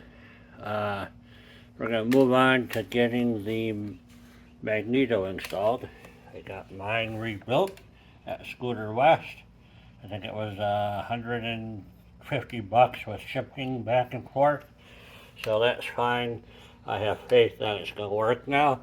We're going to get that mounted up here on these 3 holes here The wires have to come up through this hole over here. We have to mount the coil pack and the wire manager. So we're going to try and get that done.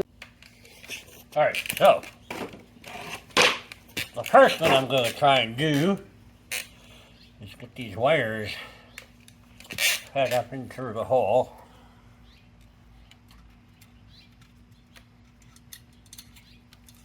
They're all a slightly different length, so I think you can get away with just doing them one at a time, and they'll poke through there okay.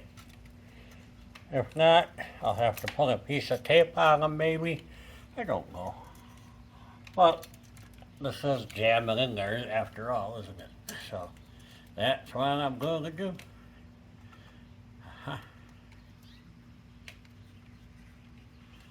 Come on, baby. Got one of them that won't go in the hole. There's always one.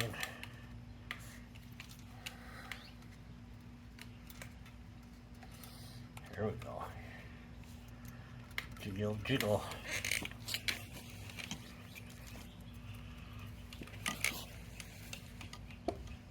Give me a little more. Okay.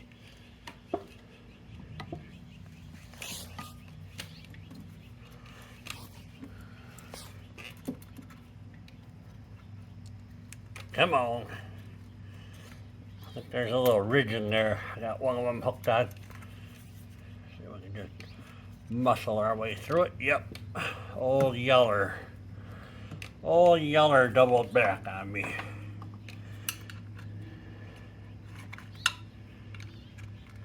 Come on, Floppy. There we go. Alright, get this popped over the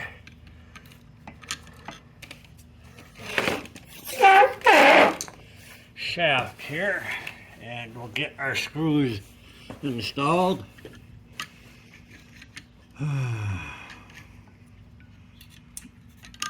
Okay, so this mark has to line up with that mark.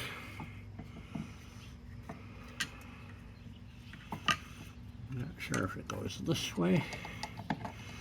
Alright. That's where it was. Huh.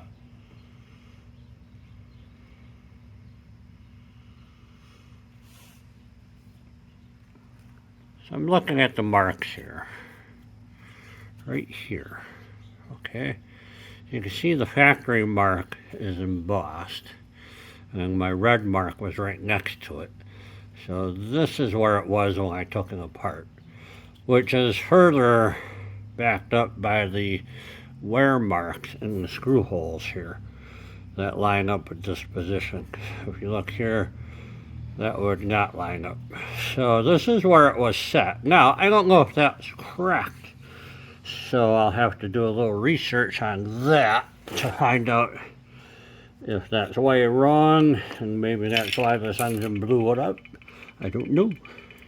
So let me back you out of here so I can do some work. Alright, so we're going to just pop, they got these little flat washers on the screws, so pop those in there.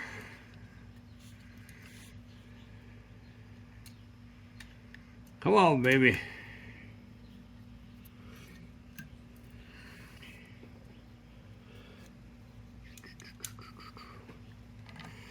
Yeah, I don't see any need for a power tool in here.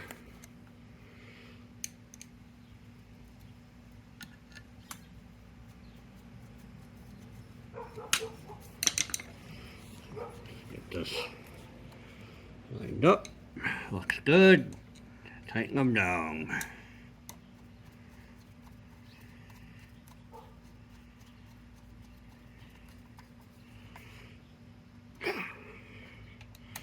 You do have to get a better screwdriver.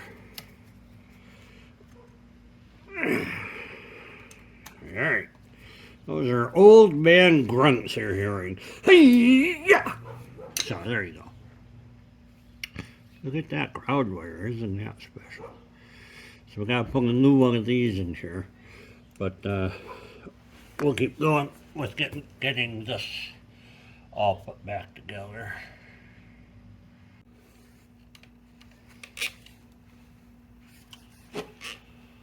Alright, so I think the next thing we're going to do is get this ignition unit reinstalled.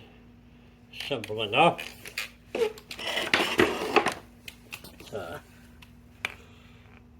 Screw goes through a hole here. I'll show you. Here you go. So you got two holes here.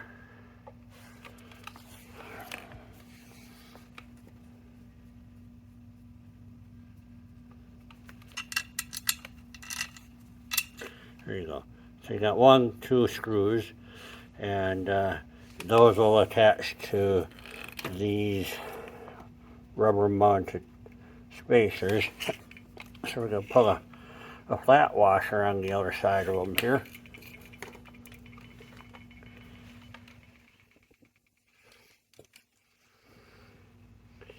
So we're going to put a flat washer on the back side of each of these. And then we're going to mount the ignition box. I know there's another name for them. It's a coil. Another flat washer, one on each of the screws.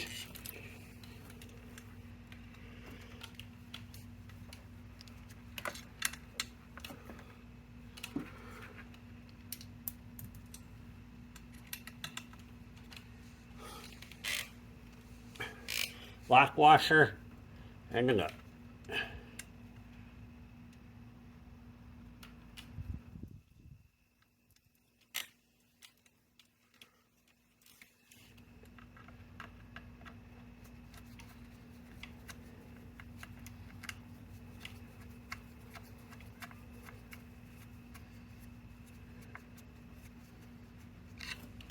All right.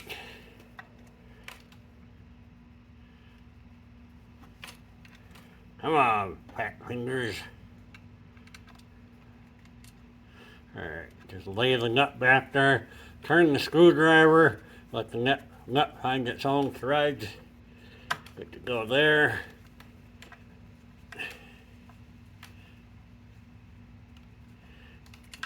Alright.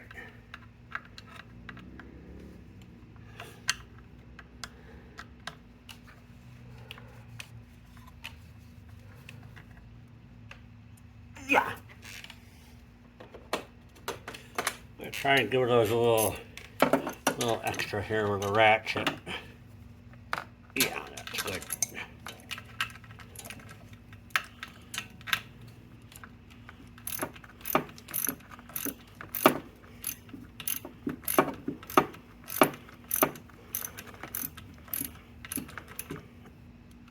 That'll work.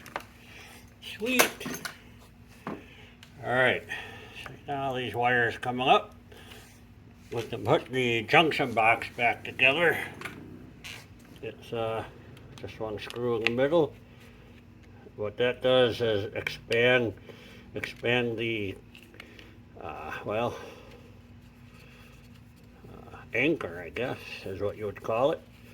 It would be a wall anchor if it was in your house. This thing will spread apart and catch into this hole. So let's feed these wires up.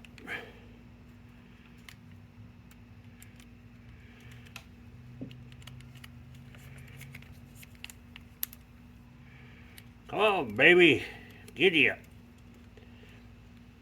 Jamming in there. There we go. So we have all our wires. Now we're going to slide them into its perch. That snapped in good. So we'll just leave this up like this for now. So now I have to figure out how these all hook in here. So this green ground wire is just shot. So I'm going to cut it off. Then I'm going to hook all these guys up. And we should be starting to rock and roll here. But I'm not going to do that right now either. I'm going to,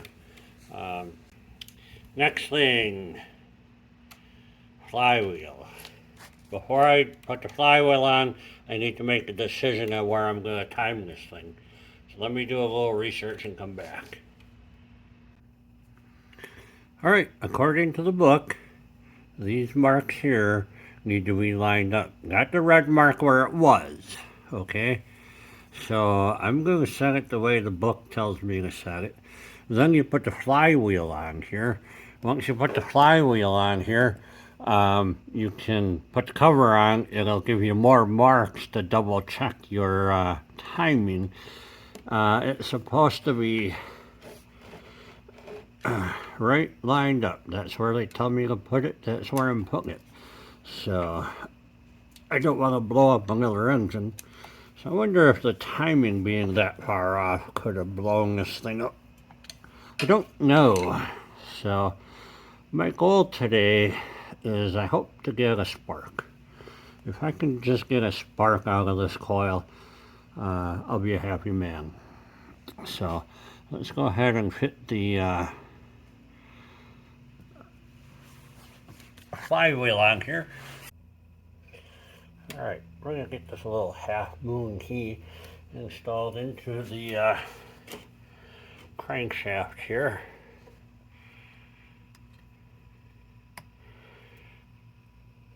Like to give it tap down so the down side is on the flywheel. Now on here, it's important you check your flywheel for debris. See this little flat washer stuck in there.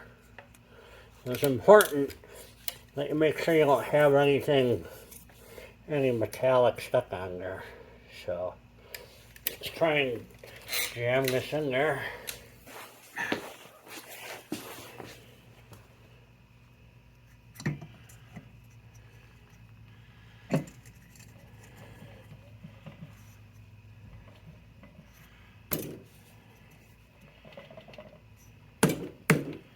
Hey, did I get it? Oh, sorry. Yeah, that lined up all right. I am out of time. I'm gonna end the video here.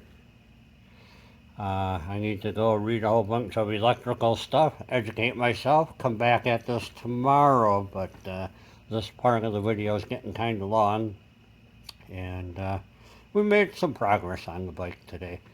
So stay tuned for the next episode. We'll finish up the wiring, hopefully get it running. Keeping my fingers crossed. So until then, bye-bye. Are you done? Knock the shit off, honey.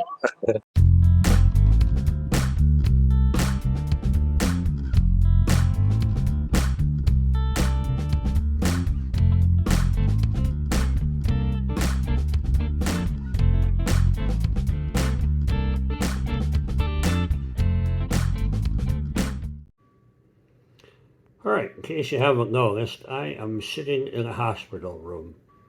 I just had surgery 3 days ago on my right ear. I had a tumor down inside my inner ear, which has pinched the nerve, which has taken away my beautiful smile. So they don't think it's going to regenerate anything. It's going to start working again. But you gotta get the tumor out. So here I am. I'm editing next week's video. It's September 4th, Sunday, I think. And this video has to be done by Wednesday. So I'm going to pick up the video by cleaning the exhaust and starting to get things bolted together. And they say I have a 2 to 6 week recovery period for this. And so I'm not sure what videos I'm going to be able to get done for you over the next couple of weeks, but I have a bunch of footage of other things that I'll slap at you. But you gotta give me an A for effort, sir. At least give me a thumbs up, you know. Leave a comment. Well wishes are always welcome. I appreciate it, and I do enjoy doing my videos for you guys. So enjoy.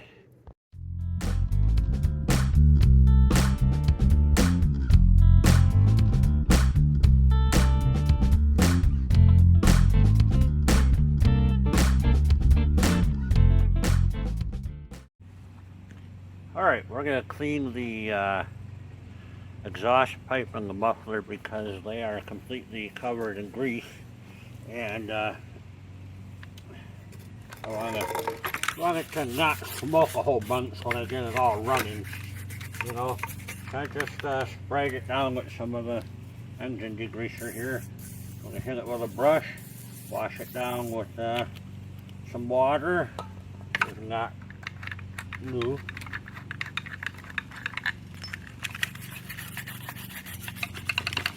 And that way maybe this thing won't sit here and smoke as much. I'll fire it up. And it's easier to handle when you're trying to put the thing back together, not getting grease all over your hands. So,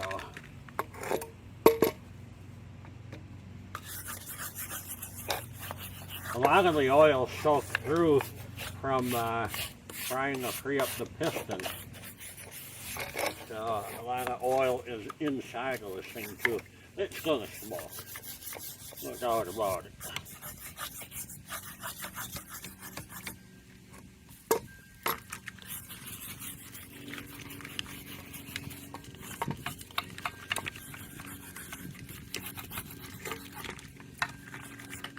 Alright, I didn't say I was gonna make it perfect. But there's a big glob of grease all along this edge. I just cut myself. Yay.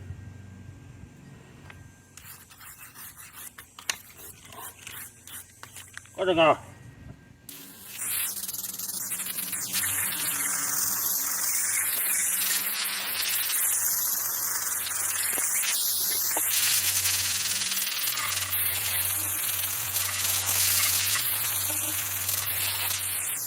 Alright, I avoided putting water down inside the muffler, but I'm going to dry it off by hand, and we're going to try and install that into the bike so I can put the back tire on, and once I have the back tire on I can take it off the jack stands. So let's do that.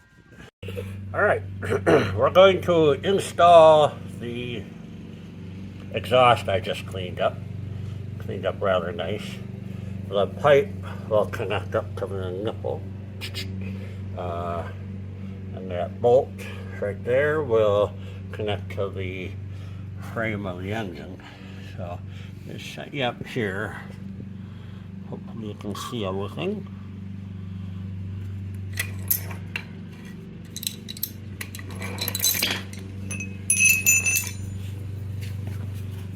You can enjoy the lawnmower noise in the background, compliments of my neighbor.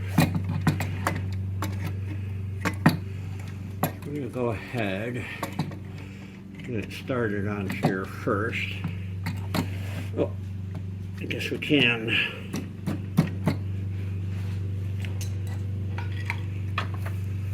Give her a little tappy tap. I'll go ahead and try and get this bolt through here so I don't have to hold it myself, which it does not want to do.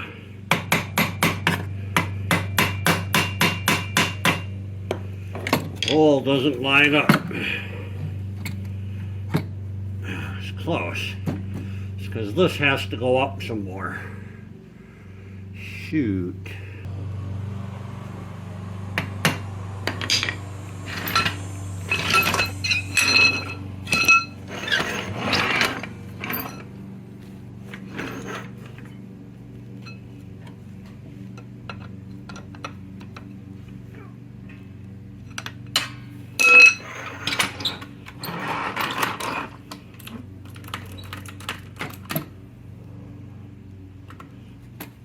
There we go.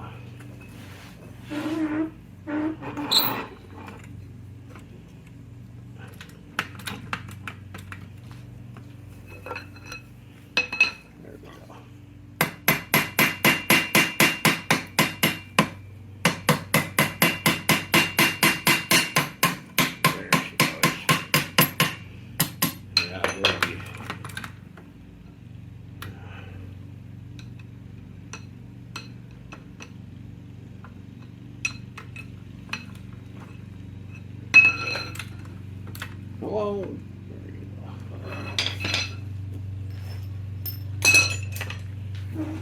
getting any of this.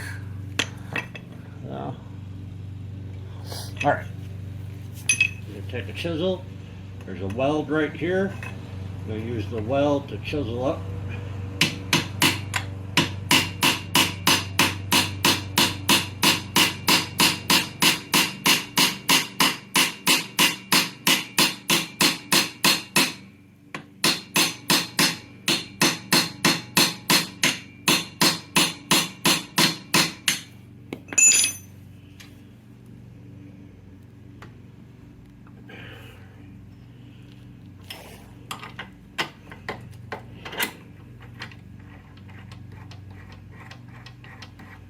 Right. Can't believe there was no lock washer on that bolt. Huh. Gonna have to look. Maybe I lost the lock washer. For the bolt is on. Good.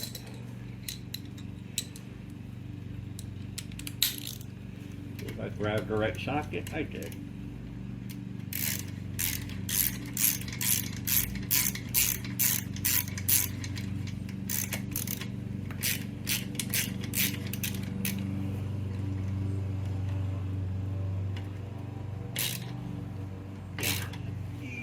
Yeah. Yeah. All right. So now with the exhaust installed, I can put the rear tire back on. Once I have the rear tire back on, I can put it in gear, and then when I have it in gear on the ground, I can torque the flywheel nut. That's the plan anyhow. So.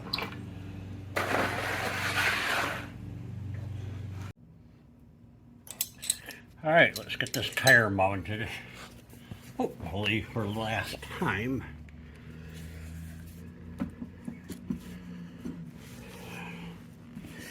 Get right up in the action there, don't I?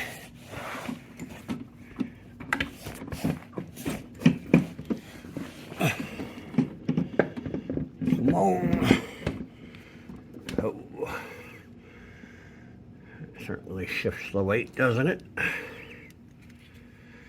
I just want to make a note about my current jack stand situation. I am telling you, don't do it. Okay? I'm serious. This has not worked out well.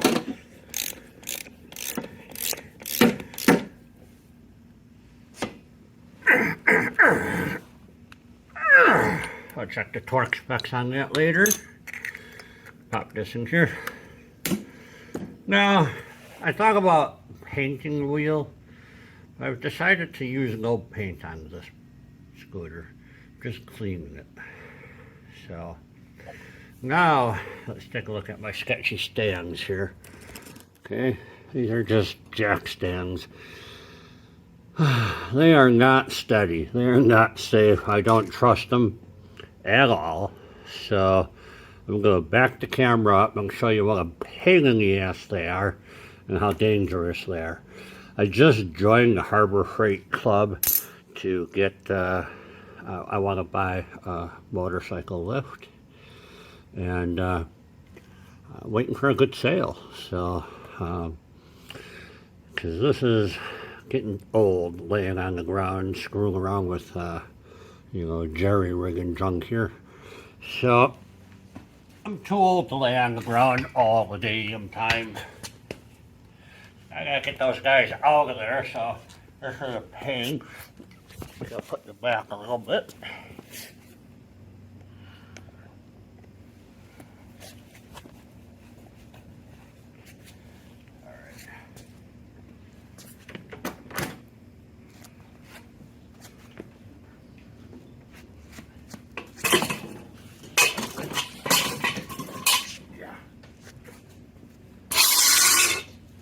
Oh yeah, okay.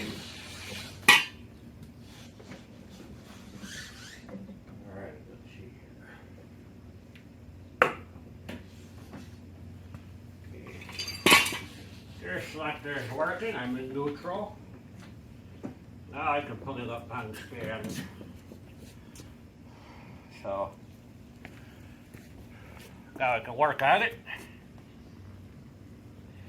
I need to tighten down the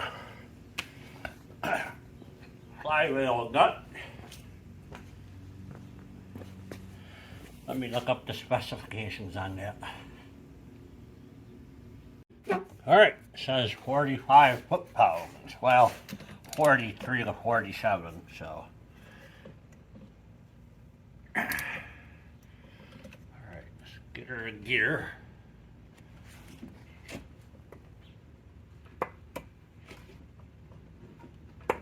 Of course.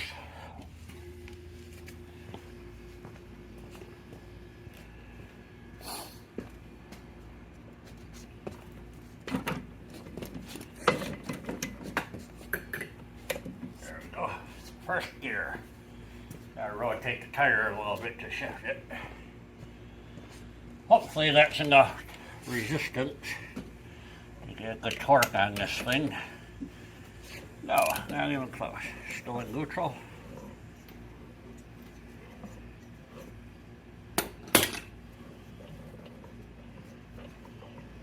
What the hell?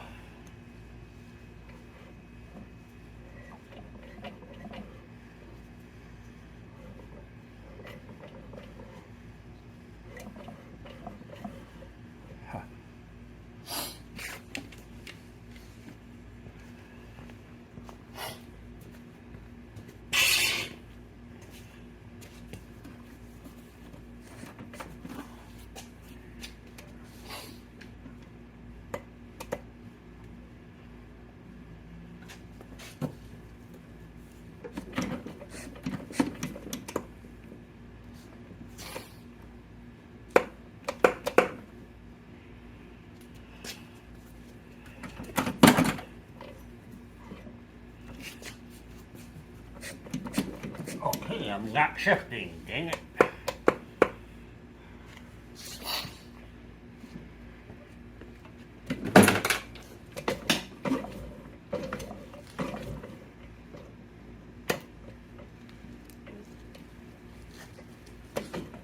There's the first gear. Alright. I'm gonna lean on it like this to give it a little weight. It still doesn't stop the gear. And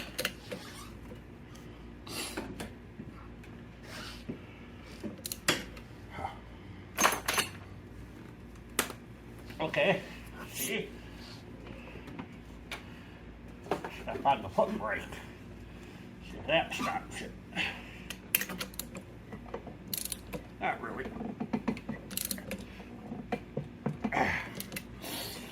Alright.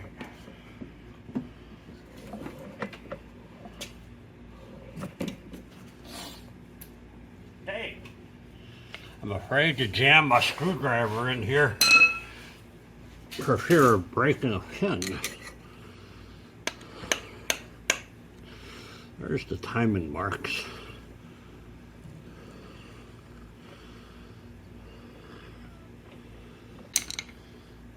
Dang.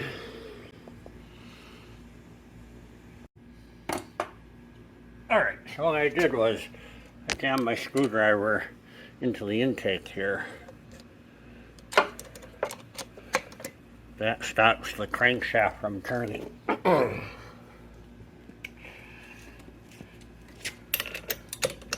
So, we're good, trust me.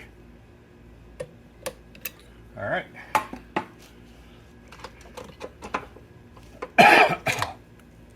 Wonderful. Oh. I need to tighten up the shock nut and the exhaust nuts.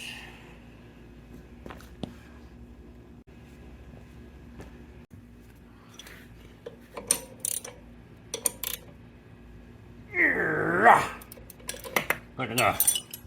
Grandpa grunt. Alright. And got one more down here. Tighten this bad boy up.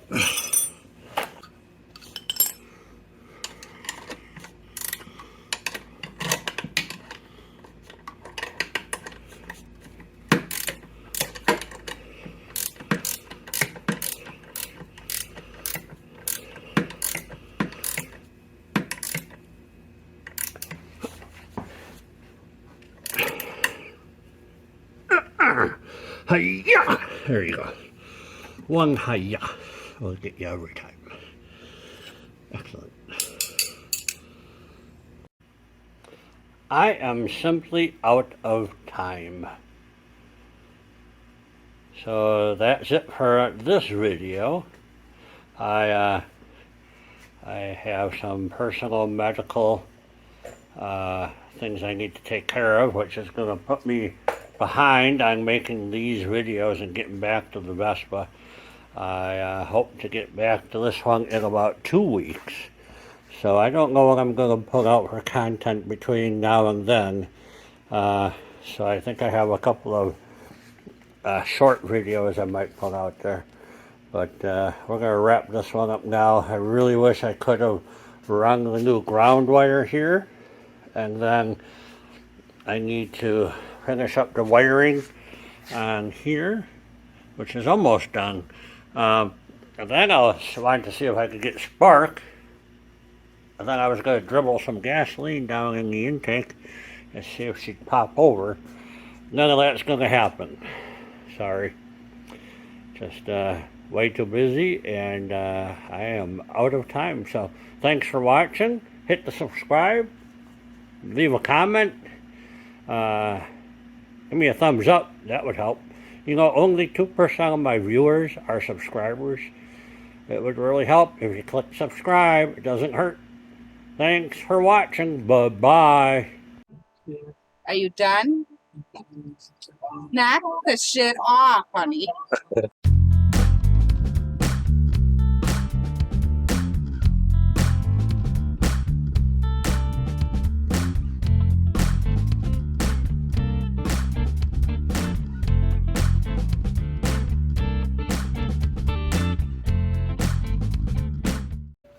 Alright, welcome back to Jamming in There Repair.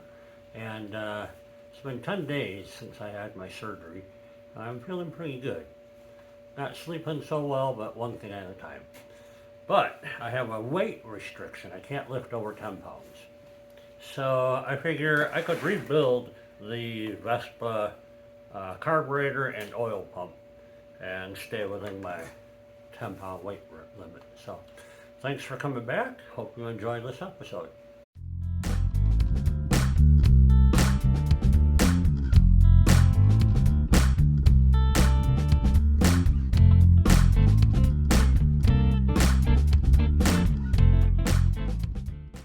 Alright, let's get going on this. Some of the weapons I'll be using today. There's a couple of clean rags, maybe 3 or 4. Scotch Brite pad. Chem dip, maybe. Carbon choke, probably. It depends on how corroded the crap inside the carburetor is. And if it's not that bad, and I could just spray it off into my container here, I'll do that. So the first thing we're going to do is take off the rubber parts. I have a gasket kit, but the only part I got was the seat, the needle I mean. So that's got one of those rubber tips on it. So I'll definitely replace the main jet there. And I don't think I have all the gaskets. This might be it. So, we're going to keep our fingers crossed. Alright, let's see here. This is the oil pump. And I want to pay close attention to that because this thing's dead because of a lack of oil. And I want to find out what happened with the oil pump. And it is extremely dirty. So I'm going to be taking some engine degreaser, spraying this down, and hosing it off. Get it clean because I don't want to handle that mess. You've seen me do that before. Alright, so I got that kind of cleaned off, but I discovered I don't have the gasket. This is the original gasket, and it's in good condition. I didn't ruin it. And it's raining outside right now, so I really don't care to go out there and clean it off any better. We'll come back to that. Like I said, I don't think I have the gasket kit for this thing, so we may not be able to put it all back together. We'll do one thing at a time. Sounds like a plan. Well, I took a whole bunch of pictures of this before I took it apart, just so I have them. So if I have a reference, let's see here. How tight was that? Let's see. That's about a quarter turn out.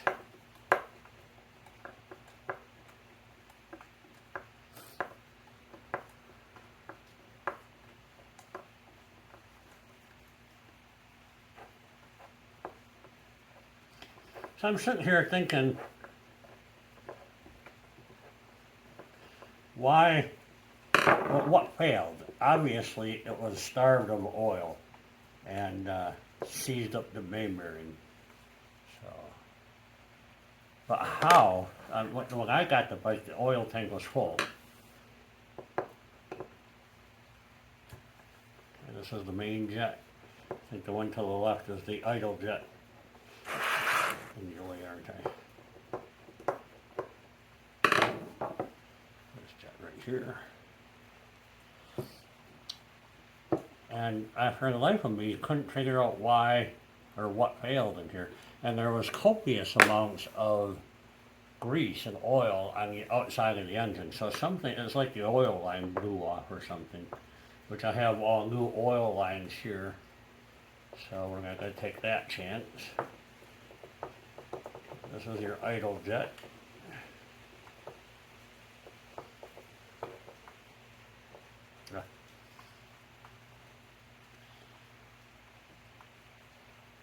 Use some cleanup. You can take these apart too. And I don't think I'm going to bother. If I get good flow through the jet, like right now I cannot see through this jet at all. So it's spring plugged up. So I think I'm going to soak them in my chem dip.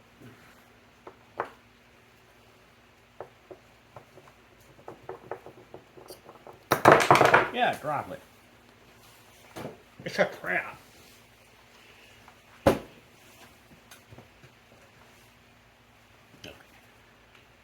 That's fine. That'll be fine.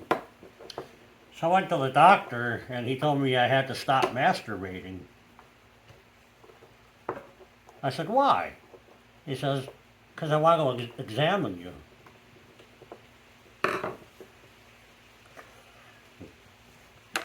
I don't know. I just heard that joke the other day.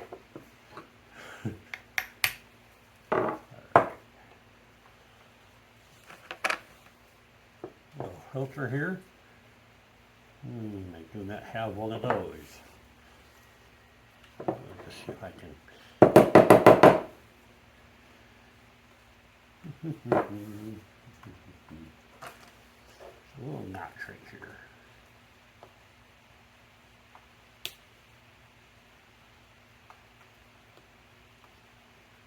Come on. Yes, you do.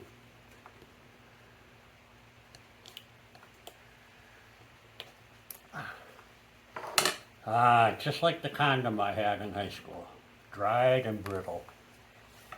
Okay.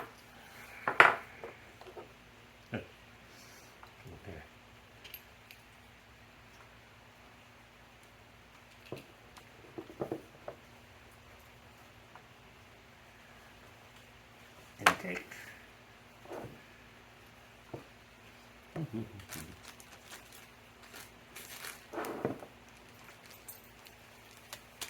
Trying to find the gaskets as I take them apart here.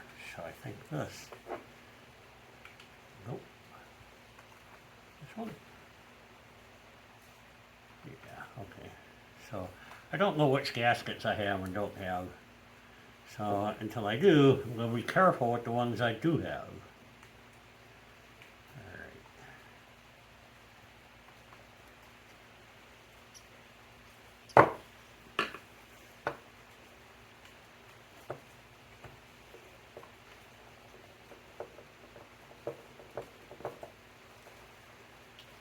If you've never taken a carburetor apart,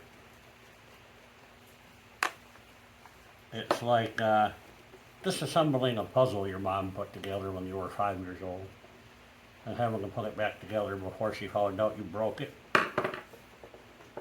That's never happened to you? Taking apart. I had an Uncle Ed. He was a garbage man. I can call him a garbage man because back in the 70s, that's what you called him. He used to bring me broken radios and whatnot for me to take apart. That was always really nice. I just like taking things apart, see what's in there, clean it, put it back together, and see if you made it better or worse.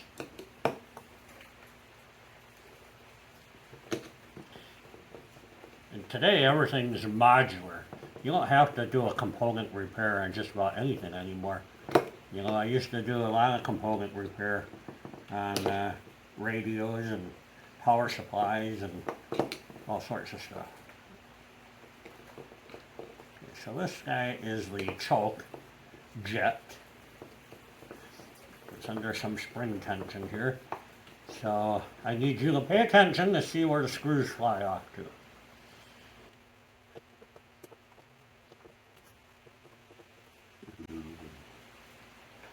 So my first Vespa, and I'm really looking forward to riding this thing. Now the tires on the Vespa are 10 years old. Okay? So this is the front tire on the Vespa.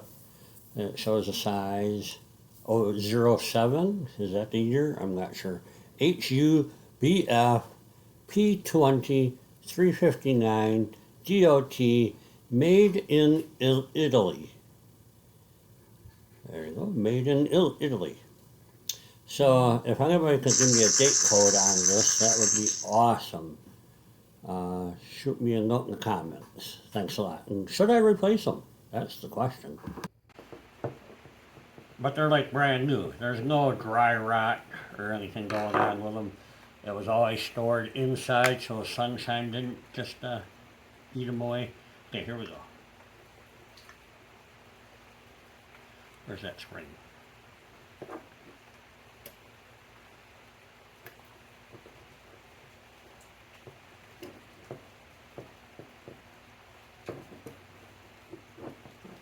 Alright.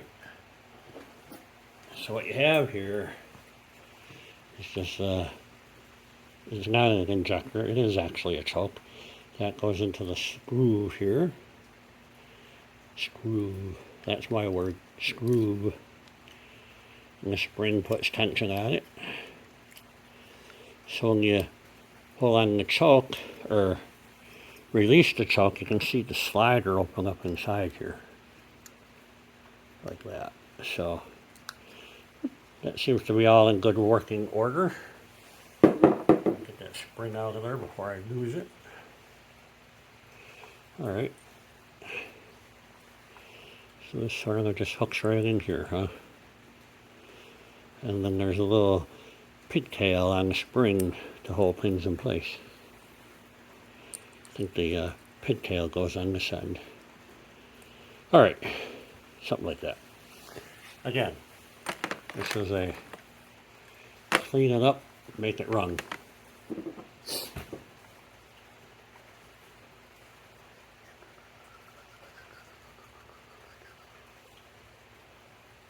Okay, this one here is, well,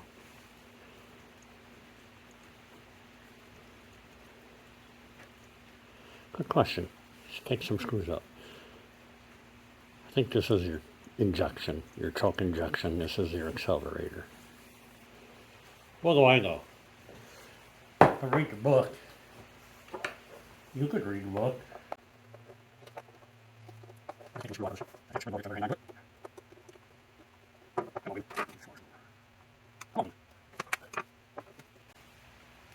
So I think this guy just pulls out. Yeah, this is a fuel injection port to allow more gas into the engine for cold starts. It's a choke. You got a little rubber knobby on there, but it seems to move freely. That's the important thing, because these things corrode up and they get jammed in here, and yeah, time for a new carburetor. So I'm going to take this port out. That's in as far as it can go.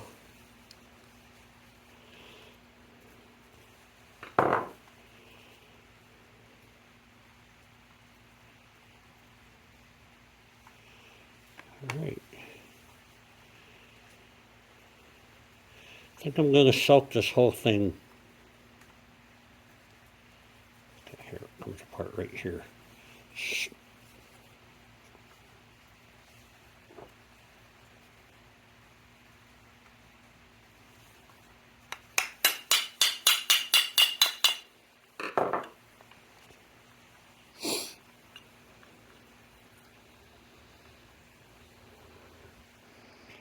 it's all that crud down in the bottom. You gotta make sure you get that out. So I think that's all I have to take this apart. Just soak everything in chem dip for an hour or two. I got the new needles I can put in here, so I gotta take this apart. So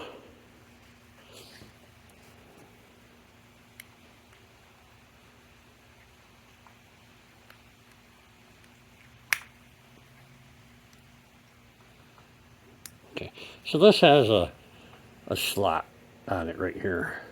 So that means you gotta push it that way to get it out. They're not usually in there very tight.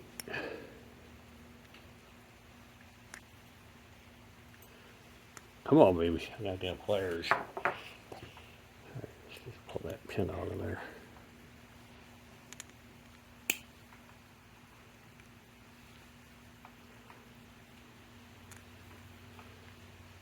Come on, baby. There we go. I'll have to test this to see if it floats. It's plasticky, brittle. It looks okay, so we'll find out. Here's that new needle. Do I have that gasket?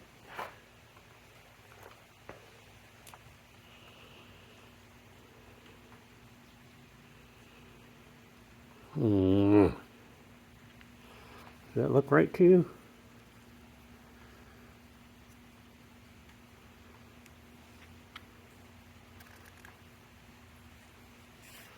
The holes don't quite line up. Dang. Oh, maybe it will. I can't get it off without ripping the damn thing.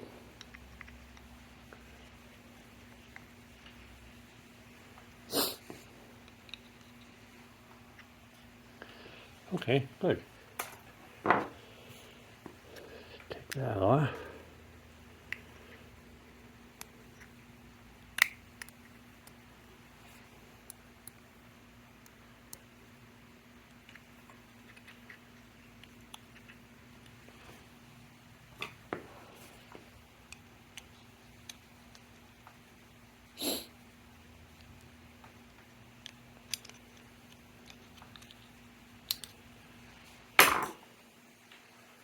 Alright, got that off of there. Put that aside. I think that's all I need to take this apart.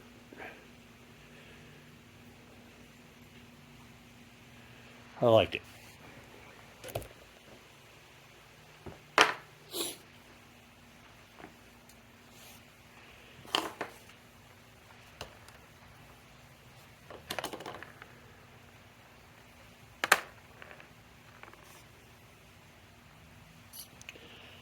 I don't think I'm going to chem dip this because of the rubber stopper. So I'm going to leave that one out. I don't have to chem dip screws. I just got to chem dip the jets and ports.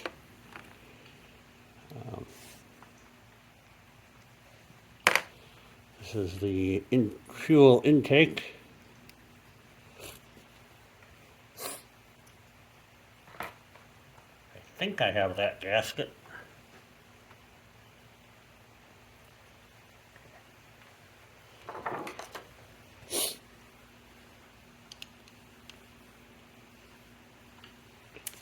Okay.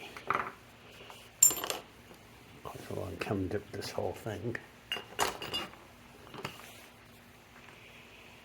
Don't have to chem dip any of this stuff, just to squirt off with the blaster will be fine. That's it. Alright, so I'm going to come back in a few minutes and take a look. It's time to play Will It Float? Do, do, do, do, do, do, do, do, do.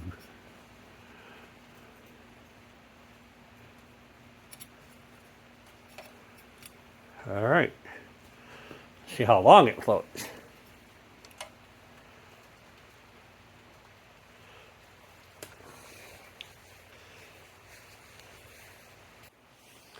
Alright, do you think it sunk? It's been about an hour and 10 minutes or so. Come on, baby.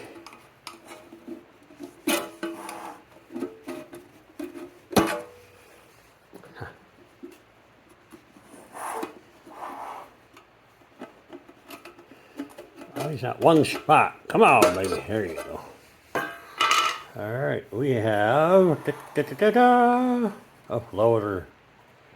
Alright, we'll take this. Just give it a little agitation. And we're going to take it all in the house and rinse it with water.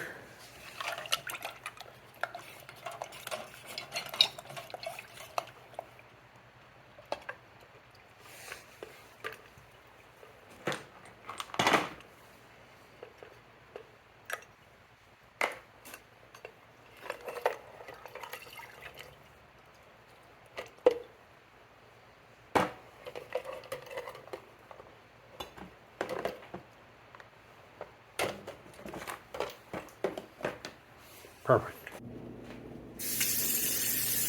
Right here at the kitchen sink, why not?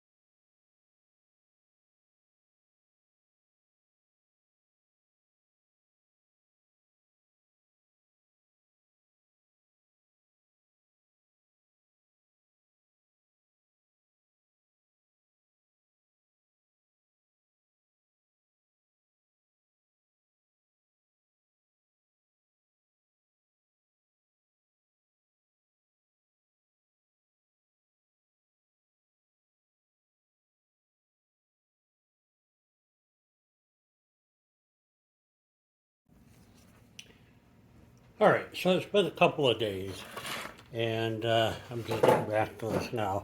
I'm going to start with the carburetor body itself, and just start cleaning this thing out with some regular carbon choke cleaner. There's a little bit of sediment in the bottom. The most important thing to remember when you're doing this is wear safety glasses, because every time almost I spray myself right in the face, because you're looking at what you want to hit and it just comes back and nails you right in the face. So put the safety glasses on. Alright,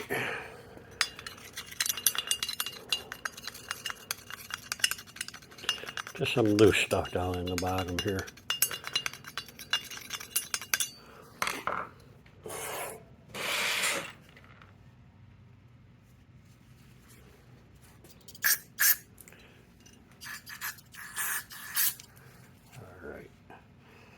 I'm going to go for each of the jets, these ports. And again, don't hit yourself in the face.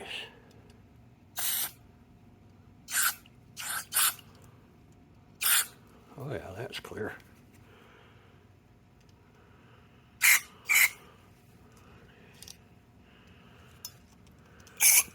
Okay.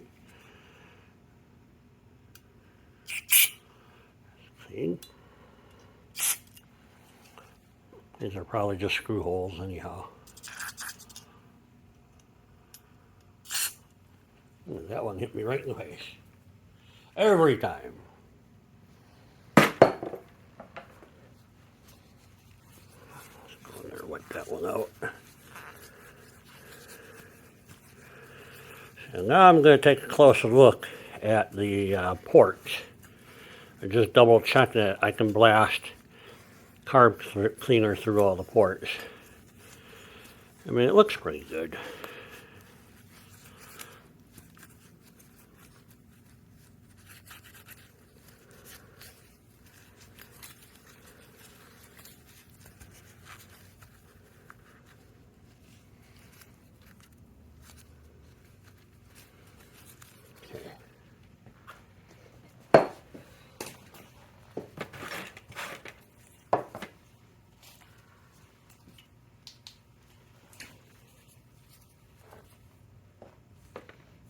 Still got a little chunk up in the trunk.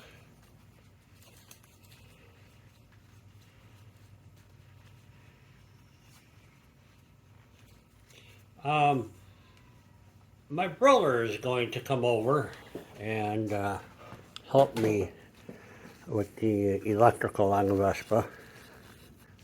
I still have some limitations on what I can lift and whatnot. So, and doing the electrical on the bike means crawling underneath the bike, and it's not something I'm ready to do. But on the same thought is this Saturday, September 17th, I think it is the Rippon's Septemberfest.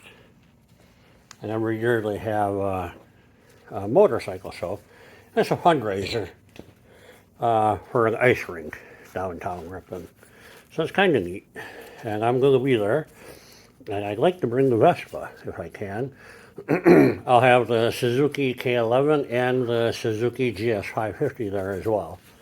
So let's well, yeah, I know it's short notice. It's only 3 or 4 days away for you. But come on down. I like to meet my people.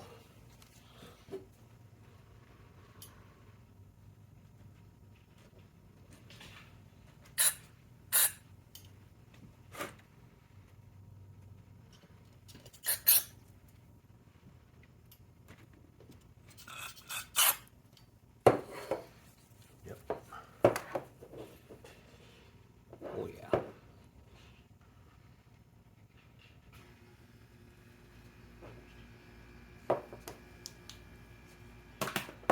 Alright, so that looks good. I don't remember how it goes back together. So, this will be fun.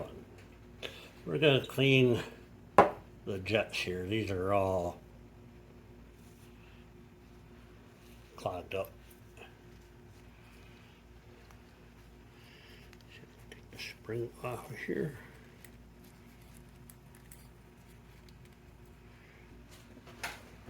That does not look very well. Come on.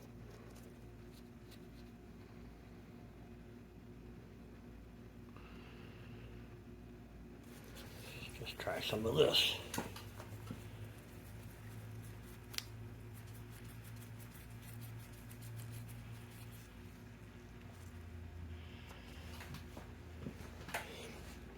The only part that matters is that tip. Gets a good seal.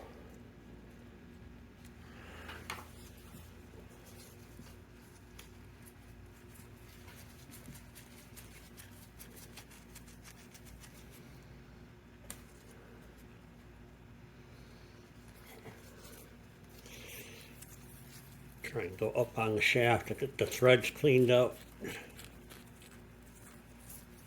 That didn't work. That didn't work at all.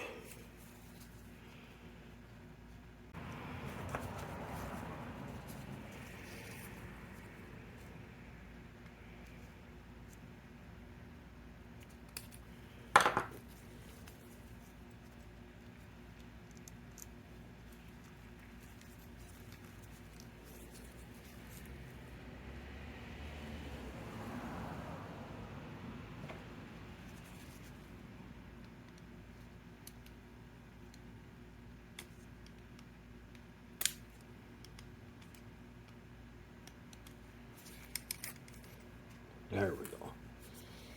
All right. I hit that with the wire wheel. You can see how corroded the threads are.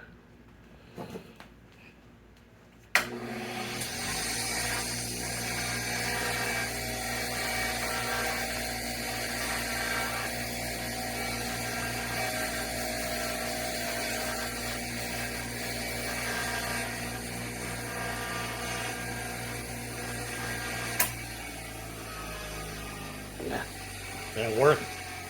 Just clean the threads on the wire wheel.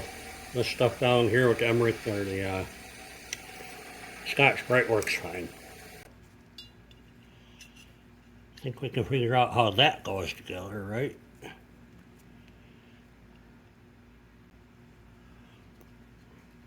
I don't remember there being a gasket in here.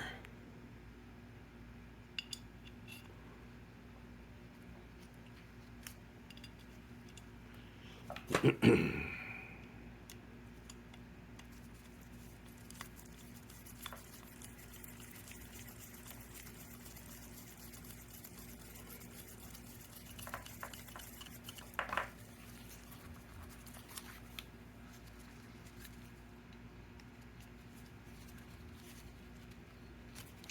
want to make sure it all's going in straight.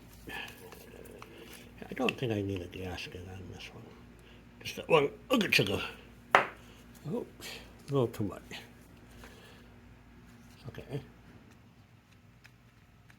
That seems to work fine.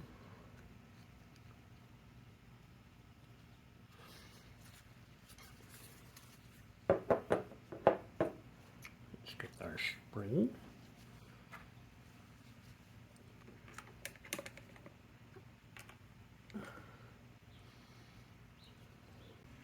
There we go. Okay. So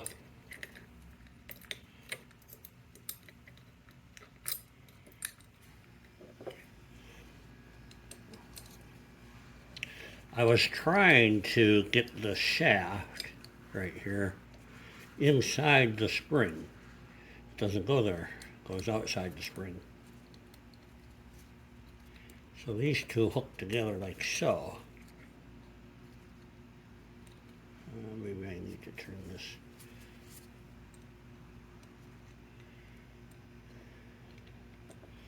I thought that's how they went. Yeah, like so. So now you have the spring and the shaft slide next to each other.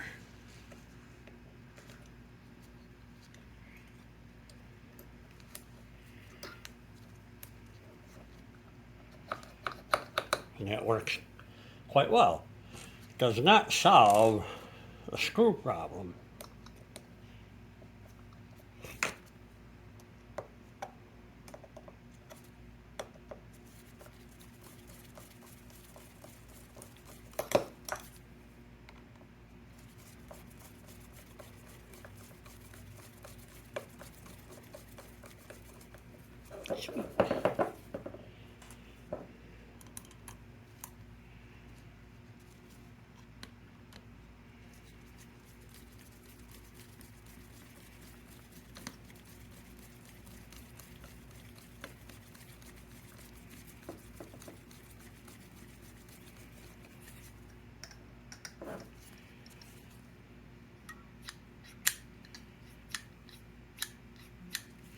Sure.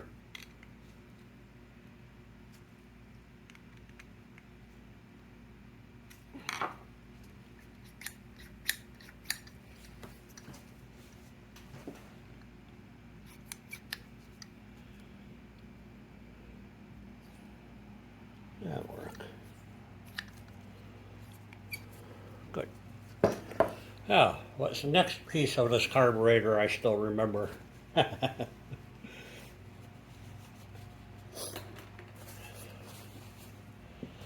have the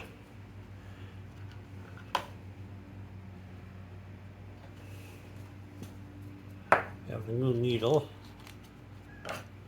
We have a float.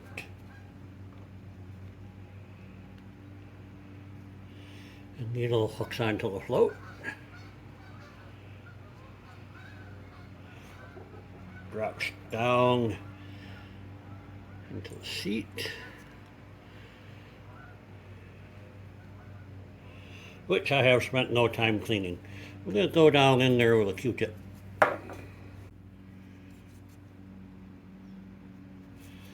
That's not going to work.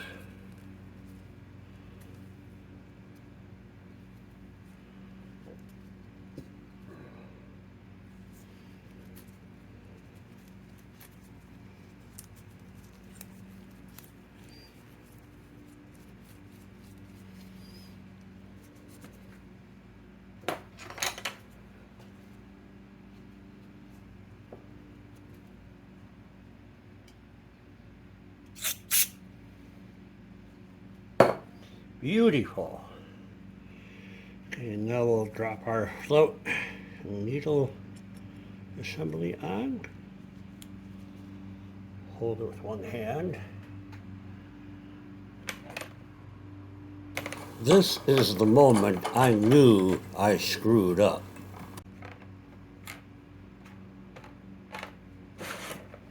I wish you didn't lose the damn pin. Son of a bitch.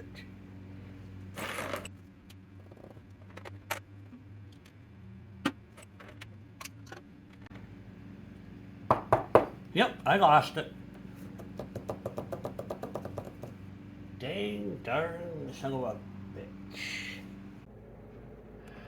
Yep, I found it. Can you see it laying in there? Yeah, nice clean drain. So, do I go at it with the needle nose? Or the magnet? I have no idea if that thing is aluminum or steel. I'm gonna go with the steel. No, it does not pick it up. All right. I don't know.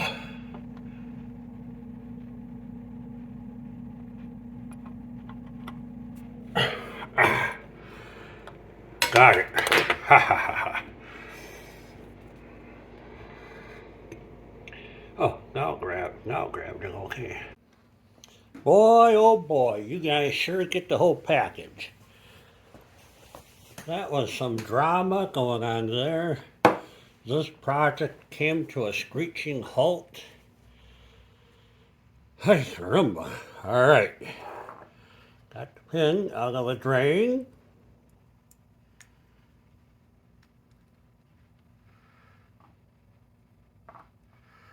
See if we can get her to go.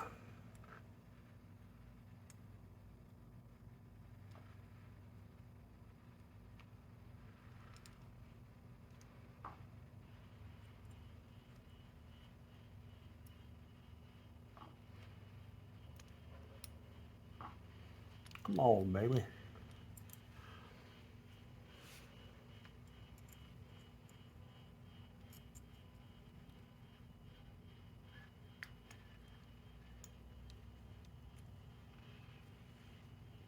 There she goes.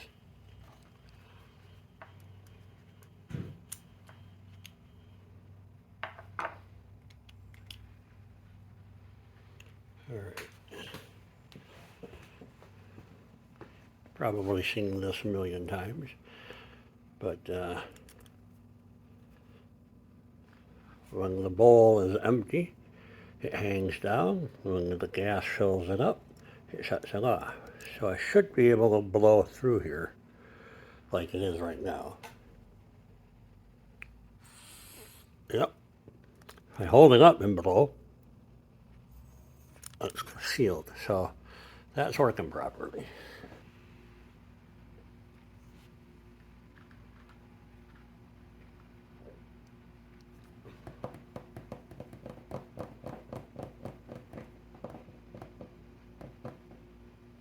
There's an order to these things, isn't there?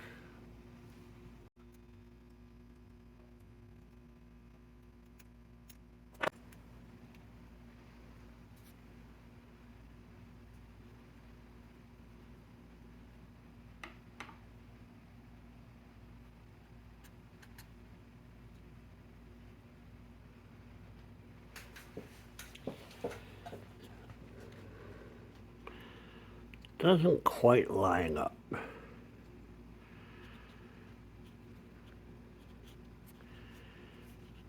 Shift it.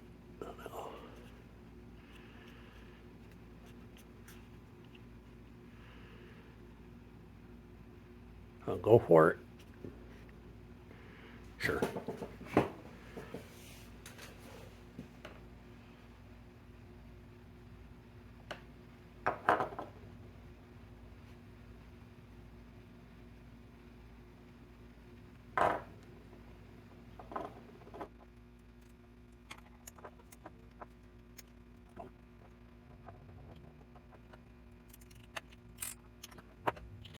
I just want to remember or refresh everybody's memory.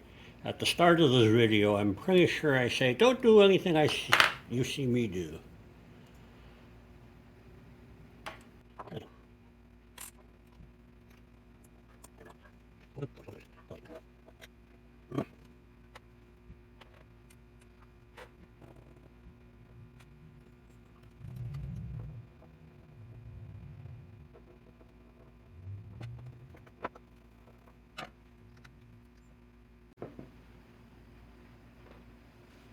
This is a filter.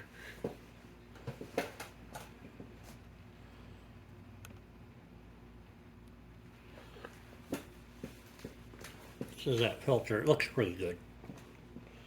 I'm going to just pop her right back in here. You don't know it until you know.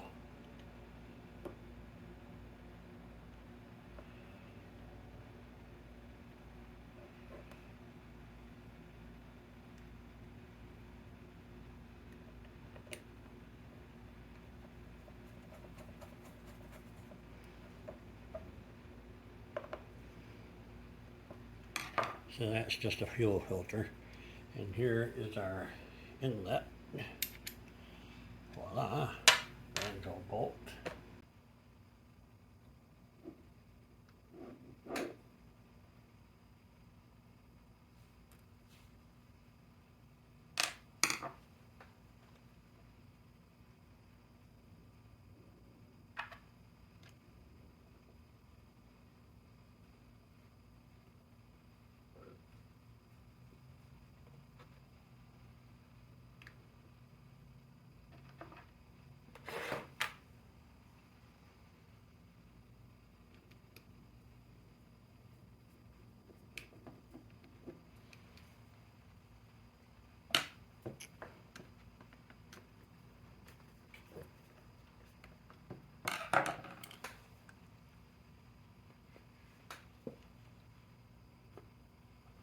All right. If I blow on here, it lets air through. If I turn it upside down and blow through here, I can't blow through it. So the flow is working the way it's supposed to work. Yeah, exciting television. All right, I still haven't cleaned out the jets here. These two guys. Mainly because I can't find my little piece of wire that I used to poke through. Trying to read what size that is.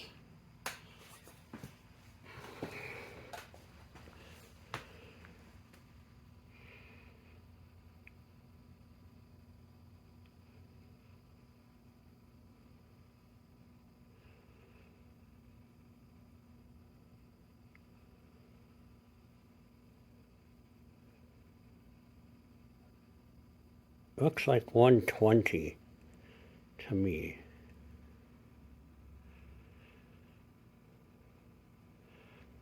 One, 2, 0. So that's a 120.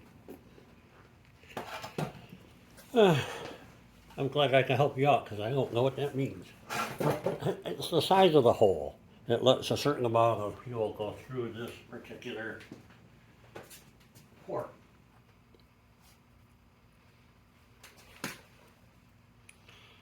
Flatten that wire out a little bit.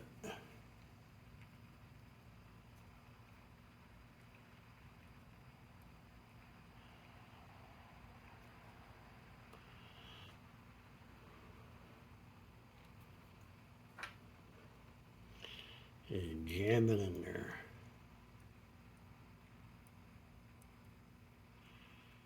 Oh yeah. The wire is way smaller than the hole, so I'm not damaging the hole. This is a brass thing.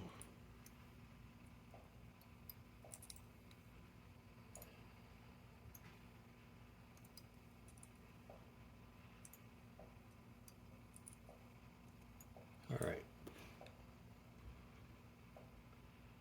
Still cannot see through there.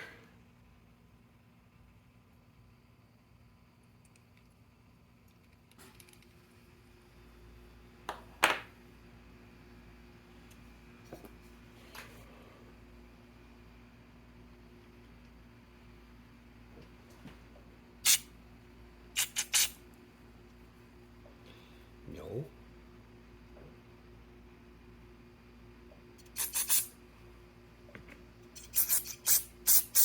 Ah, there it went.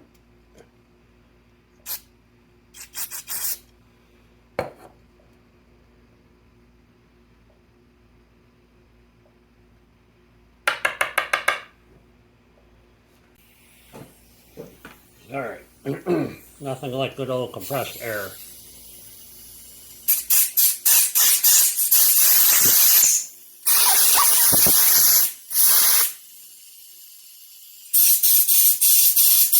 Oh yeah. It's good.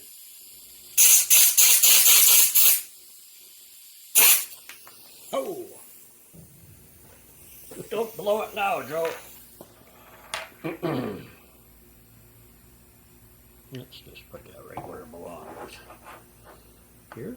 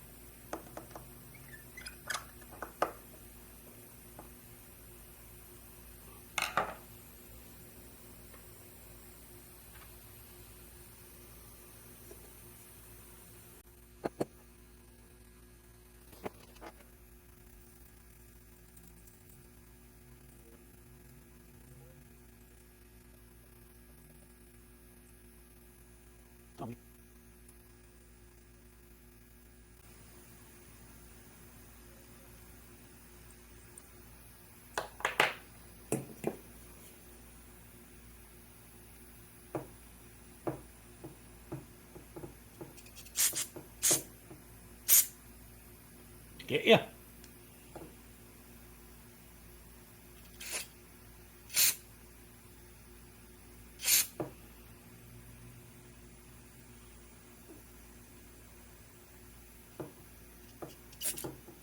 Oh yeah. Gunga.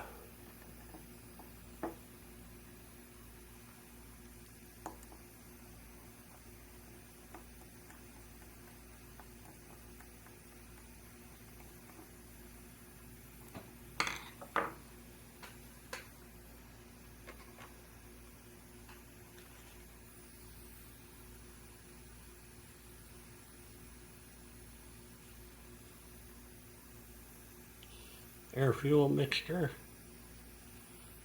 Don't know if it's high or low. It was 1/4 turn out from bottom.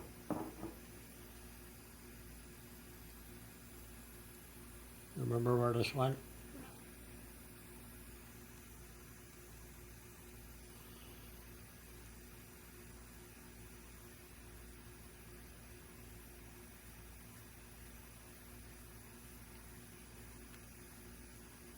bottom.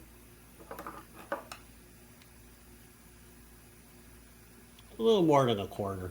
I'd probably go as your idle circuit. See, it jets out right here. So the more you back this out, the more idle gas it'll get. So, easy breezy.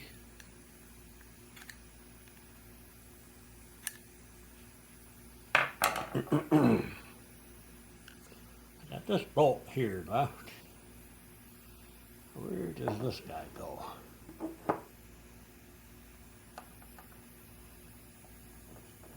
Yeah, I think he holds the I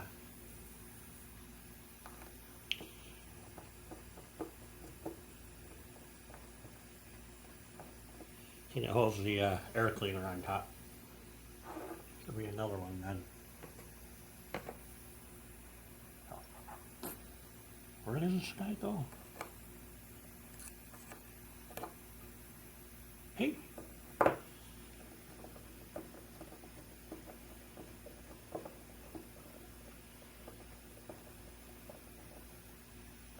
That's all the way down.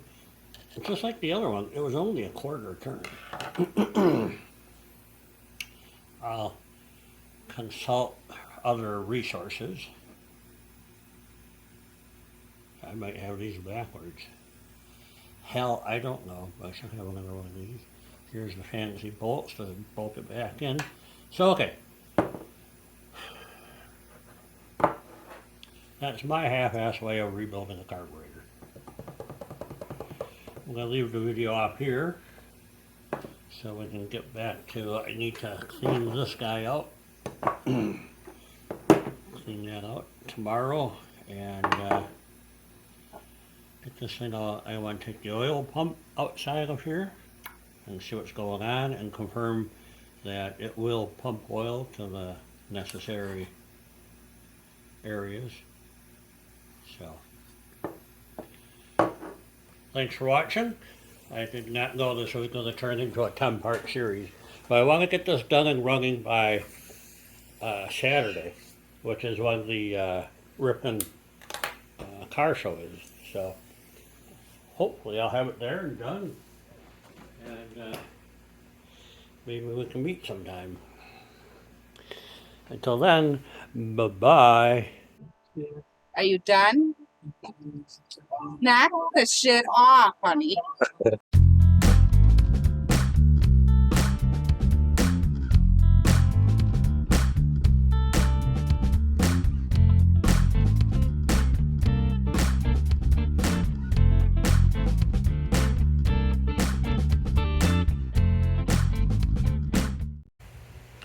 All right, welcome back to Jamming in There Repair. Working on the Vespa. My brother Dave came over. He helped me do the ground wire to the system here. There's this guy right here. We ran it through the chassis, went down underneath the frame, took out the brake pedal to snake it up through. Wire comes through here, you can see it right here. The green wire, junction is here, goes up, continues into the head. So we did some testing, seems to work alright. So got the ground wire done, which means I can now work on the gas tank, which I have sitting over here.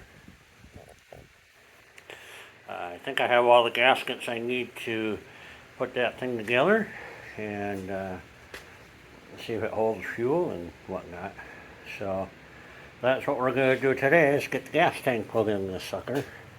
And then I'm trying to figure out some issues with the oil pump not pumping right. So we're going to address that later. But we're going to put some covers on here, because you have to actually put the covers on before you run hoses and whatnot. So let's get started on the gas tank.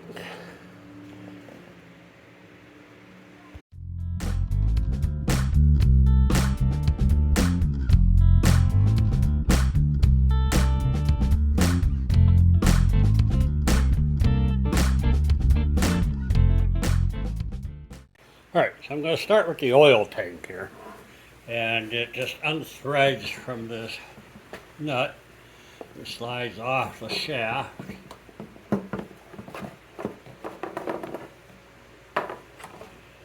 When I got this thing, this oil tank was full of really bad oil. And if you can look it down in here, you can kind of see the green slime still sitting in the bottom. But there's a nut. You see that blue thing right there? That's a nut. It looks like somebody put silicone or something on it. I'm going to try and grab that out of there. I don't know what's going on with that. Doesn't look right. A long reach needle goes here.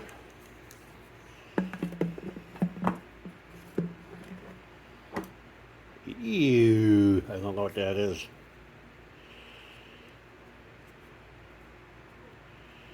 Some poor attempt at a gasket? I don't know. But here's my problem.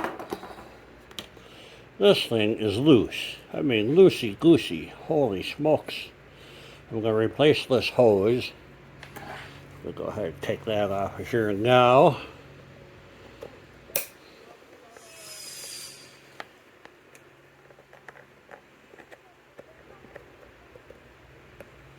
Come on, baby.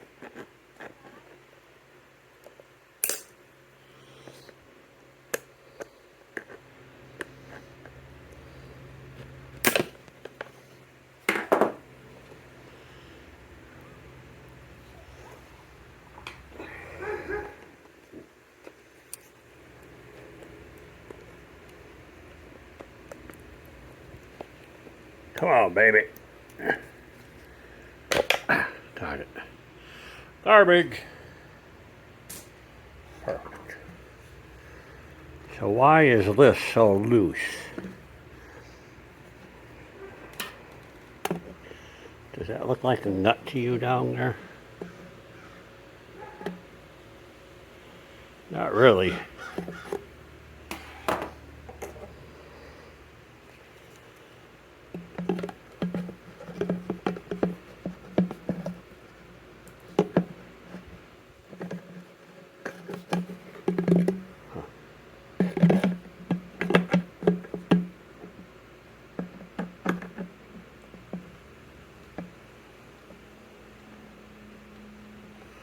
That seemed to tighten up. Okay.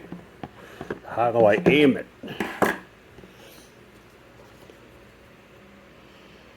What direction does this hose go? Dang it. Alright, so that's the front of the bike.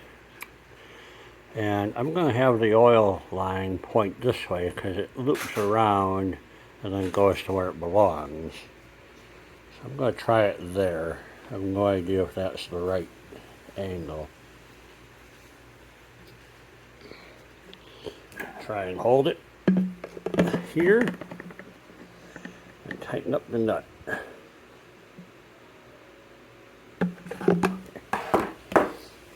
Okay, so that seems nice and tight.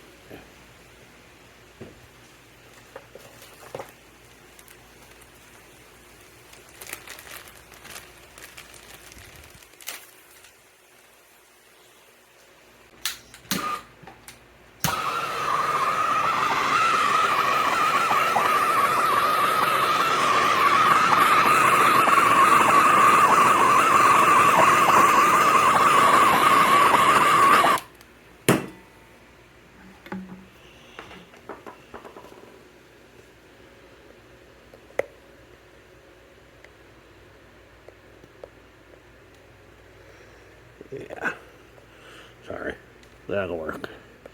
Just had to heat that hose up a little bit. So now I'm going to stick this in the scooter and see where the hose should really get pointed.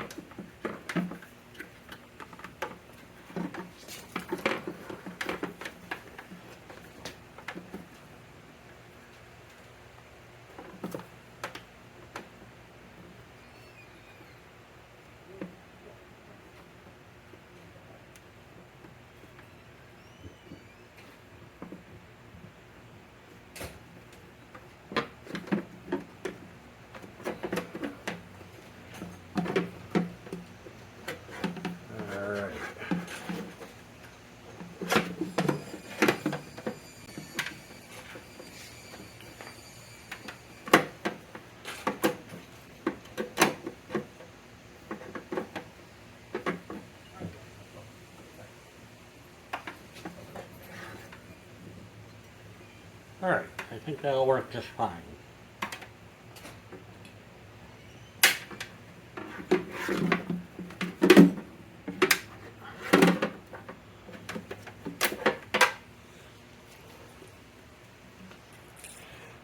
Keep this fitting pointed about like so.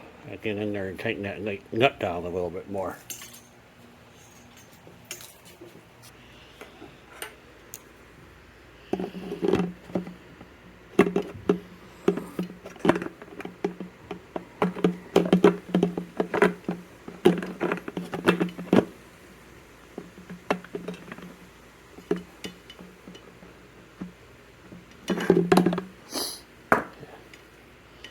Feels kind of tight.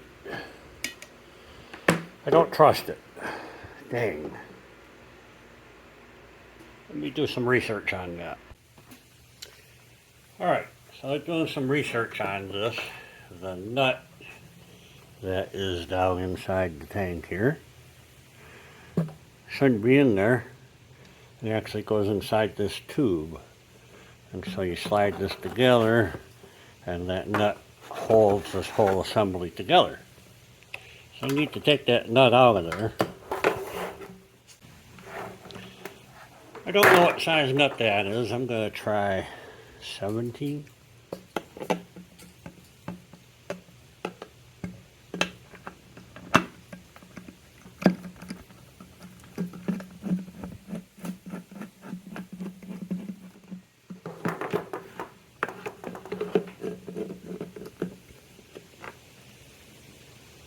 All right.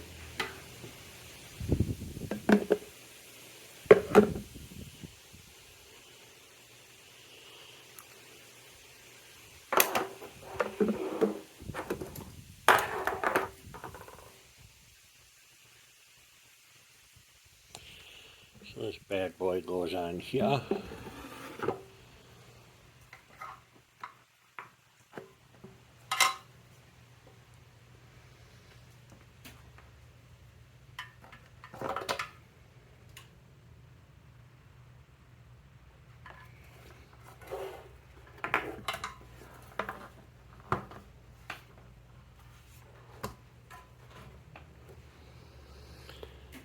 So who thinks I can just drop this nut down in there and have it land exactly where I need it? Ah. Okay.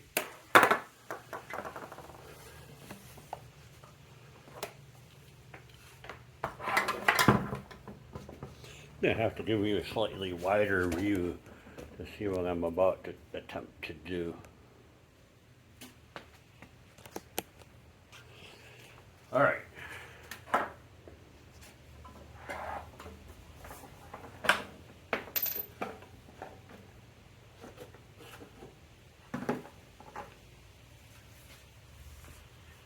going to drop the nut down in here. Get it to go right on the hole.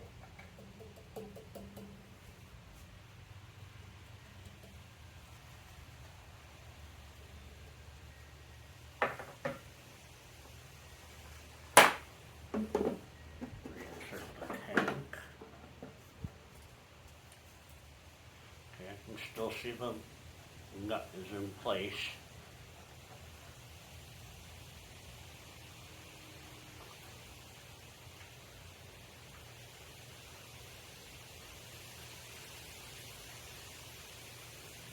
Got the filter through the nut. That seems okay. Now I can't see anything.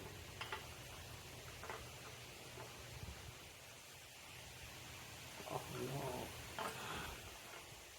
I don't have enough extensions.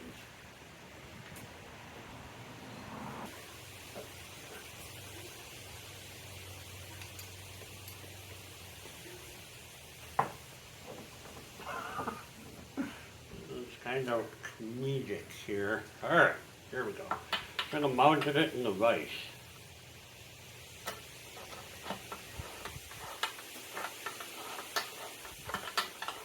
Feels like it's tightening. Yeah, you can see it turn. Sweet. Okay.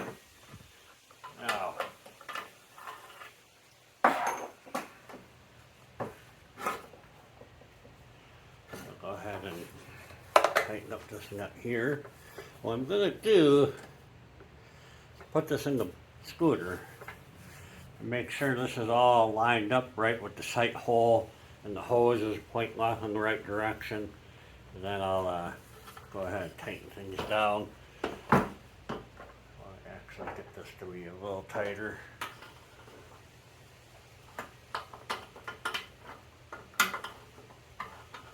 I think it points about there.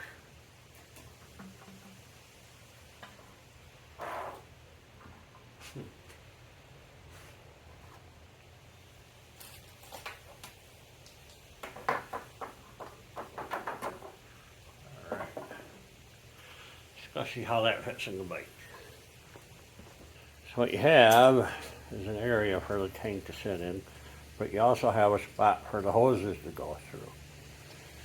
So on the front here, you have a hole for the oil level indicator, and you also have the fuel knob. I haven't even looked at that yet. But right now, I just want to see if the tank is aligned properly.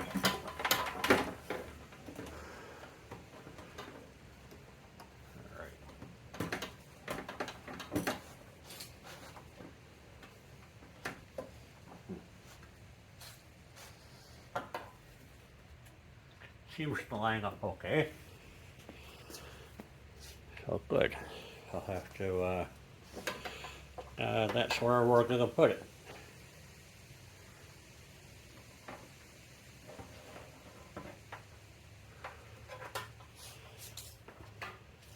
Now that I have that put back together, I'm going to have to tighten everything down, and I'm going to have to test it, see if anything leaks. So, tighten things down, point it that way.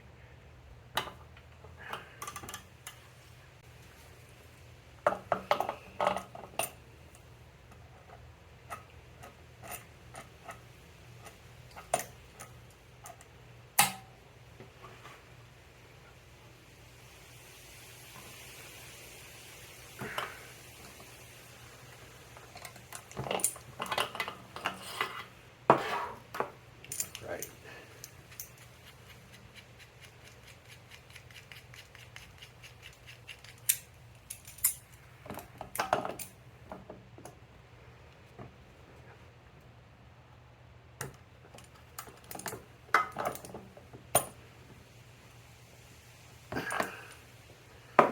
Like it.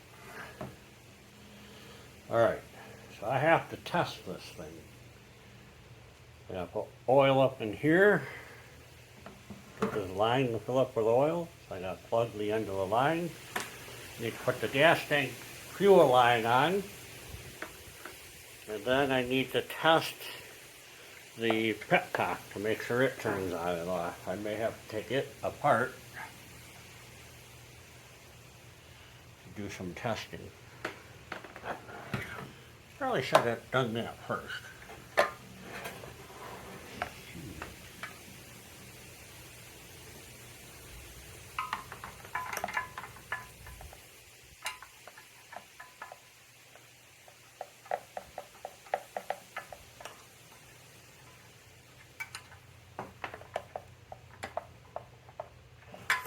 Okay, so the first thing I'm going to do, they say to warm this up in hot water. Yeah, I'm too lazy.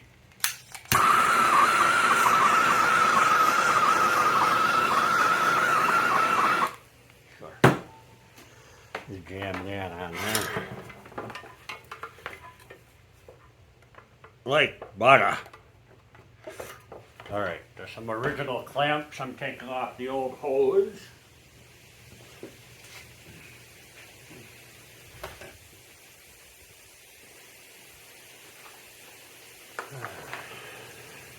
This is what was on there. Don't think it's going to work. I'll go find myself some hose clamps.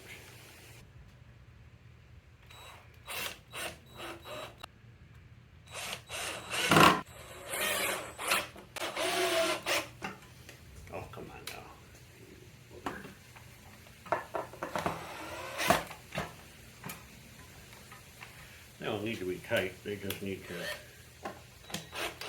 stop it from falling. Put it on this side for better entertainment value. All right.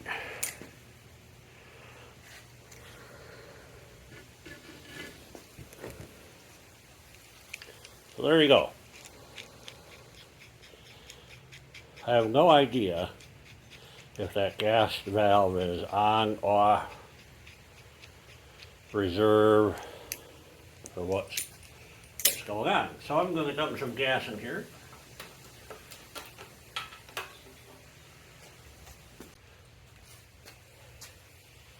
All right.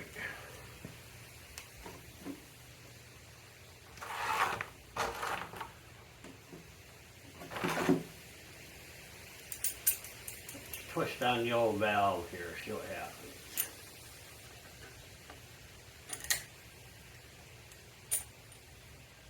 So straight up and down is off. All the way counterclockwise, I still have no fluid.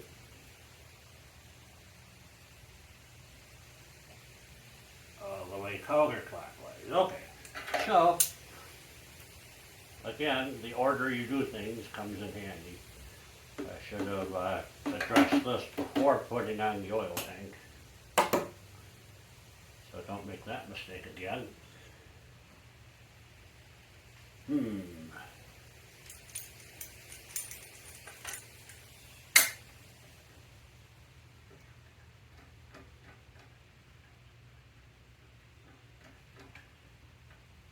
Bummer.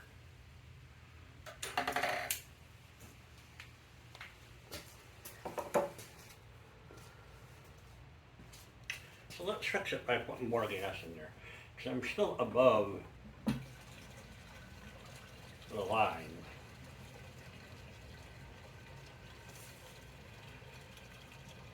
I mean, there it goes. All right, didn't have enough gas in there. All right.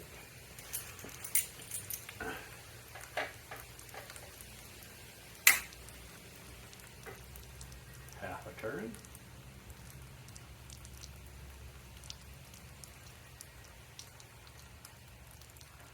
I'm going to have to recapture this, guys. Sorry.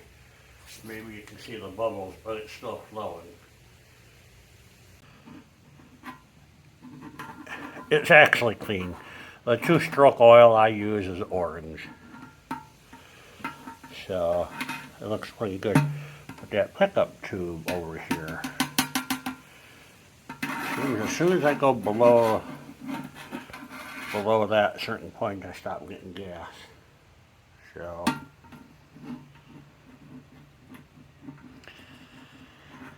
but now how do I empty this tank out? Dang it. Sorry, have a problem with the petcock here. It takes a special tool to get the nut off on the inside of the tank to remove this petcock. And I don't want to do it. So I'm going to just take out these two little screws, pull this out of here, and see if I can't just clean it out from one side without taking it all apart.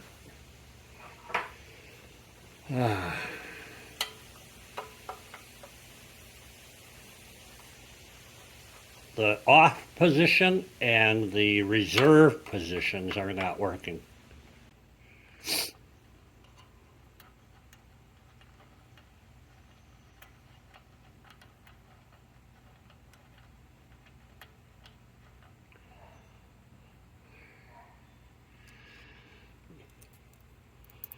All right, got the screw.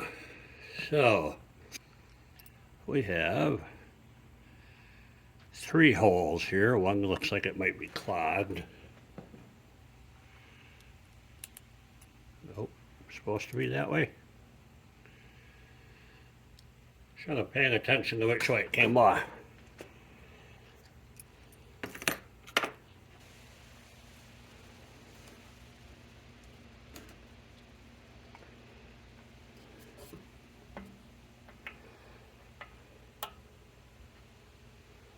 Come on, baby.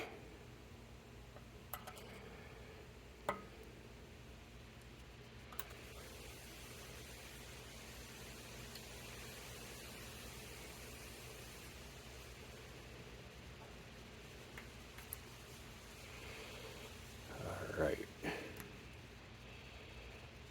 So I have a big hole at the top, smaller hole to the right.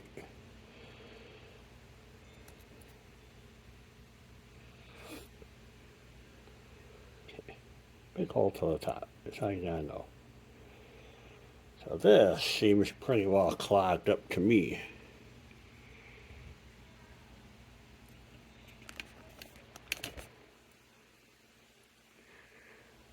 Right here.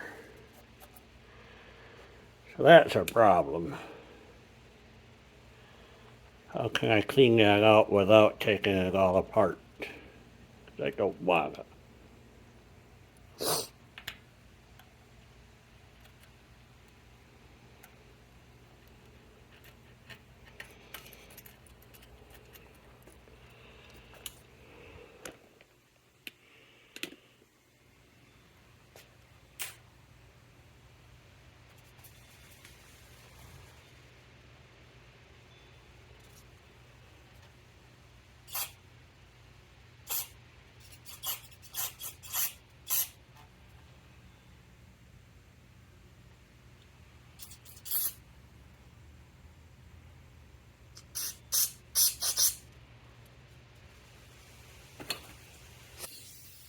All right, let's try blowing some air through this thing. Safety glasses on.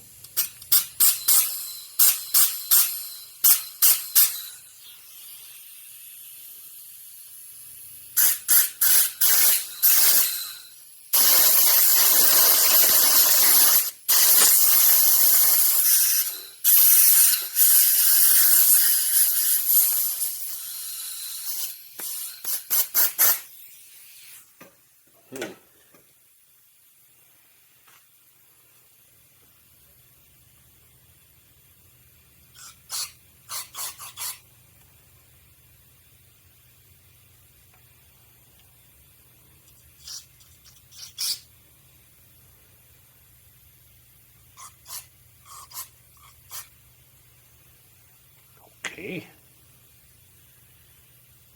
Not sure I'm doing any good here.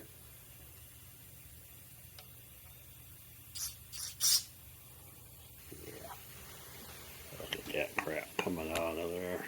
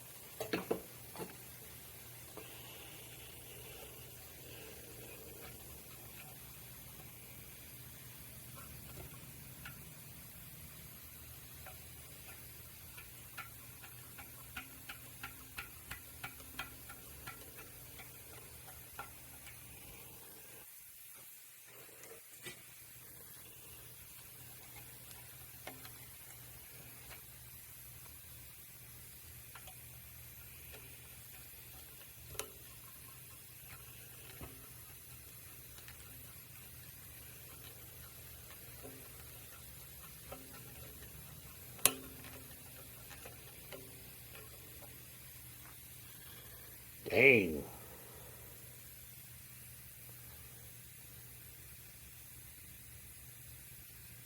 Again, I don't want to take this thing off of the tank. I don't have the tool.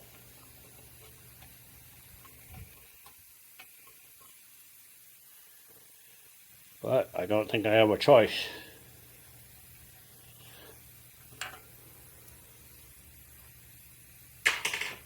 Darn it. I have to take it out. Darn it. First off, that copper line in here is broken. And it's about halfway down the tank. And that's the vent line And if the vent line is below the fuel line, it's never going to work right. See the nut down in there? I got to take that nut off, and there's a special claw tool you can use to get that nut off. But I think I'm going to end up replacing the whole assembly because it's just clogged up beyond belief. So that's going to be a delay. That's a bummer. Kind of jumping all over the place on this video, on this motorcycle. So, we'll go back to the electrical. I did order the fuel petcock for the gas tank. Should be here in a few days. So that kind of stalled out the entire build here. Now, I mentioned earlier that we have a new green ground wire going through our system here, but my brother Dave helped me put that together. I appreciate it. Thank you, Dave. What we have left here is a frayed purple wire that was just barely hanging on by a thread. So I bought one of these over at Ace Hardware. You have to look down the nut and bolt aisle to find these, and this particular one is in the high heat bin, and then you get the right size. So let's go ahead and get that all crimped together. It almost feels like it's a stainless steel, not a copper, so I'm not sure how this is going to crimp.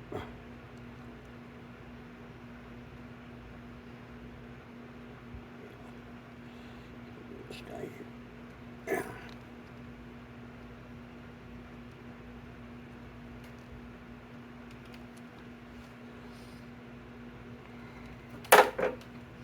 That feels all right.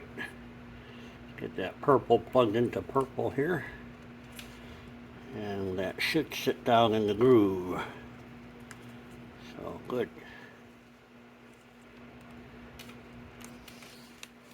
Now then, I'm going to go ahead and run this ground wire right through the middle.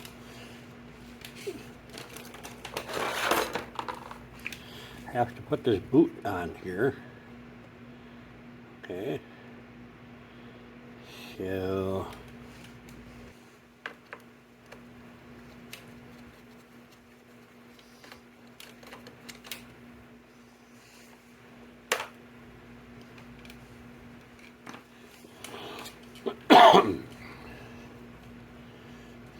so I need to close this.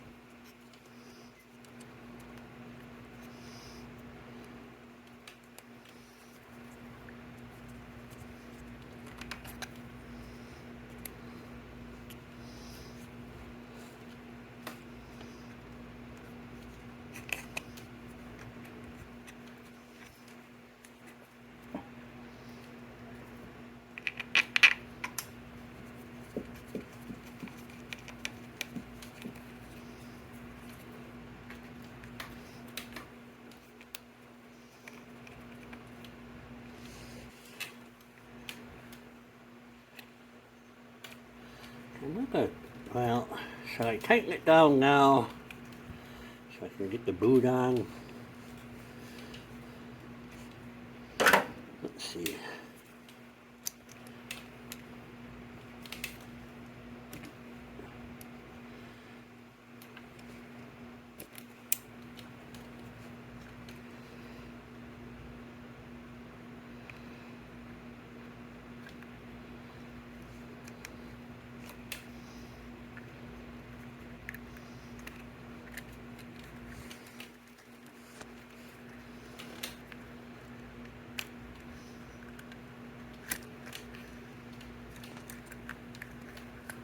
Sorry, I keep bumping you.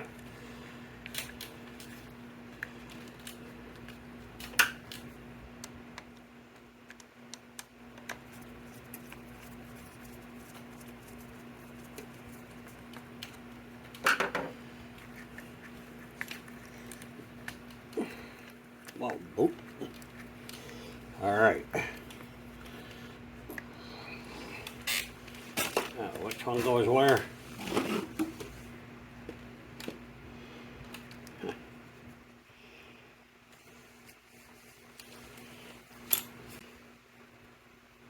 Looks like white goes first.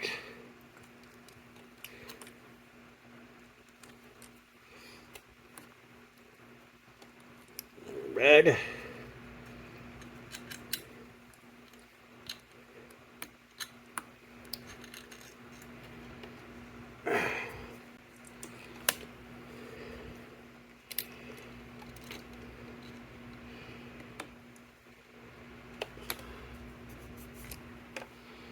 Green.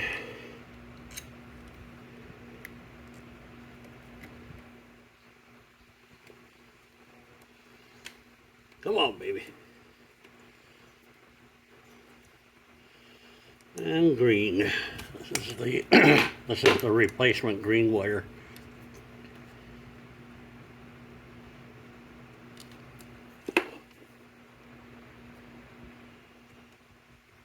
Come on, baby.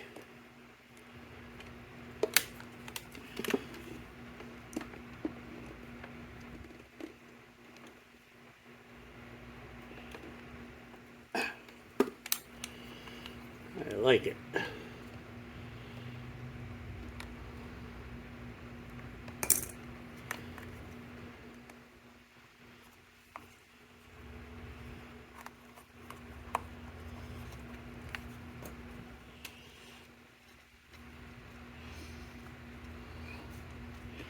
Just like that.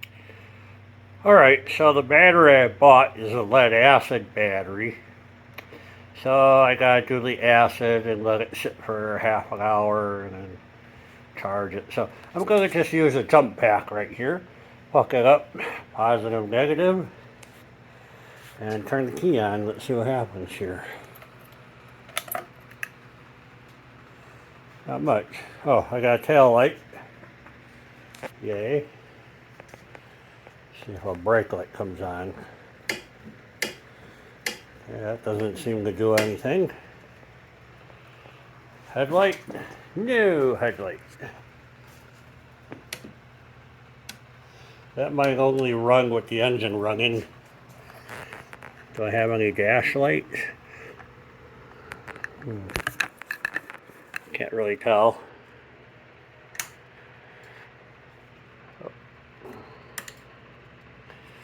One blink on of the flash. Oh yeah. That left. Left and right, that's good.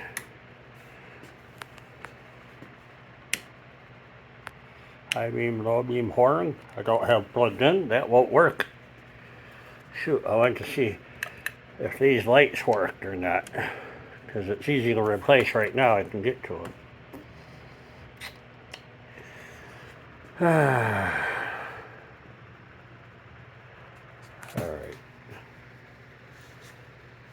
I'm gonna take them out, see what they look like, and make a decision. Alright, I took the light bulbs out from inside there, they look okay. I'm gonna take a chance and say that they're probably fine. I'm gonna go ahead and reassemble this front end. But I am out of time. It is almost 9 o'clock on Tuesday evening, and you guys want this tomorrow morning. So I need to spend about 4 or 5 hours editing this thing together. It's such a jumbled up, mixed up series of videos though. So this is pretty much wrapped up here except for a few screws. Fixing that ground wire. I have to put oil in it, a cover on it. Just a lot of fiddly little stuff that I'm probably going to just do off camera. I need to wait for the gasket kit for the air cleaner and get my battery charged up. So we're getting close to seeing if we can get this thing to spark and give us a little run time. The hold up is that doggone gas tank right there. So, alright, I'm going to end the video here. thanks for watching. Hit subscribe. We got a few more things to do on this Vespa, and this is just an unorganized mess. But it's all just a lot of fiddly little stuff. I want to have this thing running by next weekend, if at all possible. So next week's video is going to be the first ride. That's the plan anyhow. So thanks for watching. Subscribe, like, dislike, leave a comment. Tell me what I did wrong. I appreciate everything you guys do for me. 2% of the people watching this video are subscribers. I encourage you to get that up a little bit and then subscribe. Thank you. Bye-bye. Are you done? Knock the shit off, honey.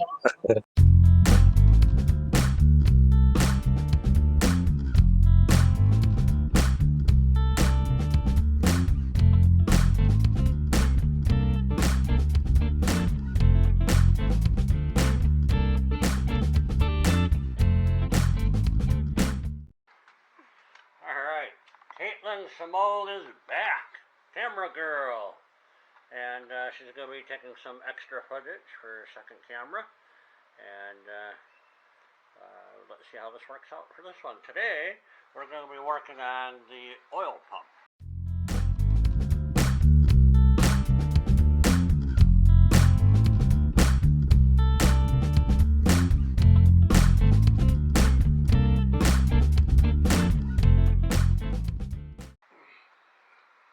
Here's the oil pump.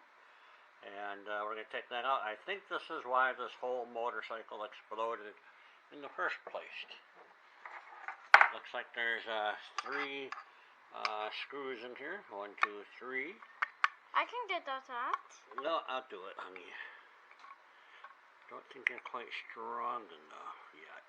Wait a minute, do I talk? You can make important comments if you need to. Okay. Are you pointing at what I'm working on?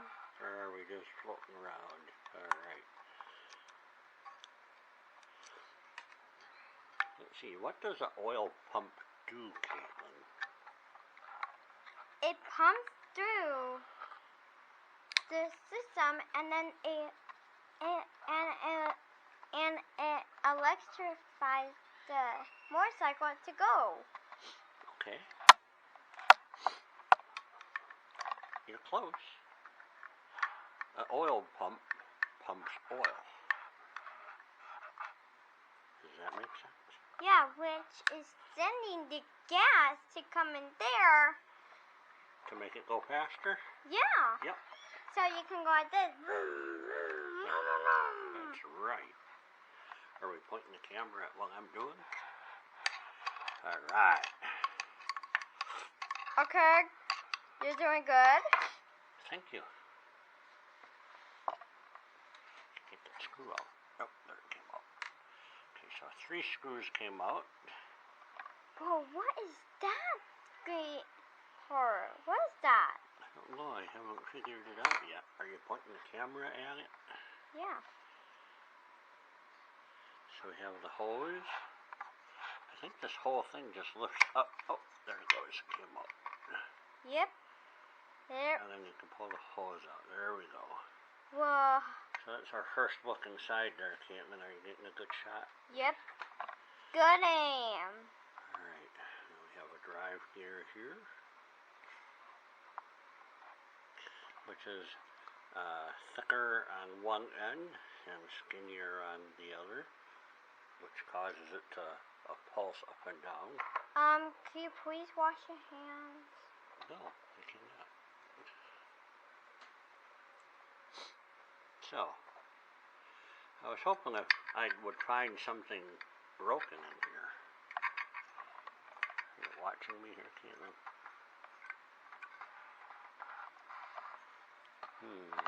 Bummer. Ah. What do we have here? Rust. Ugh. No, I think that's grease. Ew, don't point at me. Here it comes. Alright. I won't. If that gets on my shirt, I'll be totally mad. Mad, mad, mad. So my grandpa is washing that. Yeah. Getting all the grease out of there. Yeah, that's totally icky. Put some more grease back in there, though. Some Yeah. blue grease. So, yeah. Wait a minute, I'm allowed to talk through the video? Are you getting the picture? Yeah. Well, you can talk a little bit. Does that look like it's going to work? Wait a minute, hold up. Let me try it. Okay. Okay.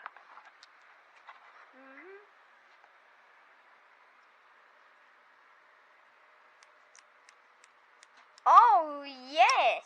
You think it'll work? All right.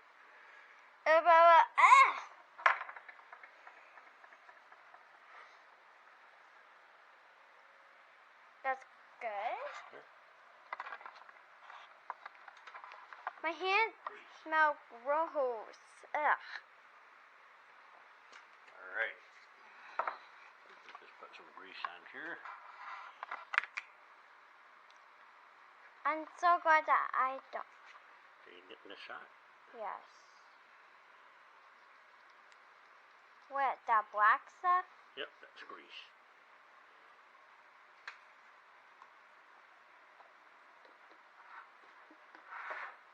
It smells horrible. All right.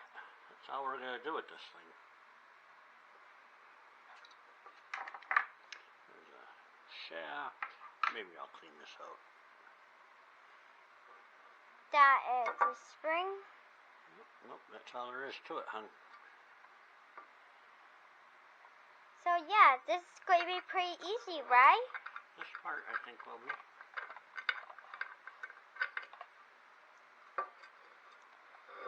5 minutes left. Oh, you have 6 minutes. Are you getting the shot, Caitlin? Yep. Totally. You like me and my camera, girl? Yeah. This camera, being a camera girl, is not bad. Hey. Wait a minute. The blue light is blinking. What does that I mean? think it means you're recording.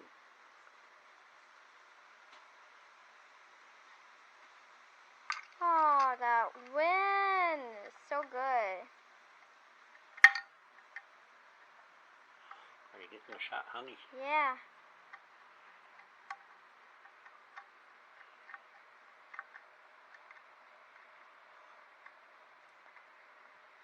Six minutes. 7 minutes. Screw it, you're not going in. Oh, I am strong.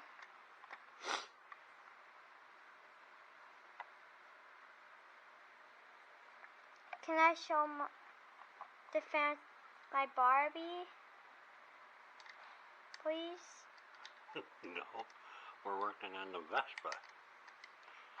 Alright. No Barbie time here. You getting the shot? Yeah. Can you see the screw going in? Yeah. I kind of want to ride my bike right now, but I can't. Not quite yet. Sounds like you're bored. Yes. So. Okay, let me finish screwing this in, and then you can go ride your bike. I'm not coming with you.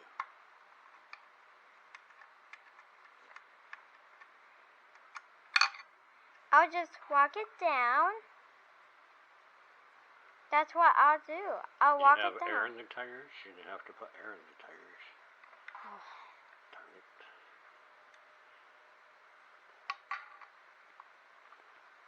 8 minutes. You have 8 minutes. Oh. Well, that's back in there. Let's see if it pumps. Yeah, we need the pump. Pump it up. Pump it, pump it, pump it up. Do I just go over there? No. Can I do it? Stand in front of the other camera, hug. Right here, this guy's got to see me. Alright. Got the shaft out of the bike. Goes in the pump here. And it should. Fingers crossed. Fingers crossed, everyone. I hope that this works, right? This does not feel right. Yeah. What's going on? I don't know what's going on, kiddo. I'm going to take it back apart. Oh, but you just worked on that. I know. I didn't do it right, apparently. Oh, maybe I need to do this. That's what my problem is. My linkage got jammed. Look, I can't go. Needs to take a break. Can I take a break? You can take a break. Oh, good. Thanks. Alright. There we go. And I'm going to take a break. Can I? Yes, go. Don't let me stop you.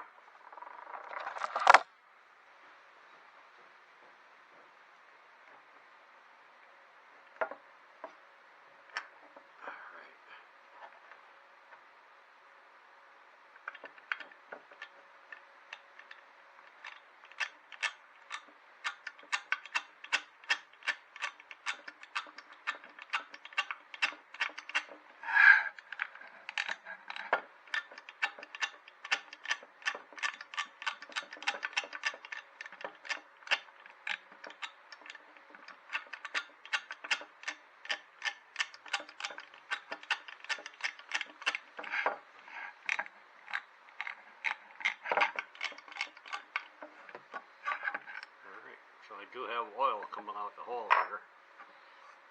Not as much as I was hoping for.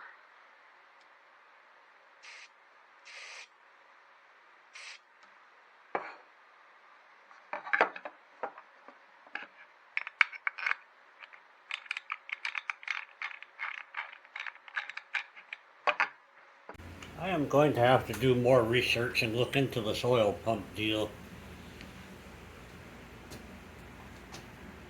I only have one bad idea left.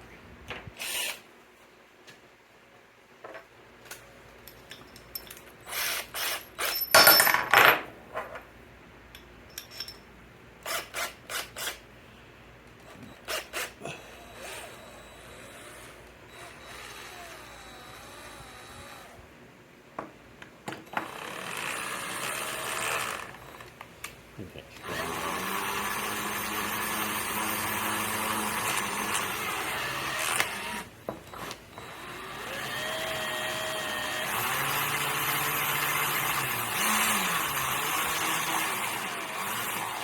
I'm getting oil.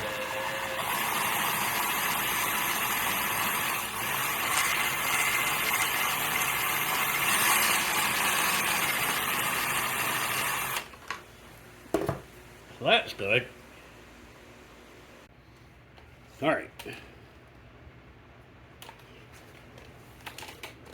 Put the gasket back in there.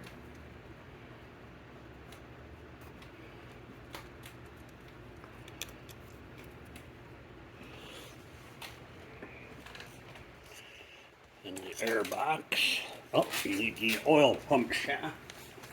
Don't forget that. The oil pump shaft in here.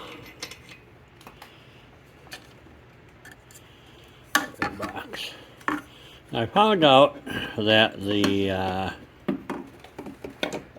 oil pump is connected to the carburetor, and when I tested the oil pump earlier, it did work properly.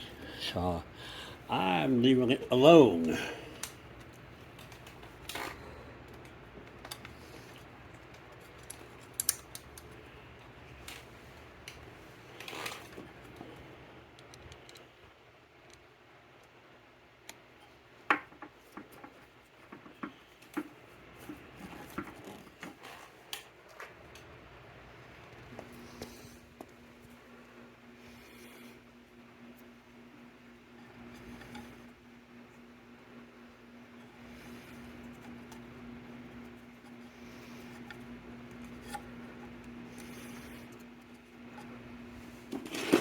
that'll work.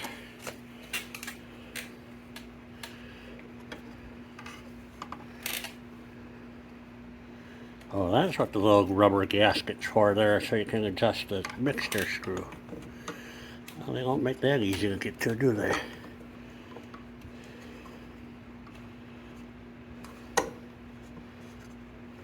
Okay.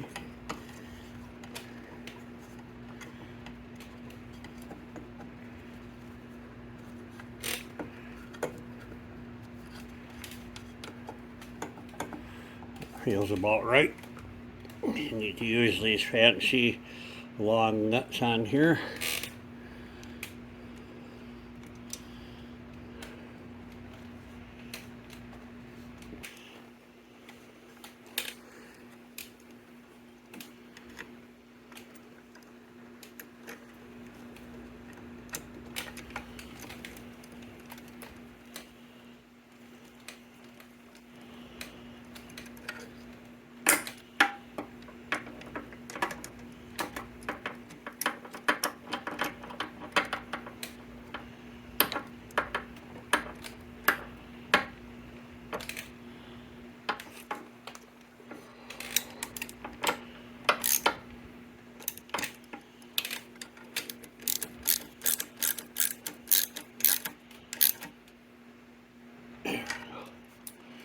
Alright, so we got that installed. Okay, so this is the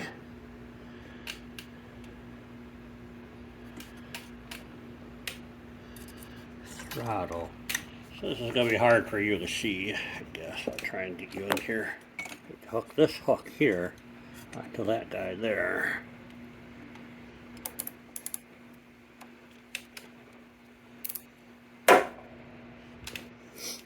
That hook onto this lever.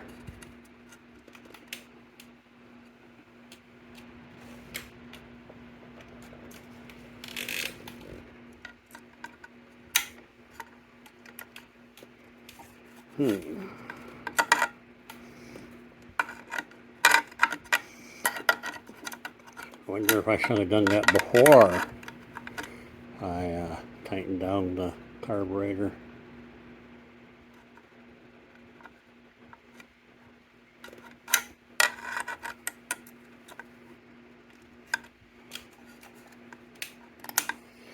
Yep. It's the order of things, I'm telling you.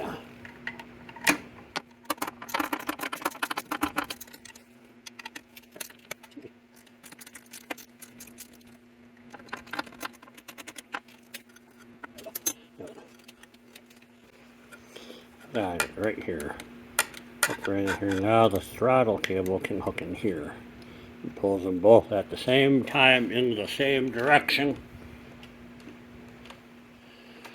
Go ahead and jam that in there.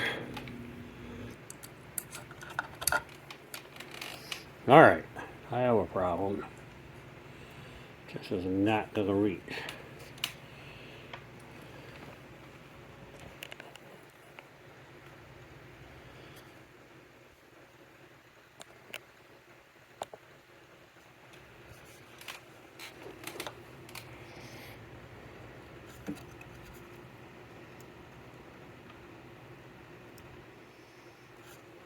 Well, what the hell?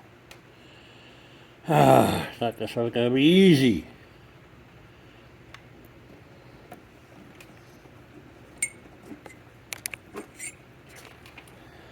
Boy, I am hitting one dead end after another tonight. I'm telling you. Don't even know if I can put together a complete, comprehensive video about any damn thing. It's pretty bad.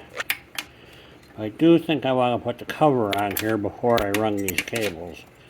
Otherwise I'm going to have a problem getting the cover on. So let's see if we can just do that task without running into another issue here.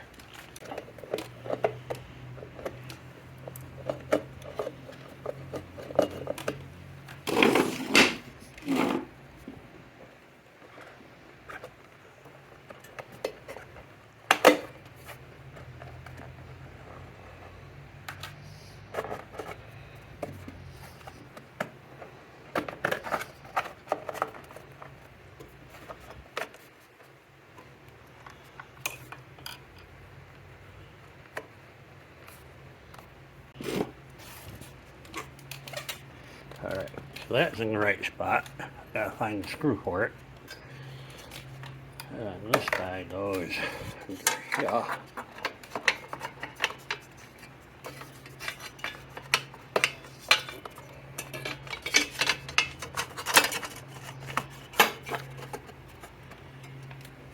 I do not know where the screws are for that.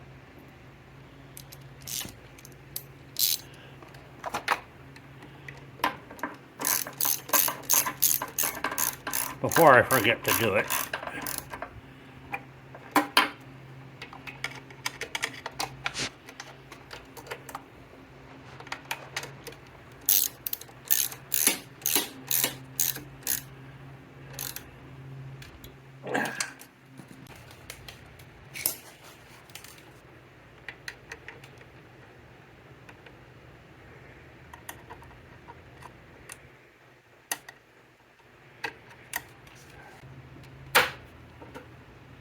Alright, choke seems to work alright. Good. I bought a new gasket kit for the airbox, so that's coming. I just gotta figure out why I'm coming up so short with the throttle cable. I mean, it's just way off by a good half an inch.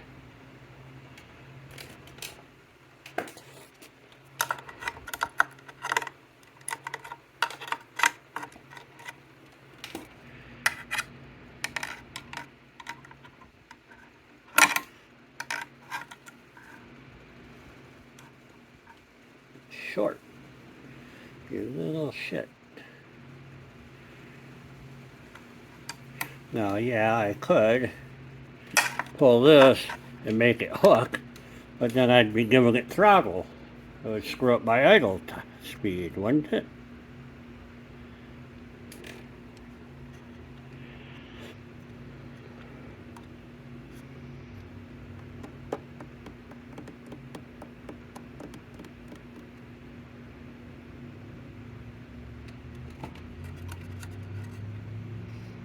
That's a lot of throttle.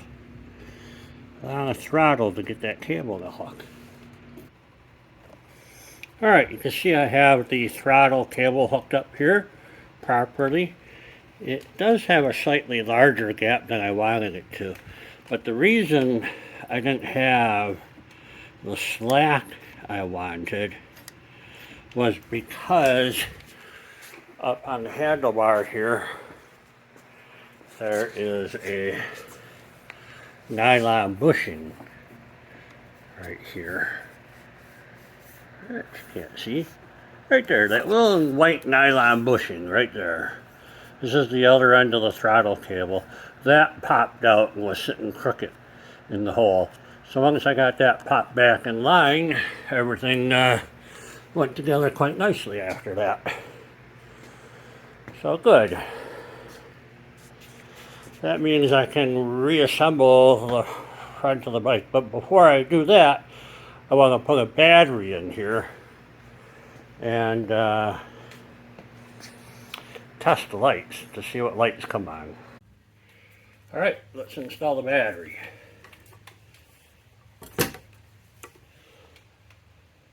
Okay. Plus, minus, like so. Terminals out, I would say so. Why not?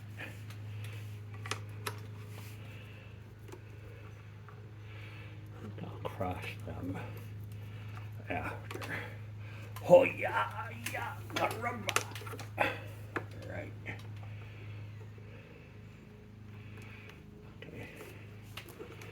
That clearly just goes to ground.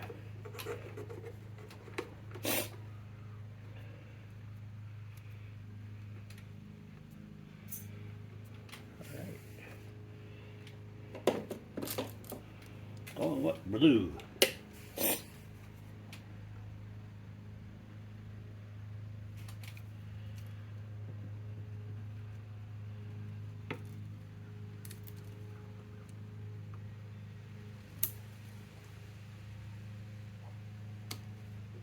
I like to try to get a second bite on that. That'll work.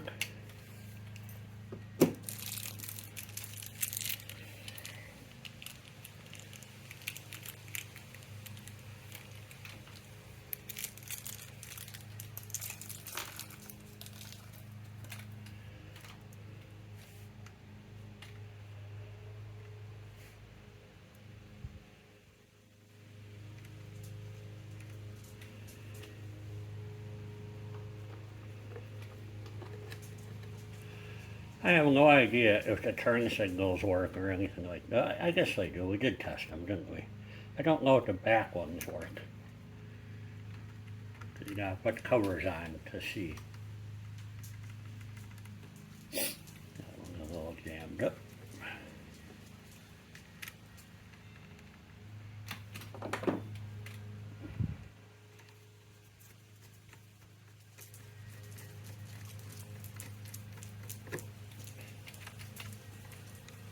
I have not put this battery on the charger.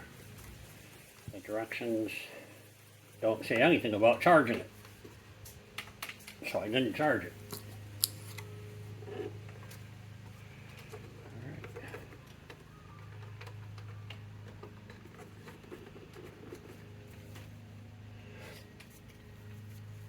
Not gonna put the spare tire on yet. I want to verify all this stuff works. Let's see what happens here. Turn the key on. A green neutral light, so that means the neutral safety is working. I can button that up. Cool. I have a brake light, but I think that's because the side covers on either side are off, which means there's no turn signals, so you get a bright brake light. So, all right. Everybody's gotta push the horn. Got nothing on the horn. I got nothing on the headlight either. So, we're gonna leave the headlight on low, and we are running all the turns blink. So, all right, call it in the wind, turn it off. So now I'm gonna put the head together. All right, I've decided not to put the bike back together. Scooter says it's time to wrap things up. I have some loose ends I need to tie up on the engine and the battery side, and some wiring I need to do. And you can't tell if this headlight works unless the engine is running. So I want to get the engine running, but I can't do that until I do all this other crap. So I'm going to end the video here, and the next video I think we're going to be able to get this thing run. So thanks for watching. Hit the subscribe button, give me a thumbs up, thumbs down, leave a comment, let me know what you think. I really do appreciate it. And as usual, have a good day. Bye-bye.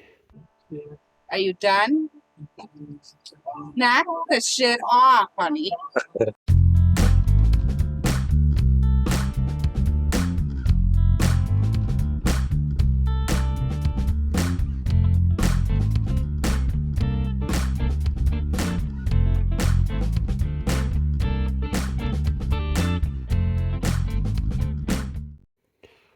Welcome back to Jamming in Their Repair. Episode 10 of the Vespa. And I am still waiting for the petcock for the gas tank. But I have a whole bunch of other things to button up on here. I have to put the front cover back on here. I have to bolt the head together. I need to put some more screws in these covers over here. I need to fix the ground. I need to install the battery. I need to remount the spare tire. I need to check over some electrical stuff. So it's going to be a bunch of fiddling around, and I certainly have to clean things up. Once I get all that stuff buttoned up, I'm going to try and start it. So it's just not quite ready to run right now. And that's what I want to do by the end of this video, get it running. I don't know if we'll be able to drive it because I won't have the gas tank. But I want to get it running and see if that oil pump works and whatnot. So enjoy.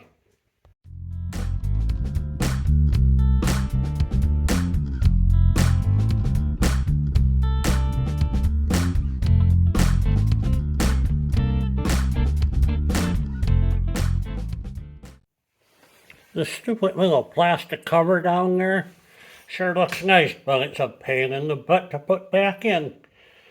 So, Just so you know.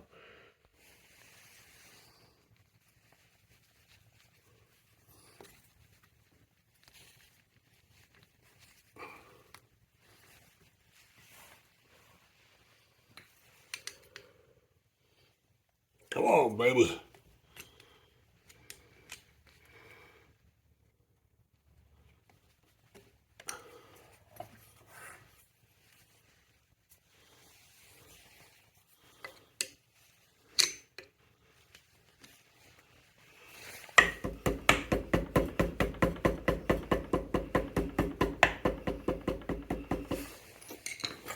Beautiful.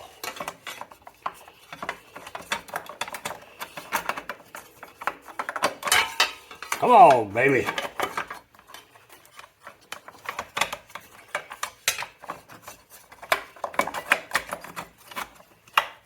Yeah.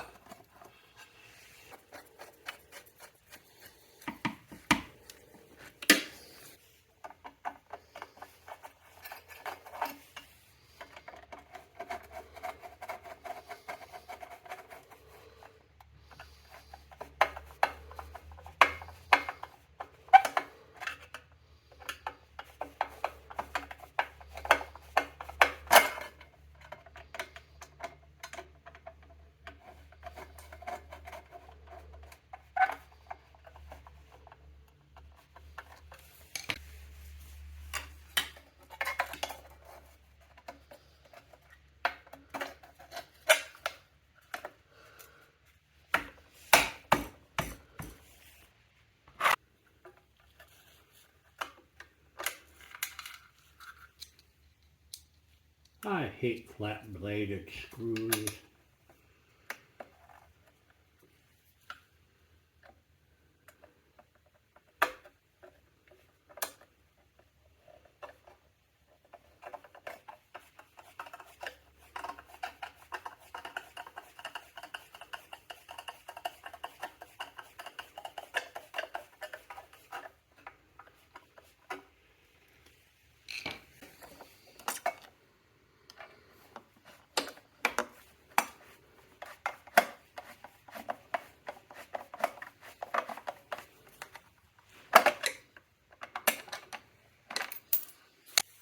This is the spark plug that came with the Vespa. This is the spark plug that I ordered from out of the Vespa book. This is supposed to be the right one. So you see how much longer the correct spark plug is. I don't remember the head being that deep, so that kind of worries me a little bit. So I'm gonna put it in and see what happens. Oh, actually, why don't we check for spark? Is everybody ready for a spark check? Okay, we are looking right there. Turn the key on. Here we go. Uh-oh. I hate it when they just won't sit where you want them to. Oh yeah. Hopefully you can see that.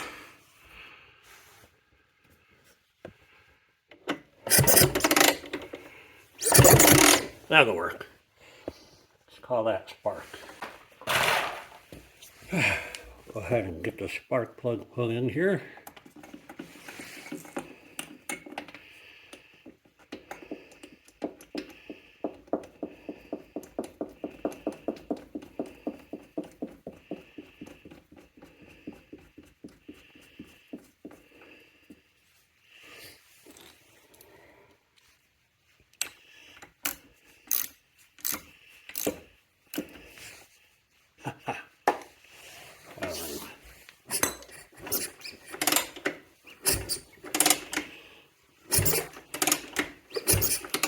Seems to have good compression. I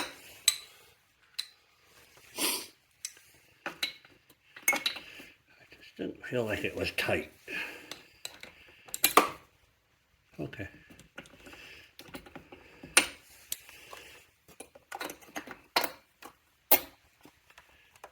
Sweet. All right.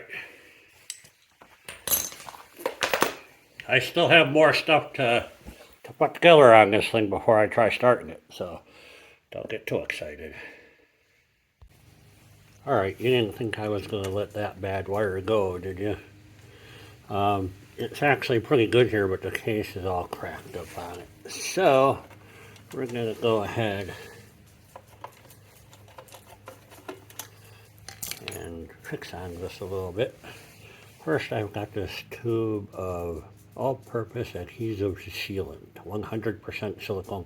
It's been laying around my garage for 10 years. I don't know. Just opened it today. I'm going to just squeeze some right in here. Let's see what happens with this stuff. There we go. There we go. Yeah. You know, it's a hole. Seal it up. Squeeze some behind it. All right. Beautiful. Next thing we're going to do is cut this end off of here.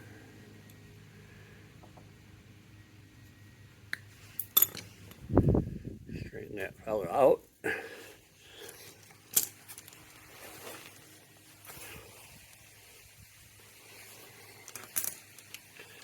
ahead and peel back a little bit of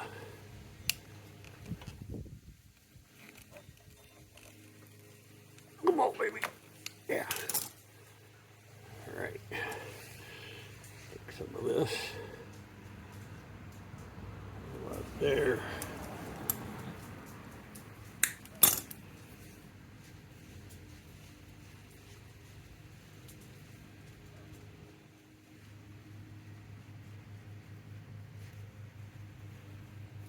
Come on, baby.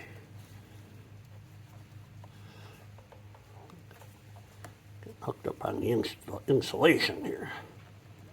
Trying to help you, damn it. Oh, man. Well, the problem is the wire's not wiry.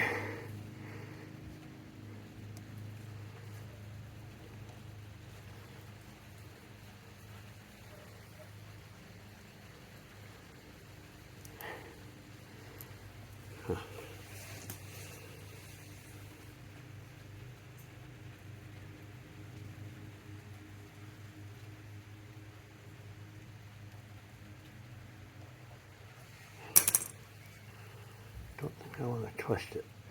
Right there.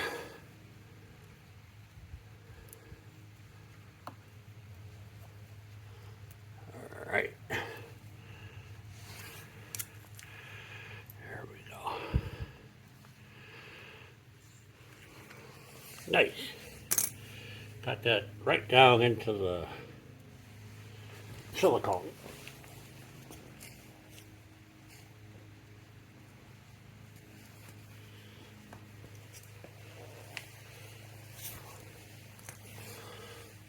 This is the only end that I have that might work with this, and it's way too big. So I think I'm going to try the old double it back trick. Slide this bad boy in there.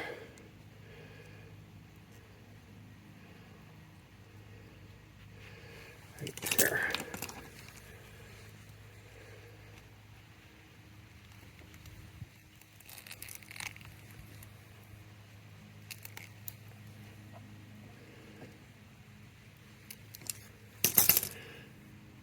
Okay, it's on there. Hook that sucker back up.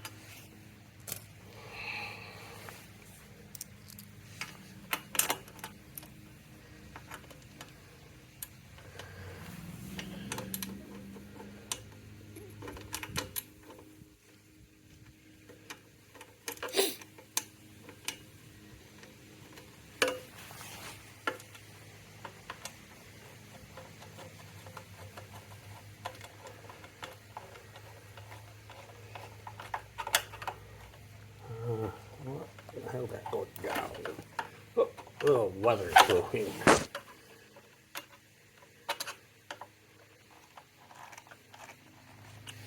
Beautiful, much better. Gotta put the rubber foot back on here. So, see, the hole is off center. So is the shaft here. So you gotta slide in like this somehow. But beyond that, I don't know.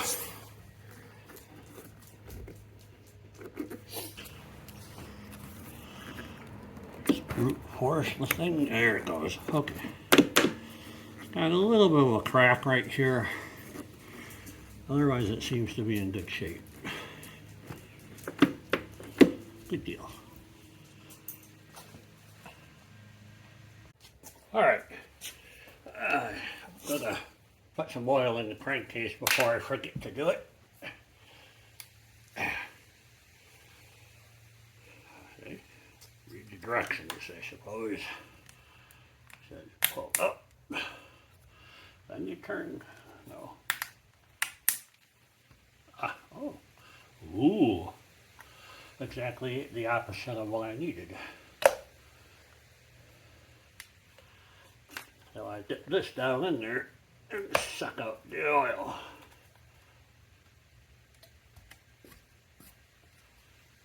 Huh, got nothing. Dang. Then I was going to take this and inject it right into the crankcase. All right. Yep.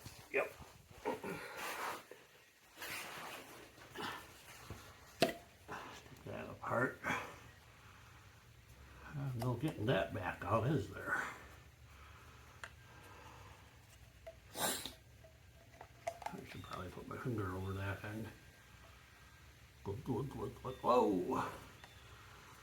All right.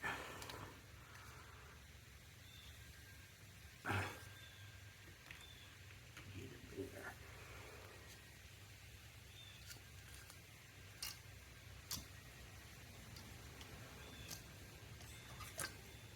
Dang. Thought that was going to be enough. Rinse and repeat. Whoa! Alright.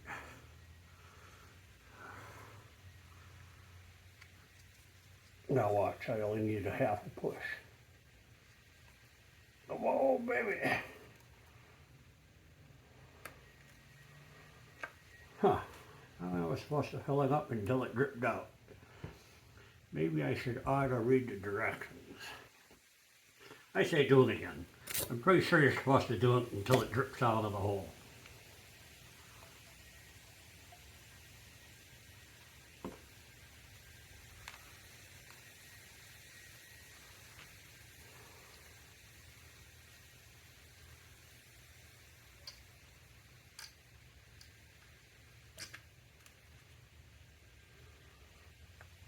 Come on, baby. Just double check the book and it says level 2 hole. So we're gonna keep squirting it in there.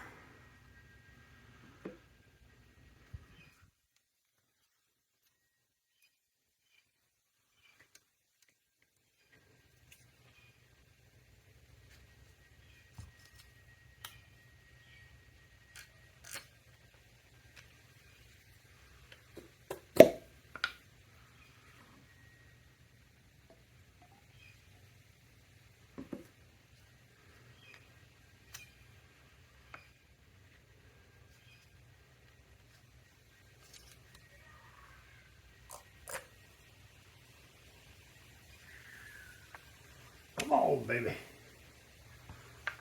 Rain coming out. Seems to be drizzling out. We have reached saturation.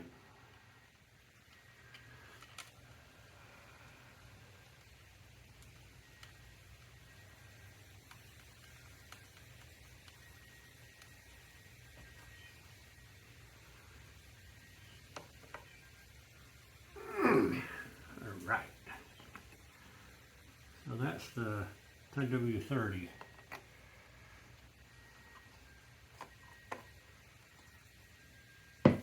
Good to know. Funnel will not work. Okay.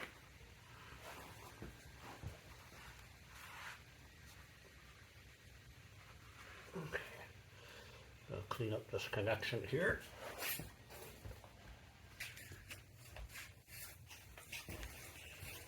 Alright, let's fix these things up. They're kind of loose. I don't trust them. They're all smashed to hell too.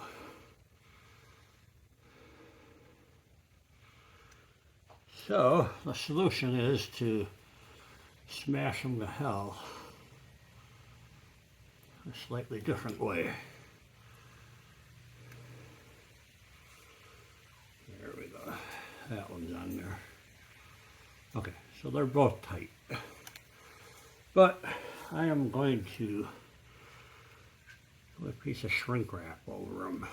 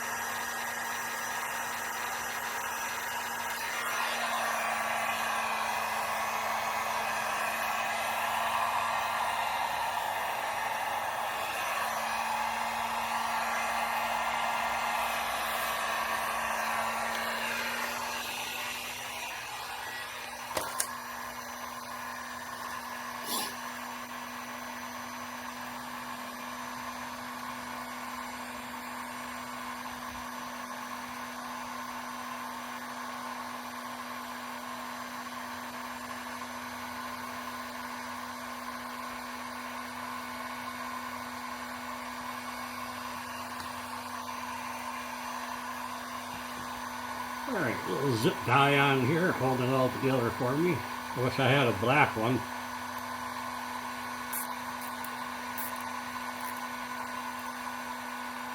I don't care.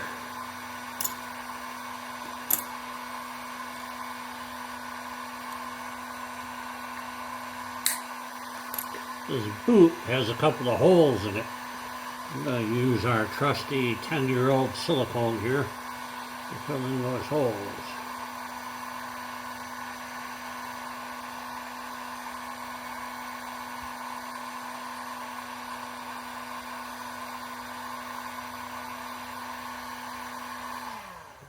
Oh, that's beautiful. All right, one neutral safety switch I'm not even sure works.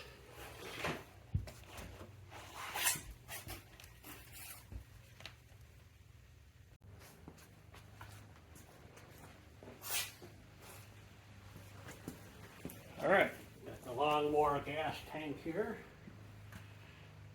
No fuel in that. That's a 32-to-1 mixture.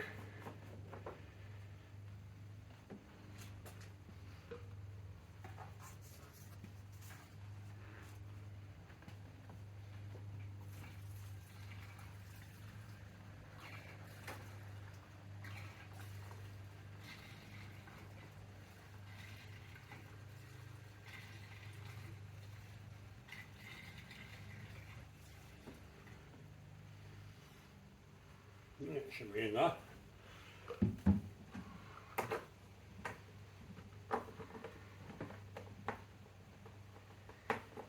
Come on, baby.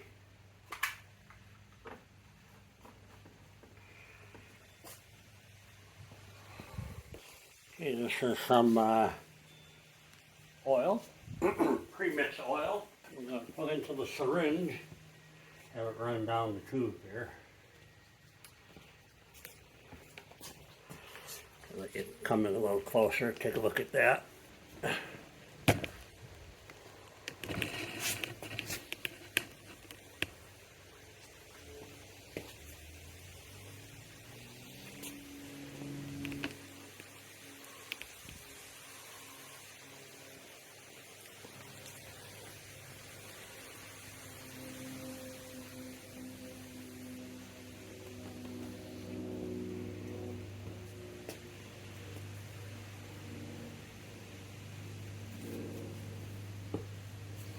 Now, this is kind of a loose fit. You can see the oil coming down here, I hope. Okay. I'll just pull this off of here. It should start flowing.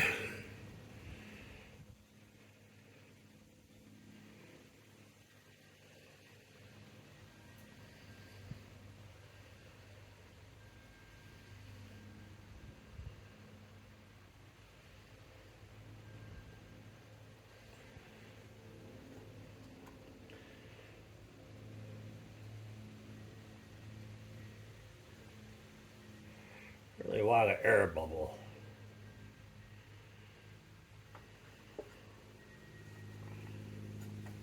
Alright, so leave it like that for now.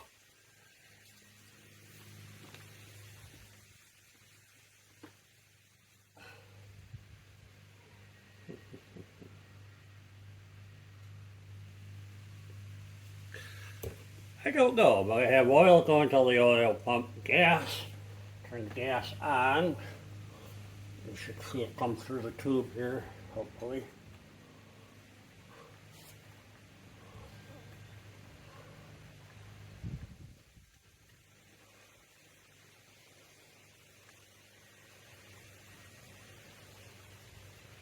Okay. So.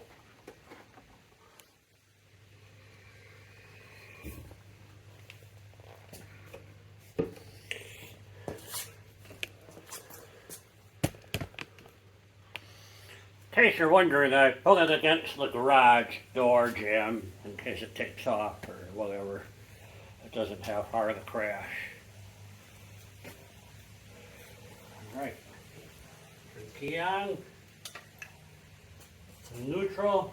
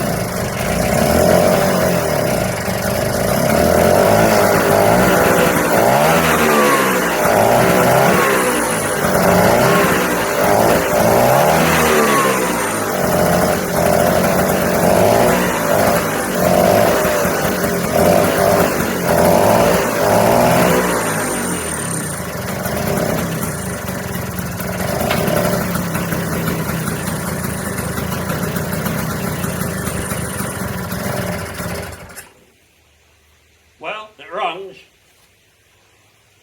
I think it needs a little adjustment in the carburetor area. That's all I wanted to see it to do for this show. That's where I'm going to wrap it up. I got the parts just came in for the gas tank and the oil tank. So we're going to go ahead and put those in the bike and hopefully get her tuned in. thanks for watching. Hit subscribe, hit the likes, give me a thumbs up, that's cool. Make a comment if you think I'm doing something really wrong. Talk to you later. Thank you. Bye-bye. Okay, took everything off. Let's just see if it starts with whatever's in the carburetor.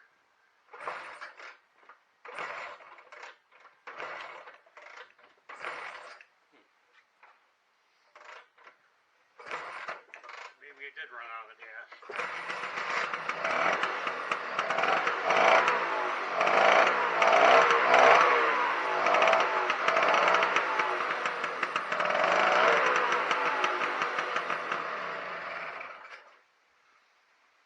So, something's not adjusted right. That only runs with the choke on. Alright, second camera. Are you done? Knock the shit off, honey.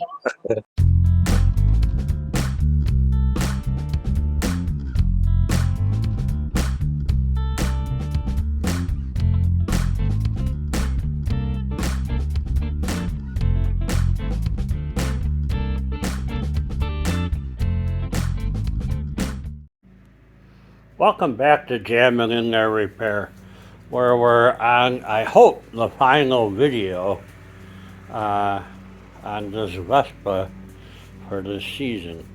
After this, I'm going to be parking it for the winter because I have other projects I want to do on the channel, and but I want to ride and drive this thing by the end of the video. There's my dog Lady. She's not doing so well these days.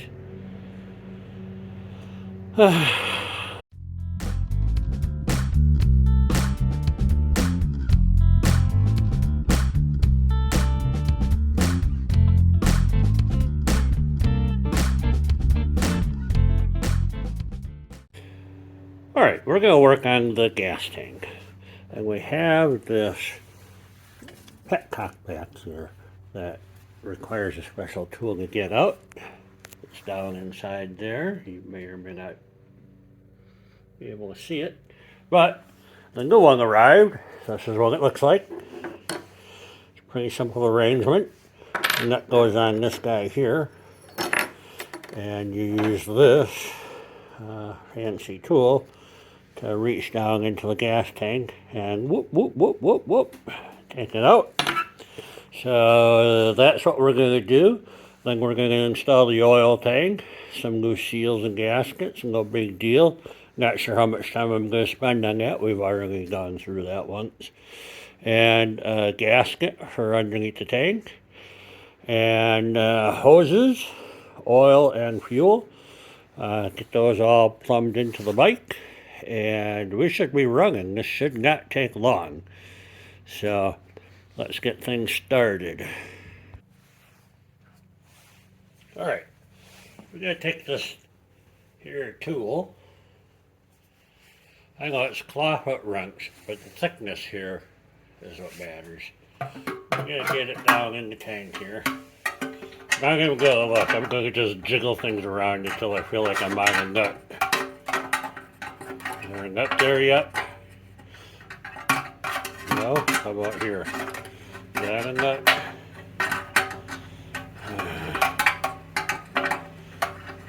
No? How about now? Well? Huh. Take a look. Straight back. I gotta go under and up. That's the secret. Nope. Nope. You got it. No, not there either. Well, why? You're a wrench. You're a nut. Get on the nut. Right there. There. Oh, nope. Nope. Nope. Don't tease me. Fine. Fine.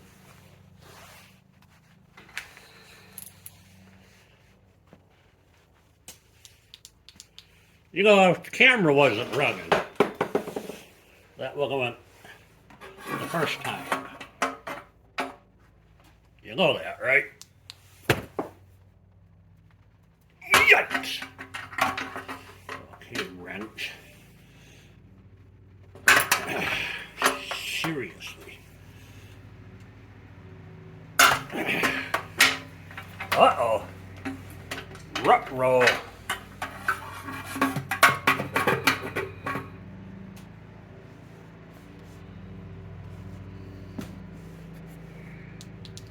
That thing is tight.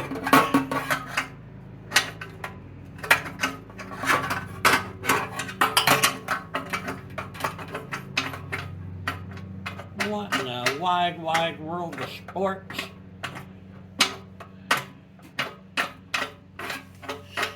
That's on the nut, and there's that much play, which means I just spread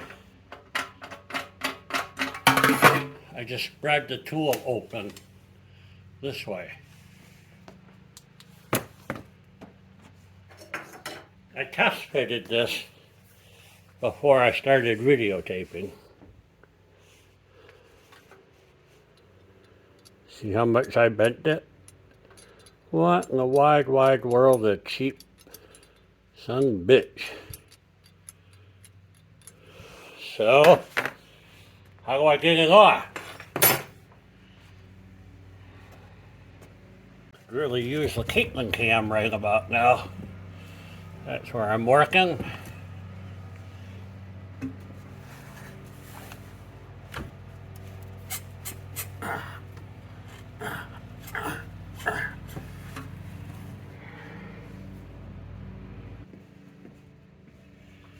I'm going to try and tap on this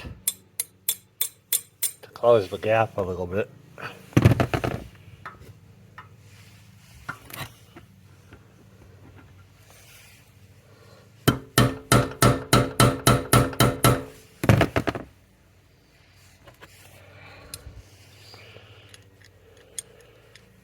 A couple more tappy taps.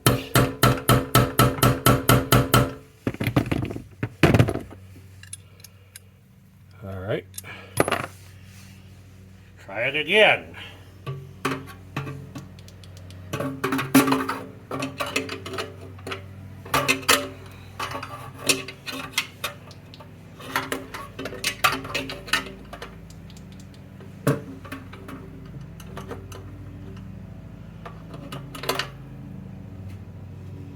All right.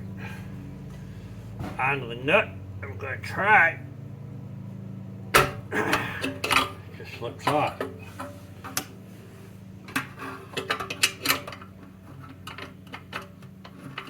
Shit. We're about to take an angle grinder to this thing. Yeah. I don't know if you saw any of that. So yeah, can't get this thing to come out. So that's what's inside, trying to get the nut off of here. And it is stuck.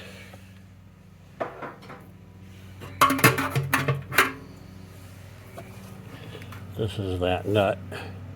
And after just twisting on it just a little bit, I've loosened it up again. This tool is garbage.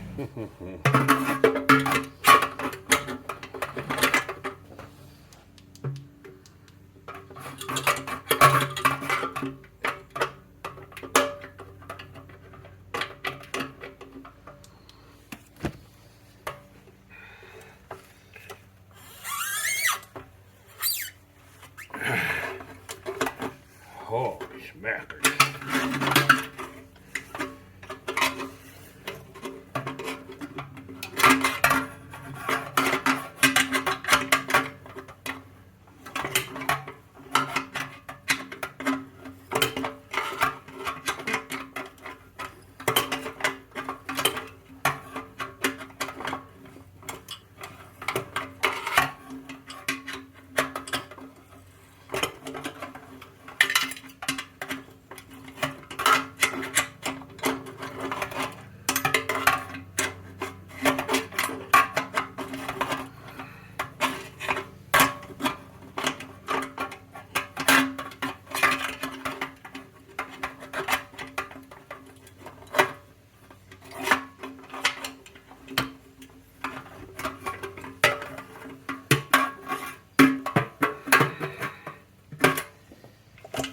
That was not easy. There we go. Now then, I have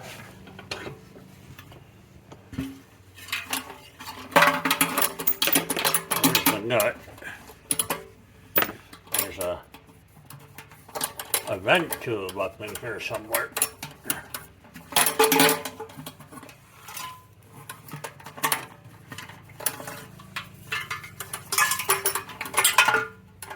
I just felt it. Come on, baby. Why not? Why? Who told you you were special? Okay, so the other reason I'm replacing this is the vent line. It's broken right here. You see that?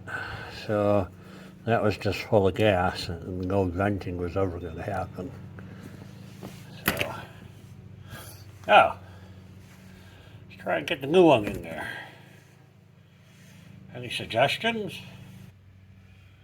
All right, got the new gasket. Got the new gasket on here. Gotta make sure this goes on the right way. This is concaved in. It'll thread in easier. It'll line itself up much better. So don't put the nut on upside down.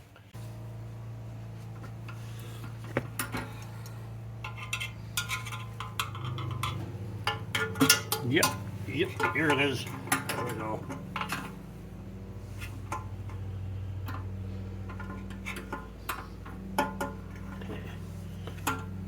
So this time, I'm going to let gravity do the work.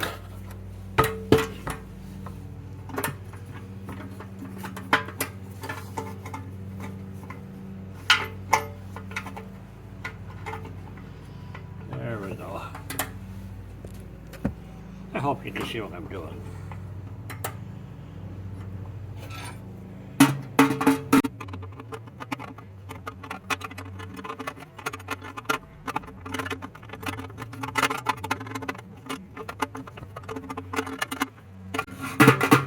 I didn't tighten that down yet because I'm not sure what direction to point this into. So I gotta double check all that. But I can double check that with everything connected. So, alright. Done. And done.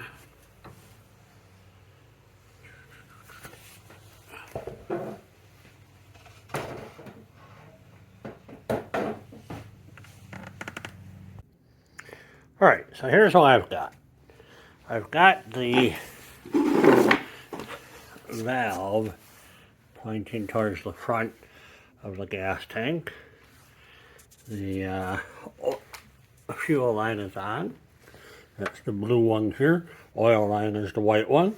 I have them routed through their respective rubber grommets. Coming out on the engine side, here's the oil. There's the fuel. Now they're way too long, so I'm going to have to trim them back. But what I'm going to need to do is I need to get the shut-off valve and the oil gauge to show through the shut-off valve hole and the oil gauge hole. So that's what I'm going to try fiddling with. Plus I want to make sure the lines are routed properly. When I get them close, I'm going to tighten all the nuts down. I did not tighten down the oil line, the nut, or the inside. So, the petcock. So I need to tighten all that stuff down a quarter turn. They're close, but I can jiggle them around. So you're going to watch me, and unfortunately not have a very good view of what I'm doing. But we'll see how this turns out. I was going to do it and then take it apart and do it a second time to show you what I did, and I thought that's too much work. So we're going to just do this the way you see it. So alright. Trying to decide the best route for the lines. I'm pulling the lines out. I think they're pointed in a pretty good position. I'm going to drop this down in here.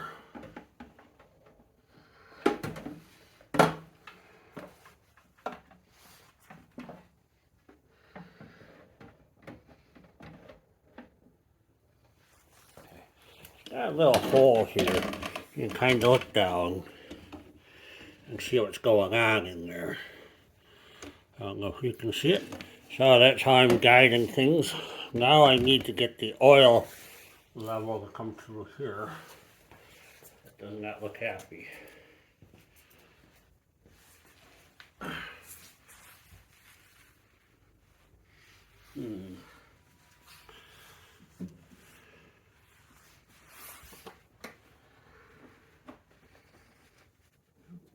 It's right there.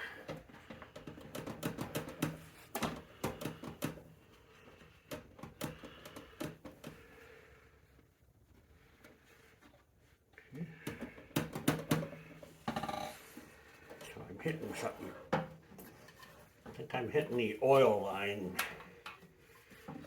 Maybe I need to pull the oil line out some more. Yeah. Fuel line. Looks like it's clear.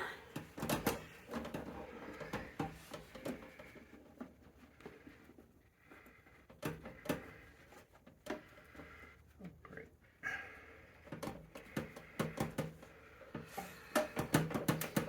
Still not sitting down. Backside is up a little bit.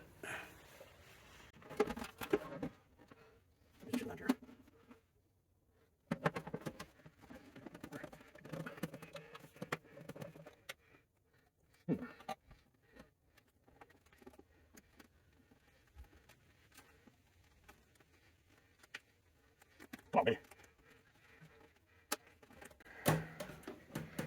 There we go. Come through there, baby.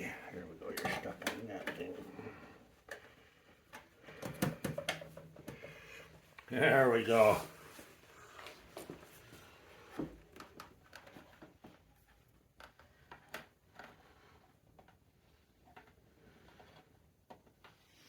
Okay.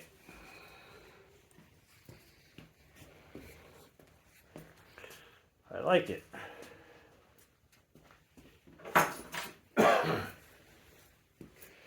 I'm going to go in here and give the nut a little extra turn.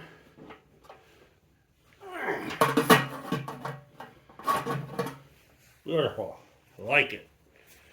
All right.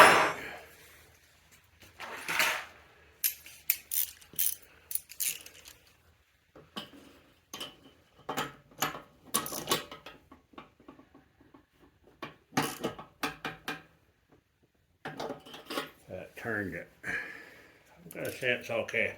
It's got a good rubber gasket on the bottom. I'm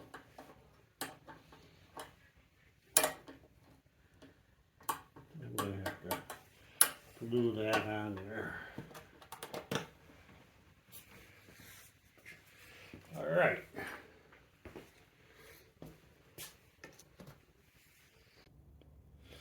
All right, this is the oil line, and it's a little bit too long. But I think I'll trim it back a little bit, so I have a little bit of play on here. No fancy hose cutters for me. Pair of wire cutters works just fine. All right. I'm actually not going to hook this up right away. I wanna prime the hose with some oil first. I'm trying to get an air bubble in here and see if we can't see the oil pump actually suck some oil through there. All right, so the next spot is the fuel line, which comes up through the bottom of the carburetor right here. If I had better lighting.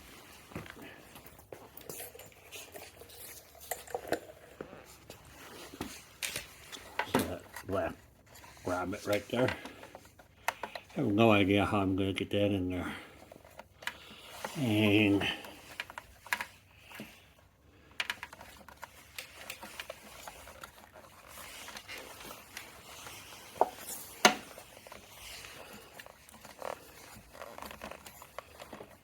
come on, baby.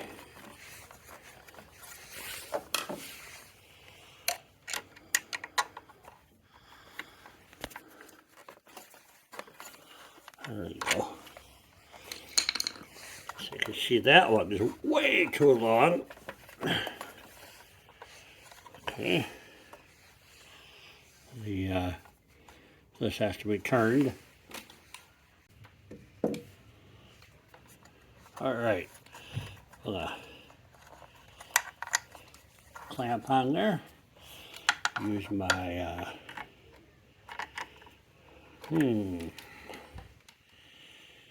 then you have to take that off to get it to point down. Dang. Had it pointed up for the temporary gas tank I had on here earlier. Yeah. Alright, so that's what we'll do.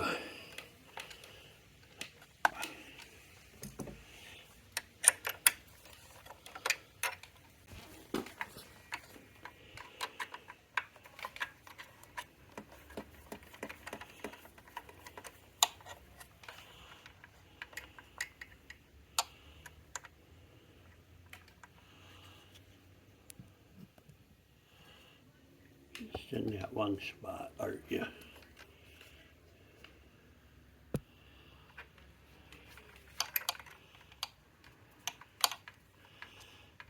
Take that off. That's right, folks. Jam it in there, and that's not gonna go. No, it ain't.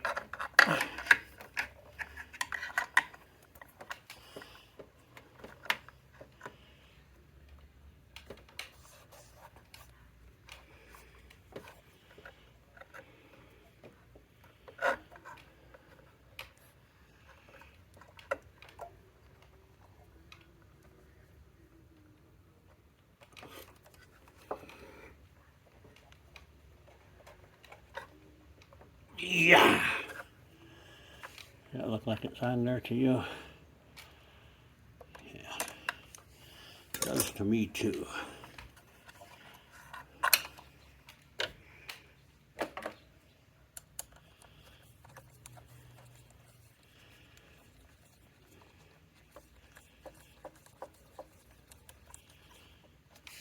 Sorry. Just tightening that down with a hose clamp. Should do it.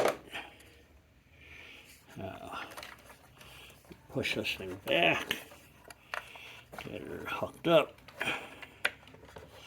Beautiful.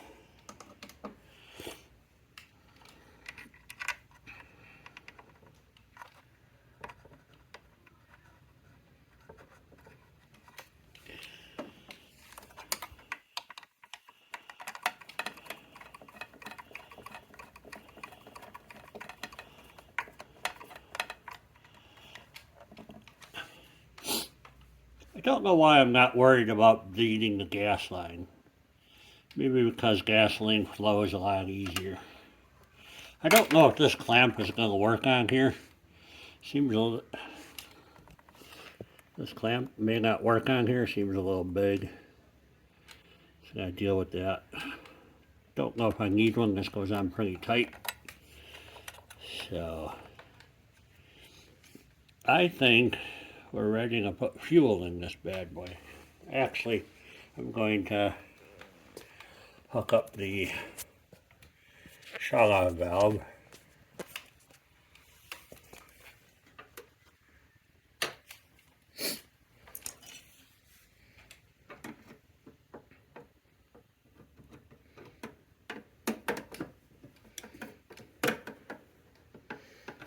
Okay, so it's turned all the way counterclockwise.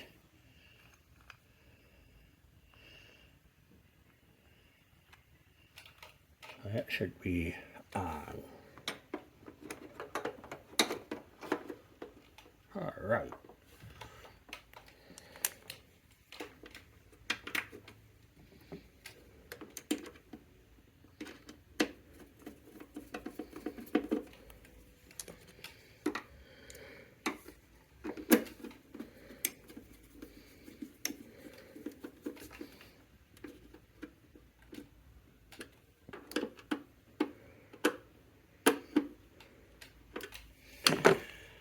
All right.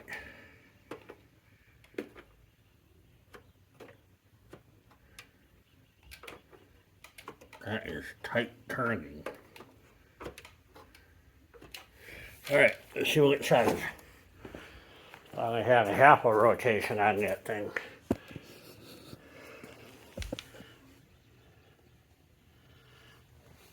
Okay, that says it's off. That's on, off. There it goes. Reserve. Oh, I know what it is. There's a spring clip. Focus on what I'm looking at here. There's a spring clip on the tank that rubs on the oil tank. All right, so it doesn't rub until you go past off. It makes it really tight to turn. Shoot. I thought once the oil tank was in place that it would not be a clearance problem. But it seems to be loosening up here. Okay, so we're going to leave it in the off position. And then we're going to put it down to on, and we should see fuel flowing on the other side. I'm debating what kind of fuel to put in here. I think I'm going to put regular gas in here. Alcohol-free gas, I should say. And a little drizzle of two-stroke into the tank. I can't decide. Maybe I'll mix a gallon up. 50 to 1 or something. So, leave a comment. Let me know what you would have mixed to put in the tank. Because there won't be oil flowing through that oil pump for a few moments anyhow. All right. I'm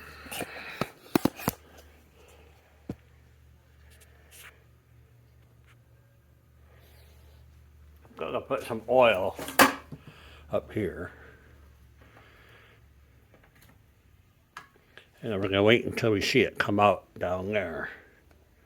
So I'm gonna put you on the check the level meter. Yeah, have about half a quart here. Let's see how much it takes to just register on that window.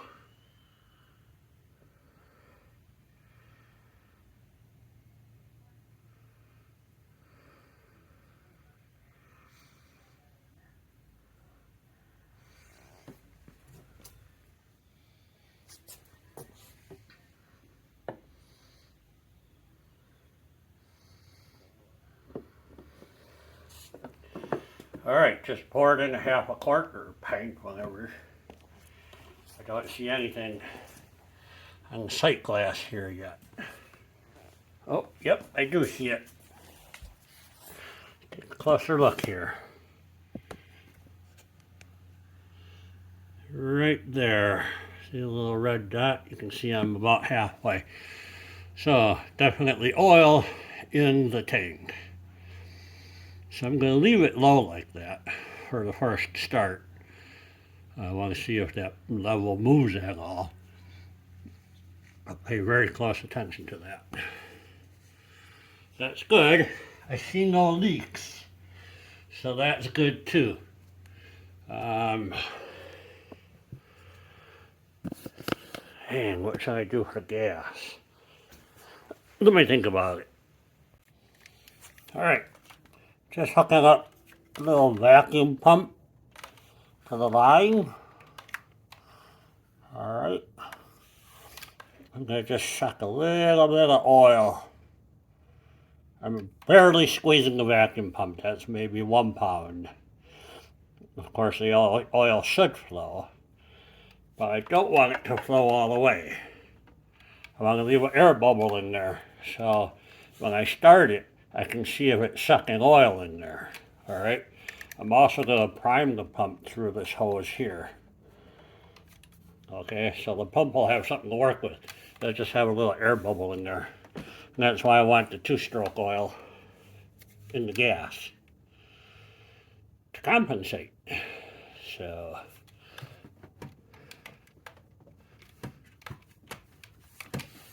all right, I'm gonna I need to put the air cleaner on here, a couple of gaskets. I want to make a couple of preliminary adjustments on here. Right now they're all set at a 1/4 turn. I'm going to take them both out. That's a 1/2 turn, 1 turn, and a 1/2 turn. I'm going to do that for the fuel mixture too. So we'll see if that runs a little bit better. And let's see what happens. Get this gasket on here.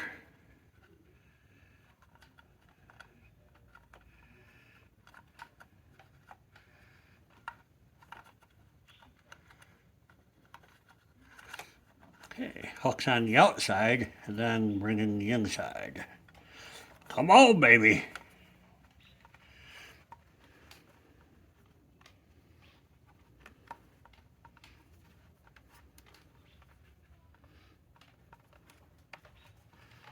A wire in the way. Here we go.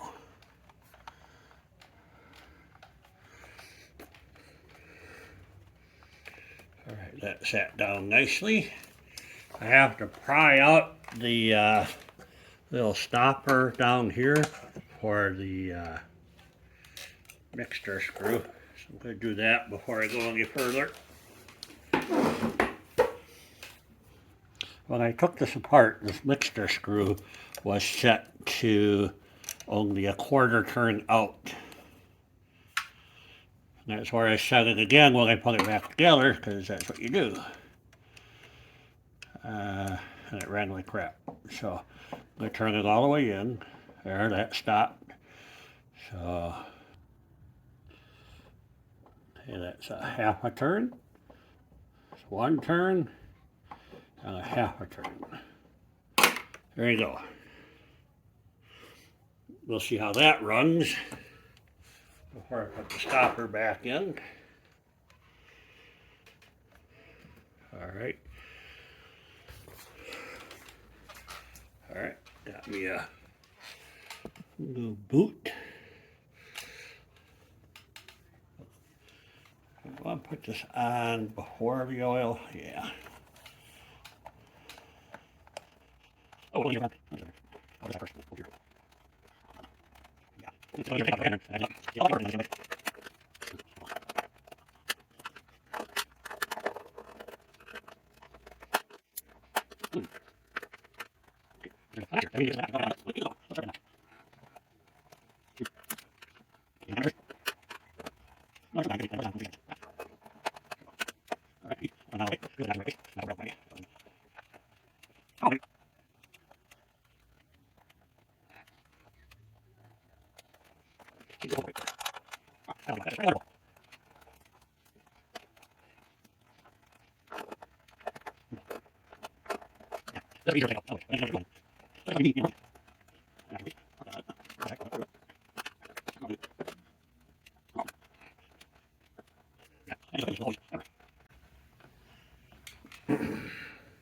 Don't think I have the notch right in the right place.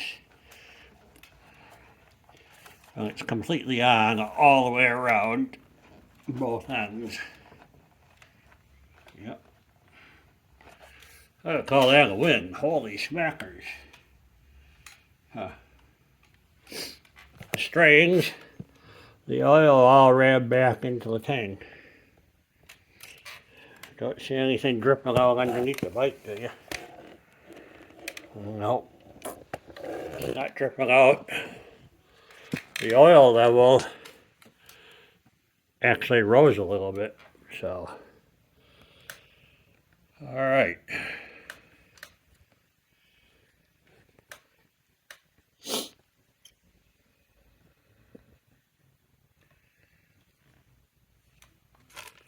I am going to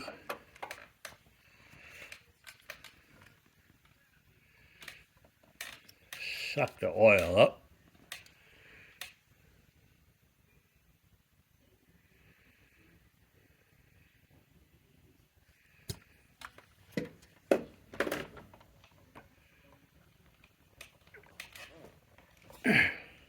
Pretty sure that pump's primed from the last time I ran it. But now I have oil in here. I'm gonna get some more. Don't need that big of air gap.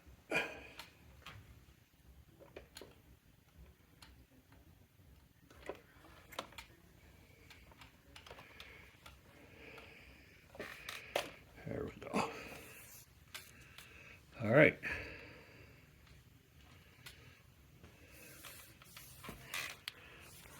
What am I forgetting? All right, let's dump some gasoline in this bad boy.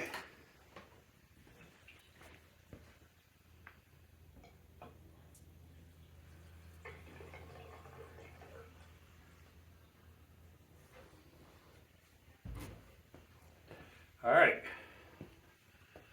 just enough to wet the bottom of the petcock to make sure I got a seal on that. Not just gushing gasoline all over the floor. I don't see any gas leaking out of the tank. Let's put some more in there.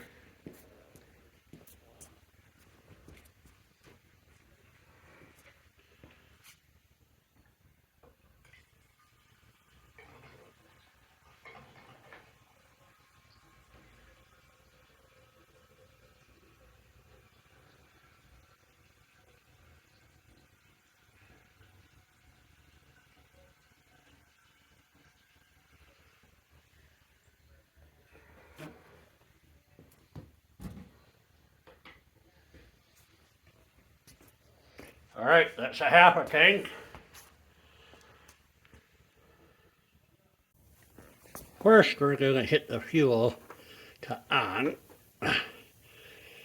and see if we have any leaks. We'll just let it sit for a minute. For you, it'll be a snap. All right, just so you know, this is an oil filter. If you don't tighten down the oil filter screw, it's going to leak gas all over your floor. I already cleaned it all up. So, we go to the shut-off valve. There's still a little dripping over here. But, yeah, that was my bad. I didn't tighten down the fuel filter cap tight. So that seems to solve that problem. You can see my oil's primed with a couple of bubbles here we can watch. There's a 50-to-1 oil mixture in the tank with about a gallon of alcohol-free fuel. So that should be all right. Just enough to get us through this break-in period. I don't see anything wrong with that.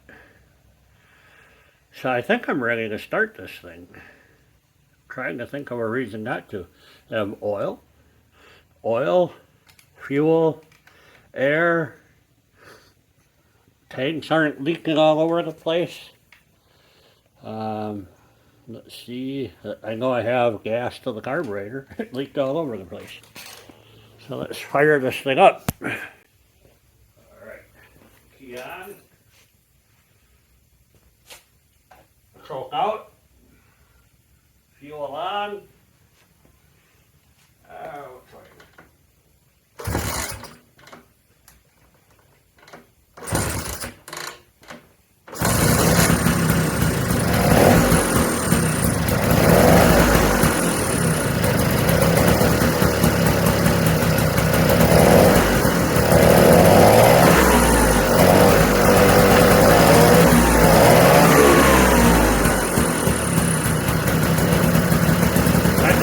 yeah, air mixture better.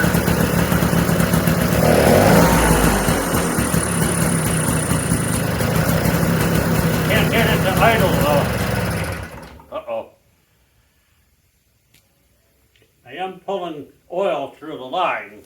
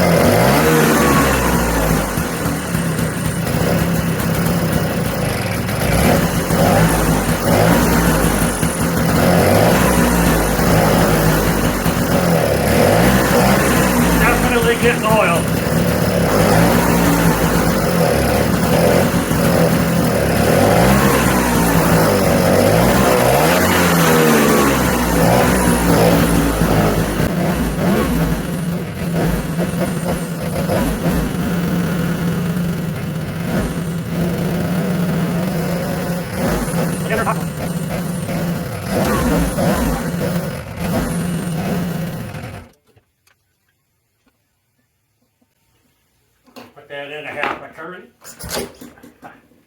Daydreaming.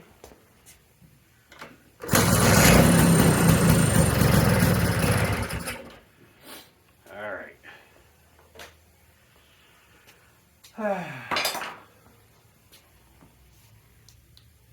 Close.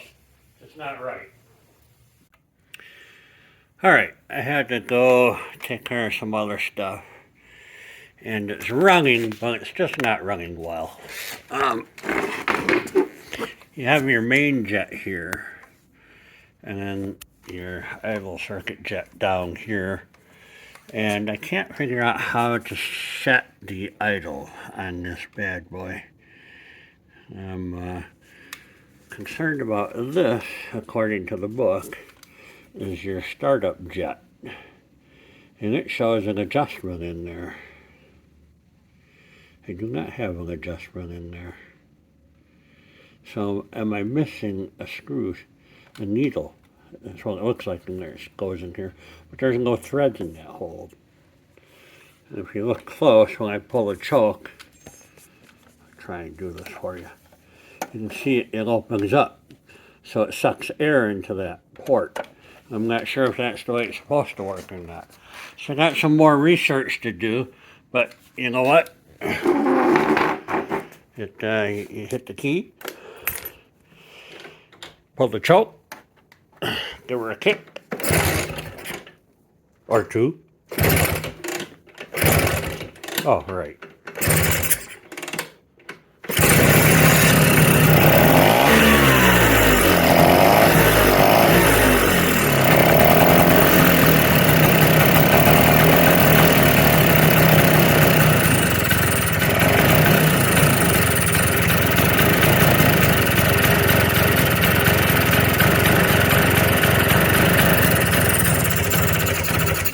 Can't get it to idle. I'm going to have to come back to this tomorrow during the day, and then we're going to take it for a ride. Try and adjust on it some more and figure it out. Be right back. All right, it's the next day, and the bike's been sitting overnight. Looks like I have a little drippy drip right here.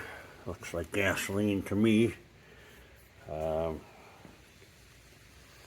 Probably a loose screw. Looks like I'm a little wet right here. I have to figure that out. I did not replace the gasket underneath the carburetor. Maybe I should have. But without doing anything, I'm going to just try and kickstart this bad boy. See what happens. All right.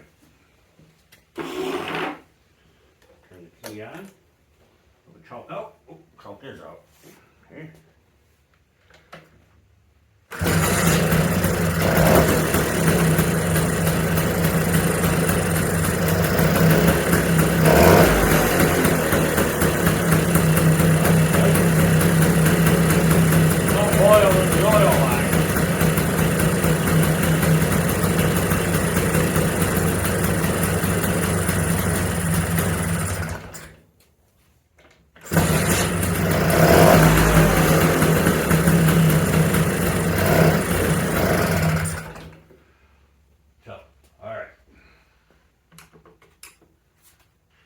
Tweak on this a little bit. See where I am.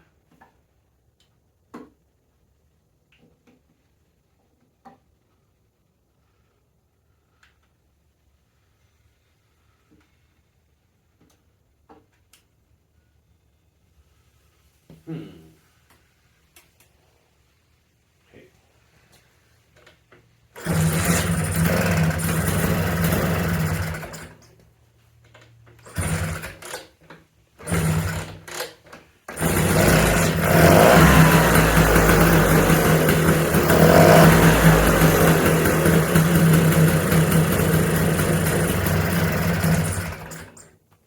Really just don't know how to adjust this carburetor, or if I have another leak.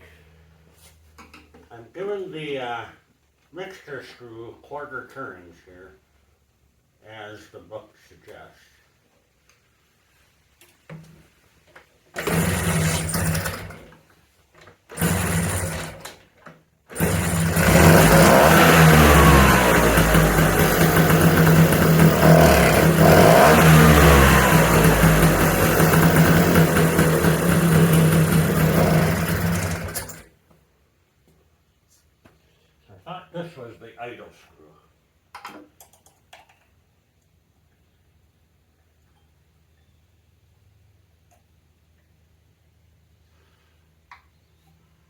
doesn't make any sense. Does not make sense.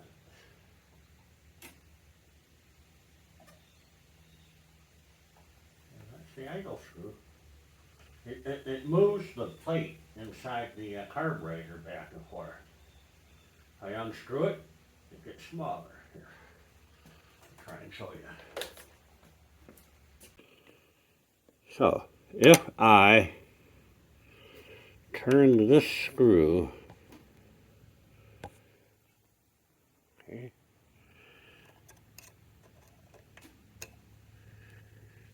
let's see what happens to that plate. So I'm turning it in. You can see the gap. The gap right there changes. Okay. So I'm going to unscrew that a little bit. You can see that gap will close. Okay, see how it closed up? So with this screw all the way in, that's maximum idle. I should have a high idle at this point, and I do not. So there's my problem. It's frustrating the hell out of me. Alright, the other screw is back here. It's inside the hole here. It is currently 2 rotations out. And so that's the one I'm trying to adjust. The high idle here should be eventually just give me a slightly revving engine. Then I could back this out to bring the idle down. So I only have 1 screw to play with here.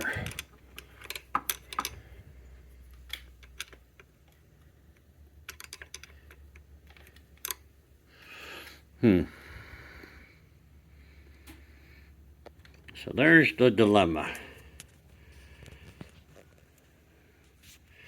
Okay, you can see the screw I'm turning right down here. When I got the bike, that screw was a 1/4 turn out. And so I started back at a 1/4 turn out this morning. And been working it out. I'm at 2 turns out right now. So, well, let's keep playing, see if I can get it to run. I'd like to see this thing. I'd like to get it to idle for crying out loud.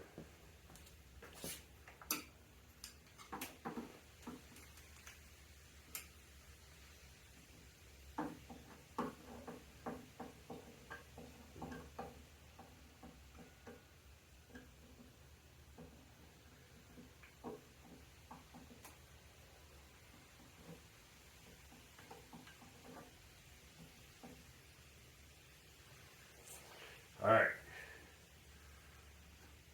Took it right up to 2.5 turns out. No choke. No air filter.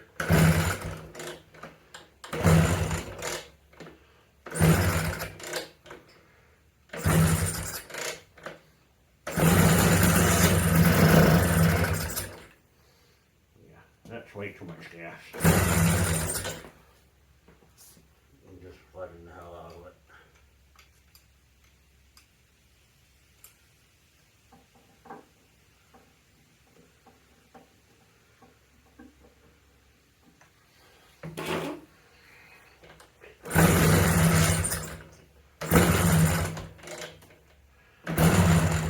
Come on, baby.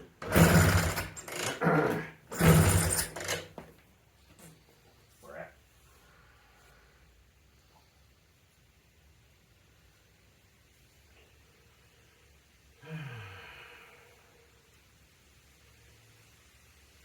Pretty sure I flooded it.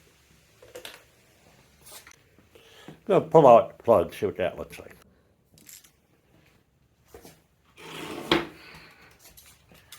I should put this back. my mixture up a little bit.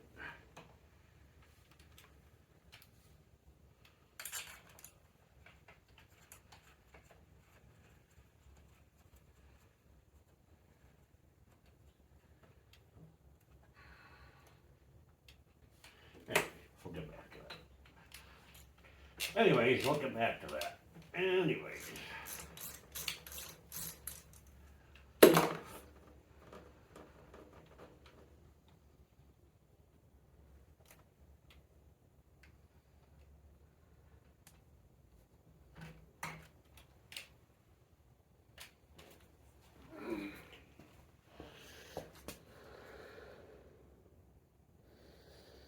So that's what that looks like.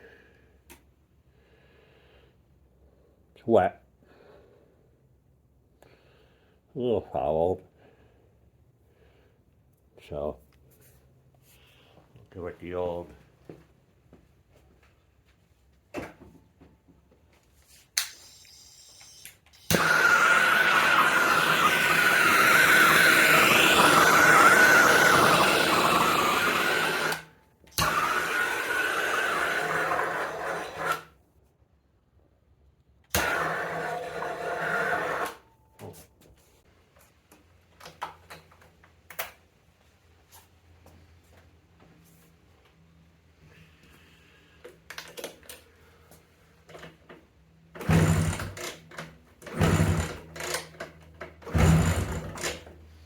hey, we're talking. Why not?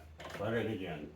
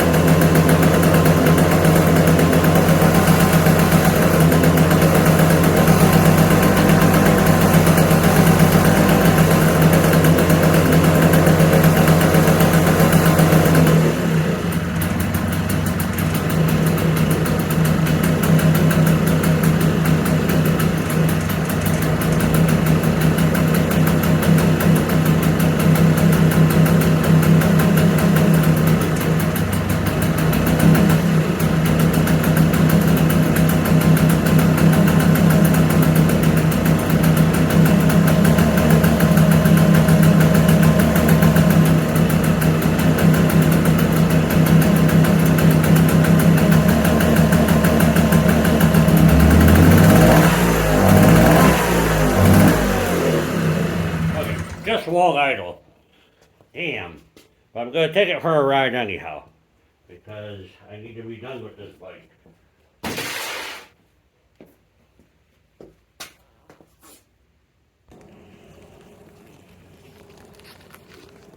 Alright, here we go.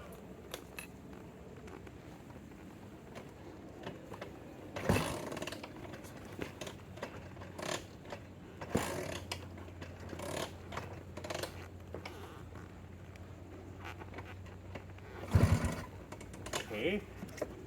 I don't know how to start this thing.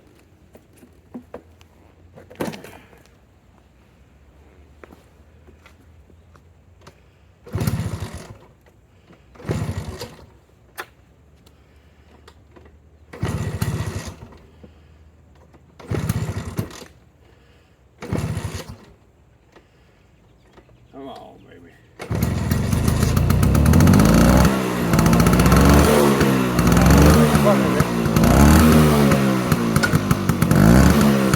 Here.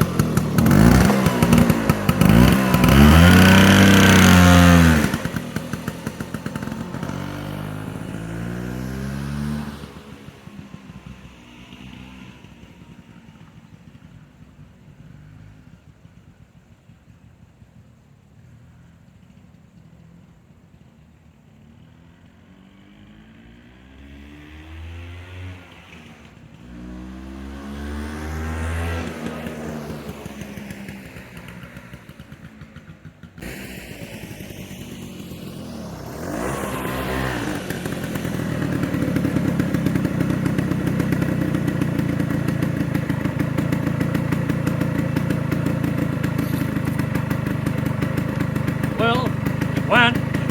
Got it up to 50 miles an hour. Had plenty of room to do faster. All 4 gears work fine. It's kind of idling right now, but it keeps dying. So,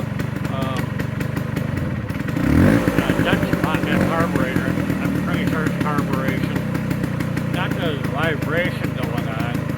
I'm not sure what that's about, so I need to look into the vibration. But it was a good test ride. It went well. Winter's coming. I need to park this thing in the shed. Be done with it for the year. So that's the way it goes. Good test run. I'm happy with it. I think next year I'm going to do the carburetor again and really get this thing polished up. But I'm done working on the Vespa for this year. So I hope you enjoyed the series. After today's show, next Wednesday's show is going to be the entire series all put into one massively long 6-hour video. In case somebody just wants to watch the build all the way through, they can do that. So thanks for watching. Have a good day. Let's see if she can start. Okay, so holding the clutch in, you can't kickstart. But no. Come on, baby.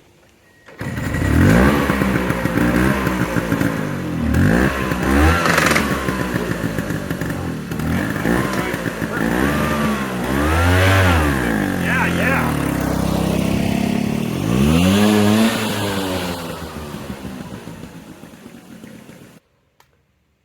Alright, so thanks for watching the Vespa series on my channel this year. The issue is it's fall and I clean up my garage.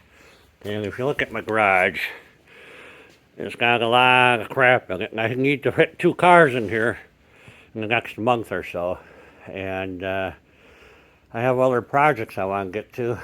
So this time of year, I put away my toys. The scooters all get put away, put on chargers, maintained, whatnot. This one is going to end up over there in the shed for the winter. And we'll pick it up next spring, I promise. Want to figure out what's going on with that vibration. And I got new plates and title, so we'll be legally to drive it then too. So thanks for watching. Subscribe, hit like. Give me a thumbs up, that really helps a lot. 2% of my viewers are subscribers. Help me out, hit subscribe. Doesn't cost you anything, and it does me a world of good. Bye-bye. Are you done? Knock the shit off, honey.